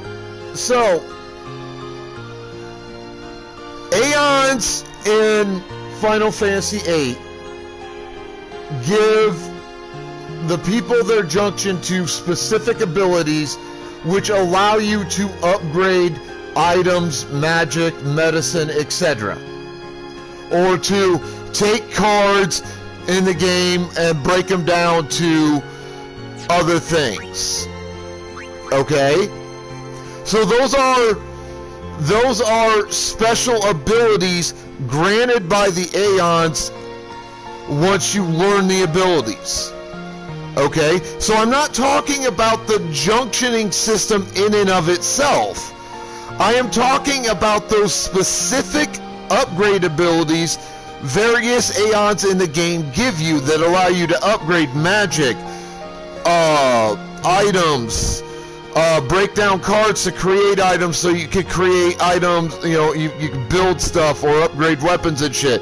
Weapons upgrades. Things like that. The upgrade abilities that Aeons in the game grant you in Final Fantasy VIII.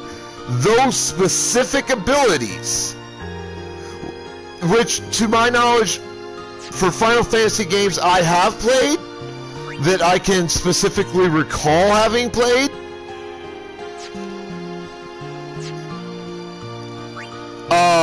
I don't recall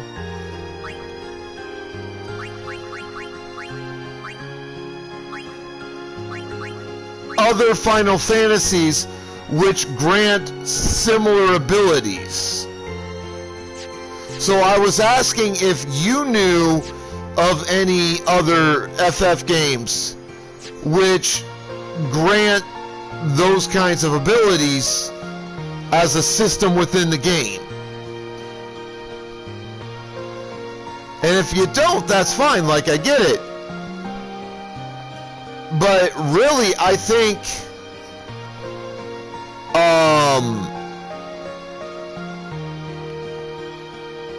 in my mind, I think it's a missed opportunity to not allow that in any other Final Fantasy game. I really think that's a massive missed opportunity.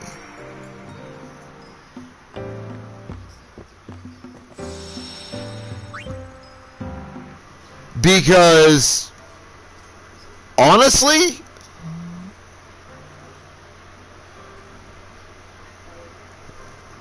that is what made, in my mind, Final Fantasy VIII beatable. Especially if you just want to beat it as quickly as you can manage.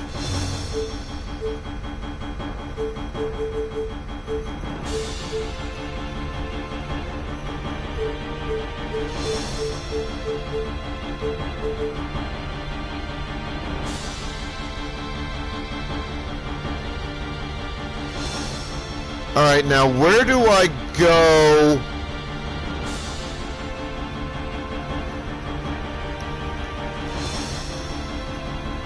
True, but as difficult as going through the majority of FF8 is, and I know this from experience, I've played and beaten it, I can state unequivocally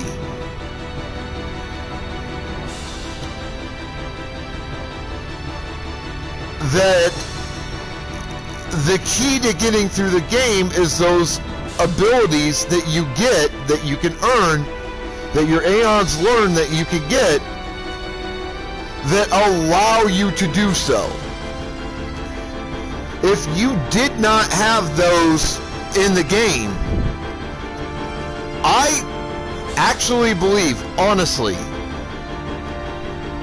that your ability to beat that particular game without being level 100 with everybody would be practically zero. Draw point to get to the Cavern of the Stolen Faith in Final Fantasy X.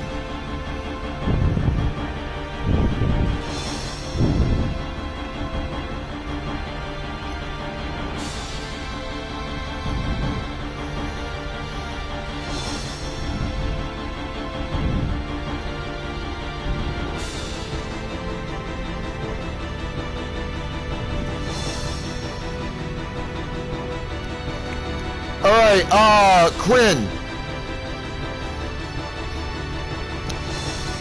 Is the, Cavern of the Stolen Faith... Oh, okay, well, you can answer this too. Is the Cavern of the Stolen Faith the cave temple thing I went to where I got,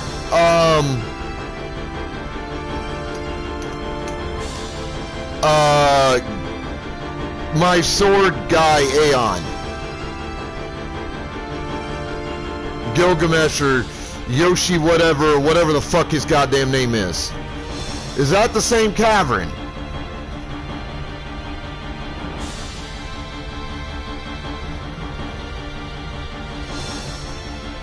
Yeah, Yojimbo. Alright, so then I know where I need to go then.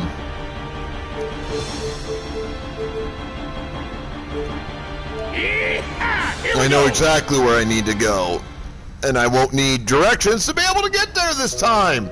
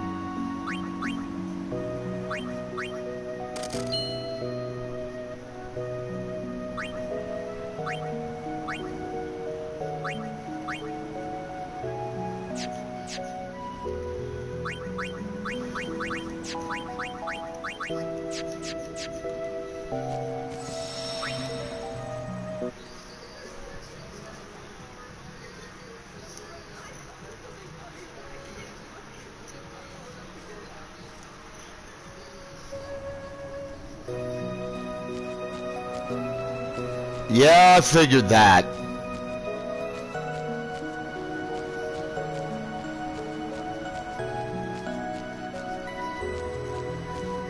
But Cavern of the Stolen Faith is where I gotta go. I need, Tunberries.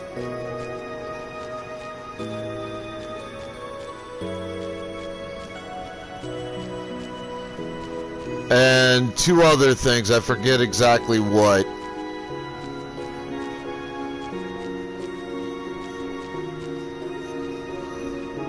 Let's go double check really quick.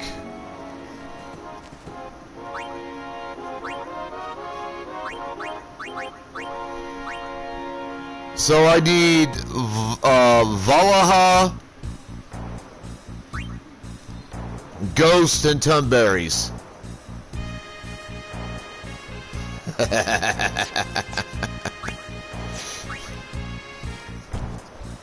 You know, Brugglus, that sounds like a you problem, not a me problem.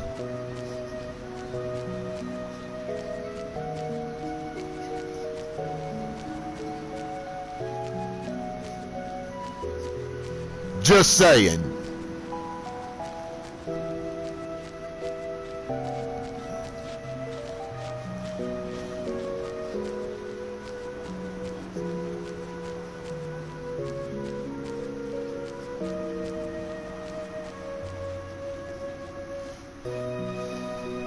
Make sure you kick him in his ass and make him do the dishes too, woman.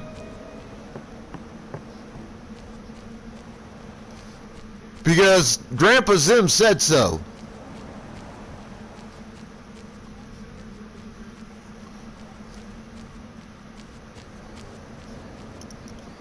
And you better cook and do all the fucking cleaning.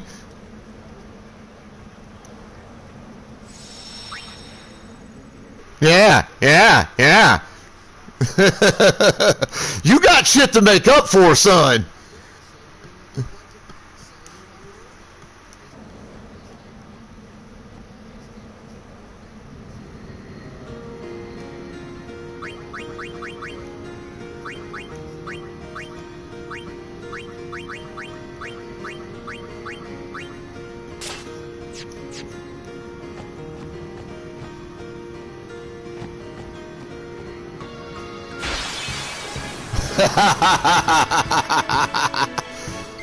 Oh, I do not fuck with that. No. And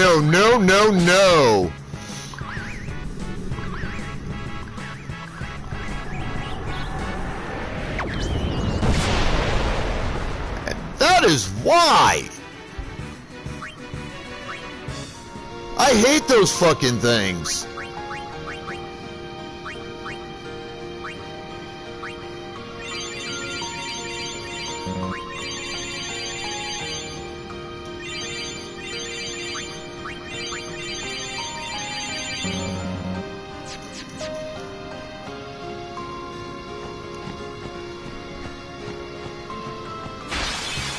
Because, like, those things are beatable, but to do it, you have to, like, guess right.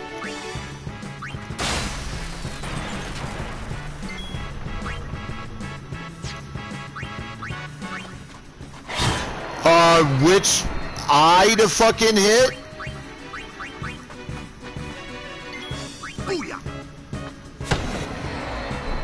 And I never, like, it's literally a guessing game. There's like 4 or 5 possibilities. No, people have actually killed them. But it's all about guessing right on which eye. And it's just, it's one of those things where it's like, the possibility of guessing correctly is virtually nil.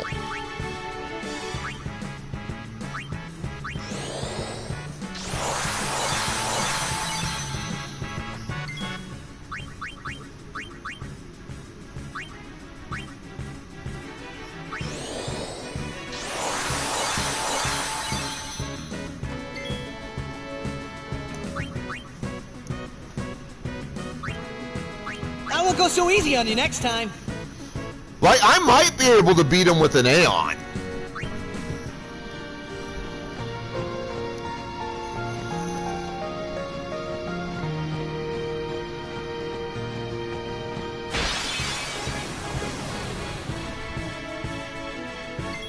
But they're gonna keep showing up.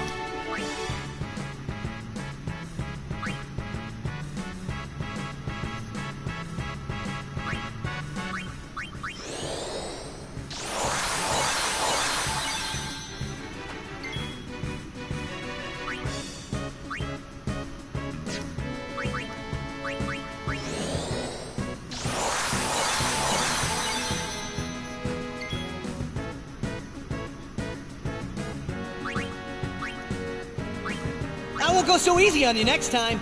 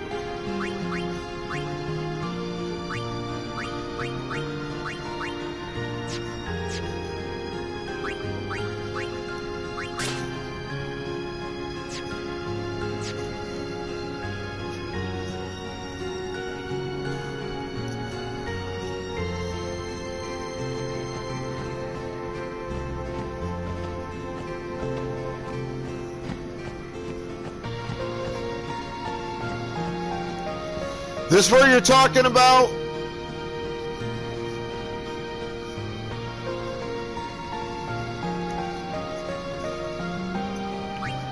I hate fighting Tumberries.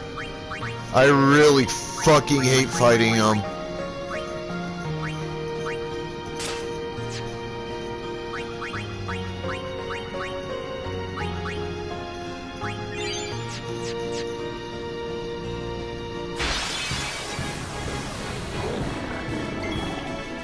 Oh, that's Prime.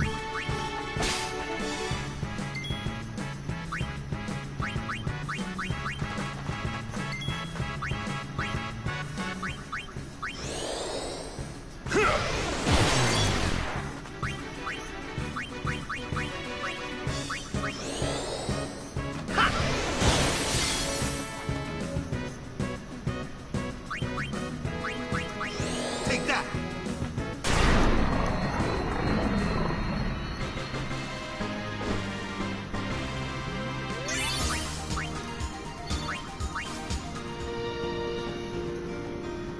I don't care. I'm gonna fuck them little bastards up.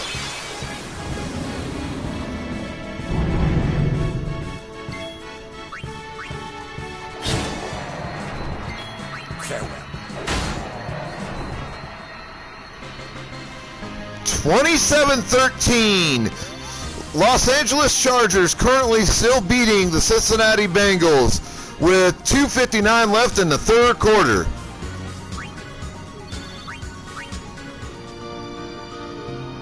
What do you mean smash triangle?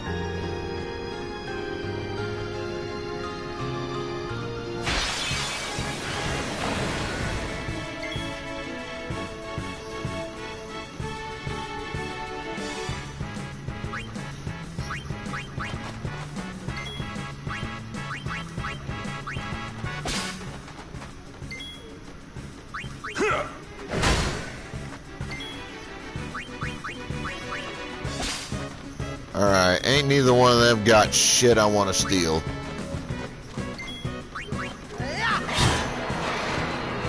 Alright, 20 minutes till I need to get out of this cavern and then come back in at a later time. But considering how long it took me to get those fucking sandworms.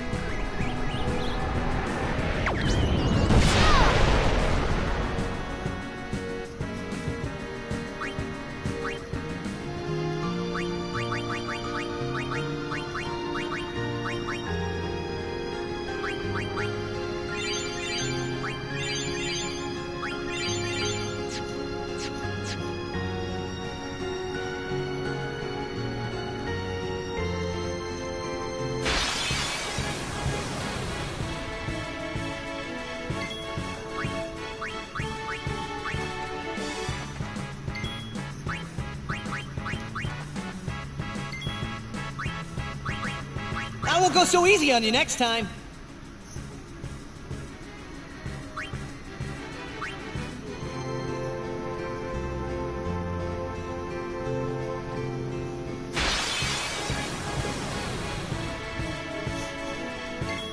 I fucking hate these things.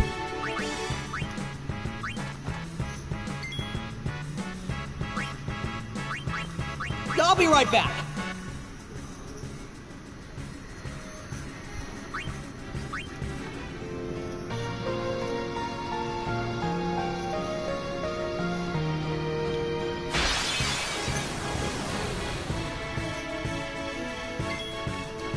You know what, you little motherfucker?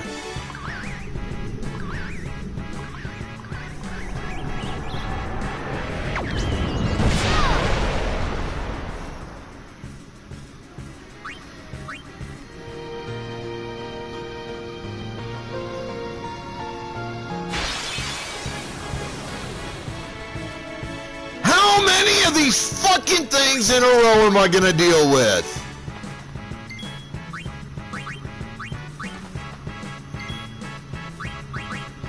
I'll be right back.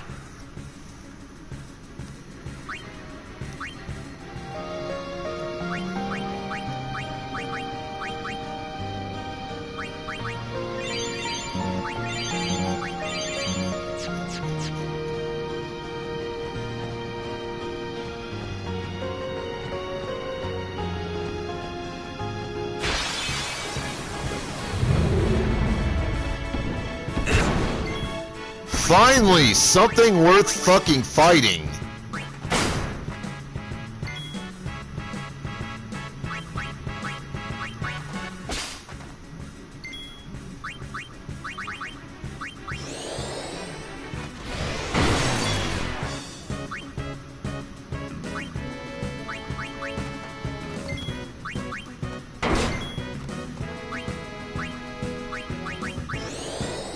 Farewell.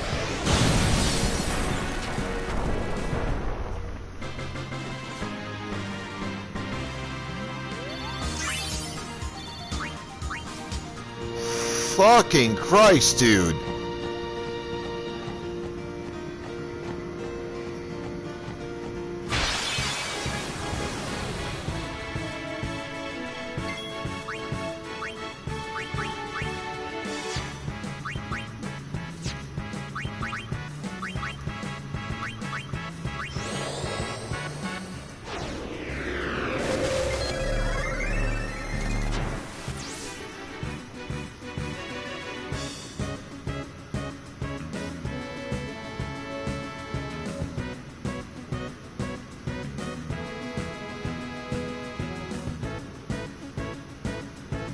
This is why people wanna fight this goddamn thing. Like I said, it's a guessing game.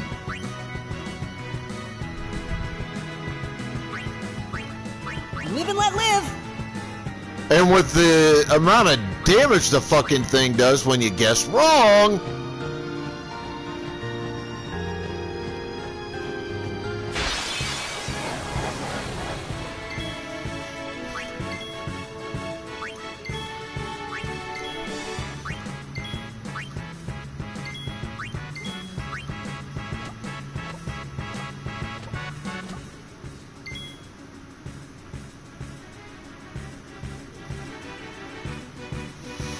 Alright, did that count as walking forward once or multiple times?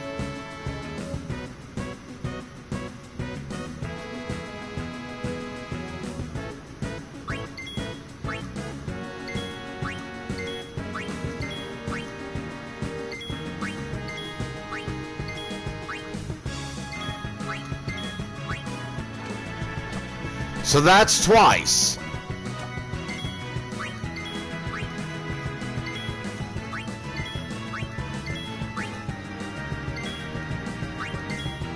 Can Kamari learn anything from this guy?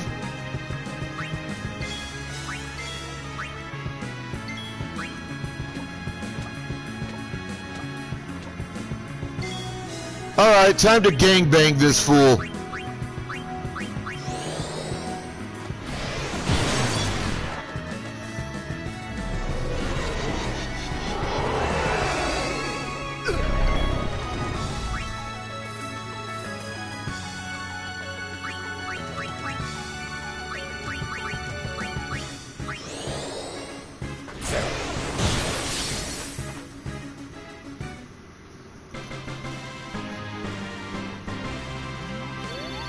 It didn't end up fucking mattering. I gangbanged that fool.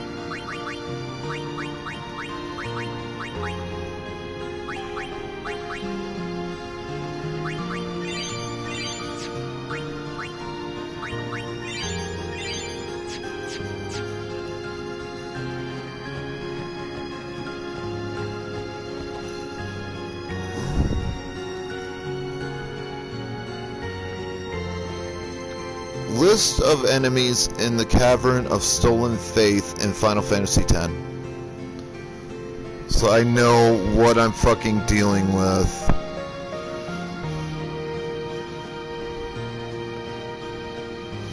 So I need Ghost, I need Toneberries, I need something else.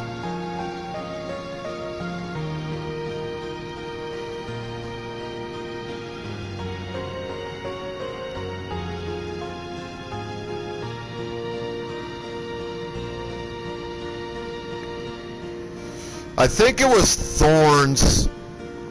The little plant fucking looking things.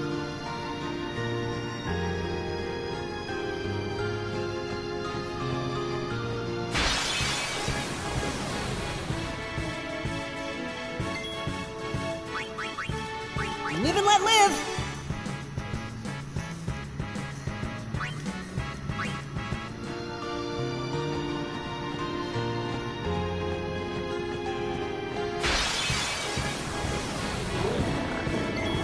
Oh, hey, look, a Marlboro.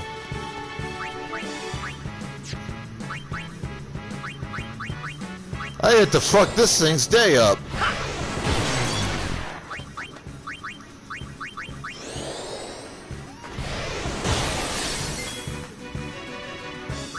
Yeah!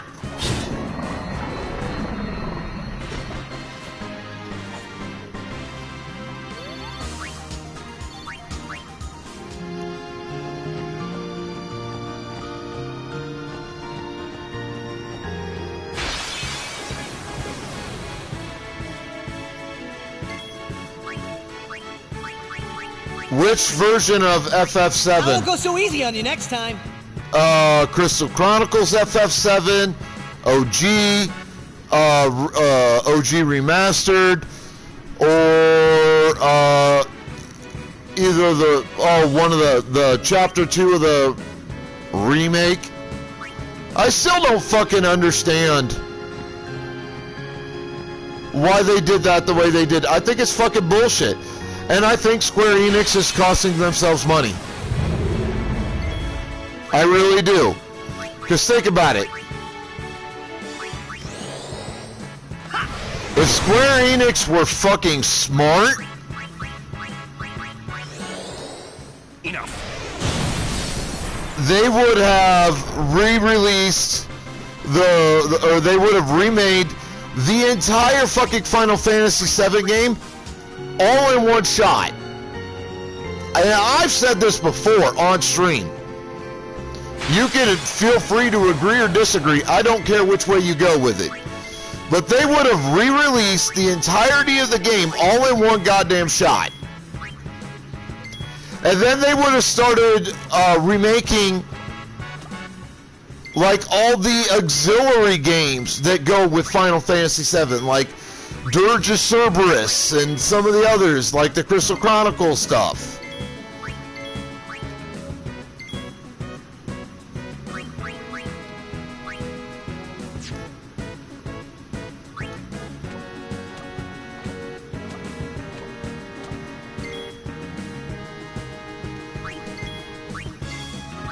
That would have been the smart way to do it. But instead, Square Enix is like, well, we don't give a fuck about any of the auxiliary games that go with any of this. You know, like Dirge of Cerberus, which kind of expands on the story of the main game. The Crystal Chronicles stuff, which focuses on characters from the main game, but like gives them their own story and shit. Or anything like that. No. They weren't fucking smart enough for that.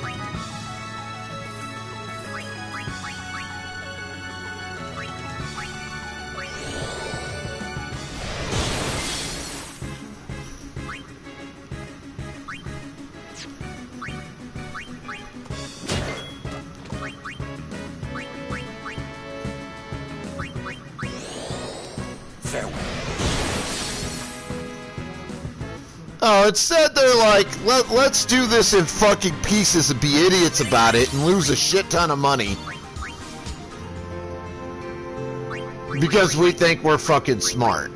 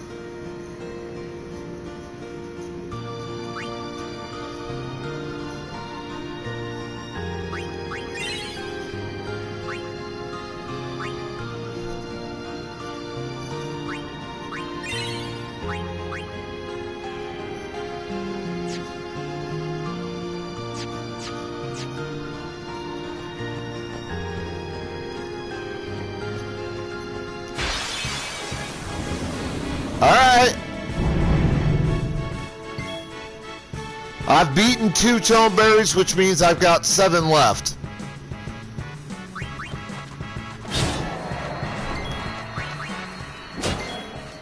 Farewell.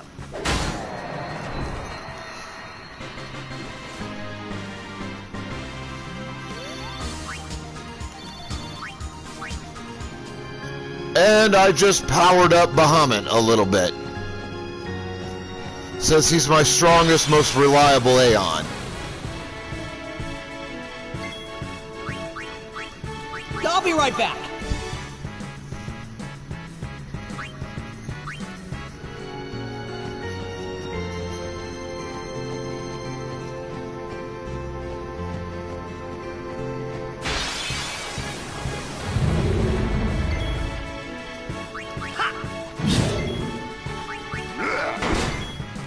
Farewell.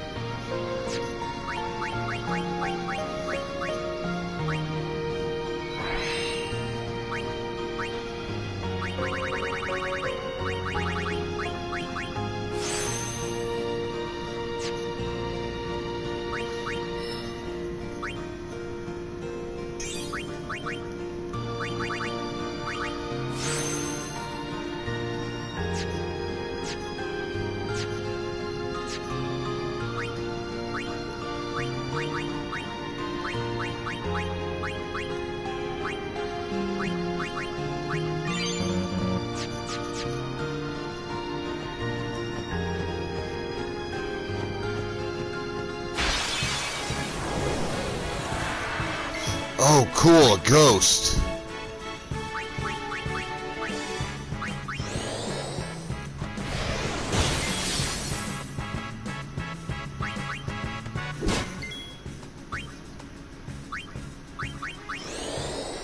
Enough.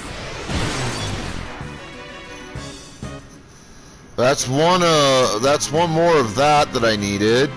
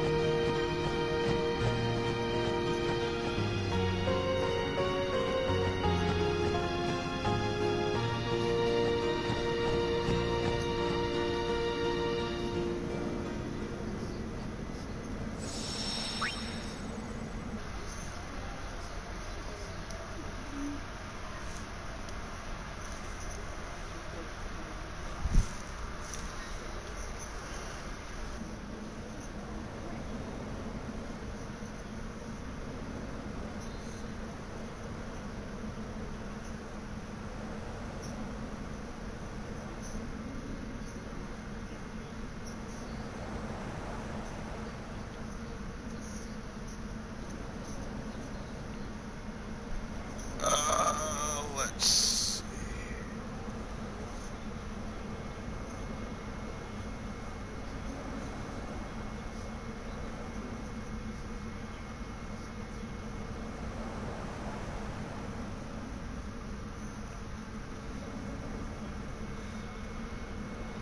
Yo, Misfit, what up?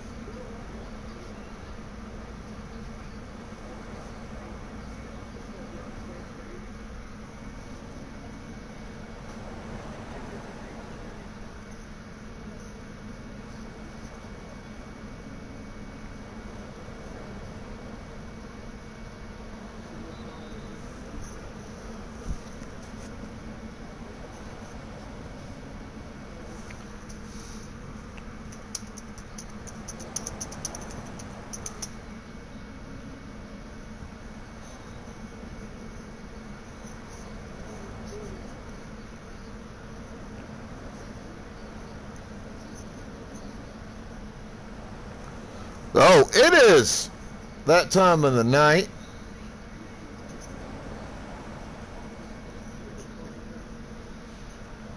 When I raid out.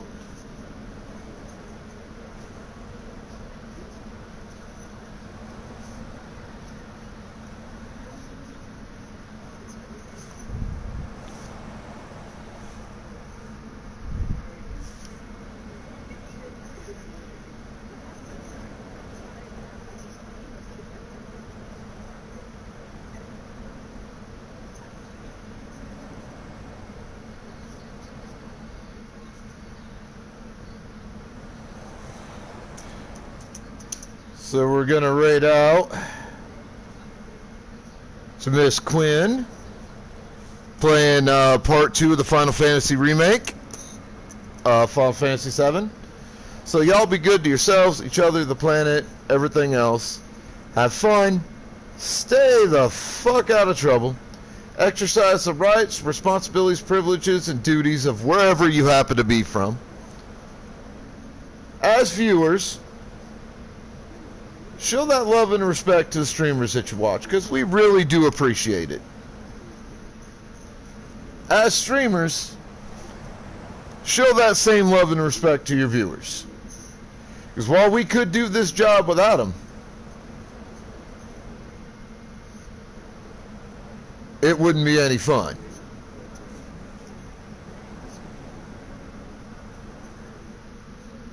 So I will be back, and I will be back on this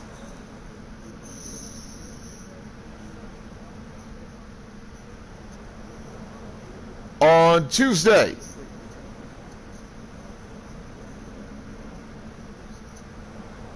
So I will see y'all then. All right? Later.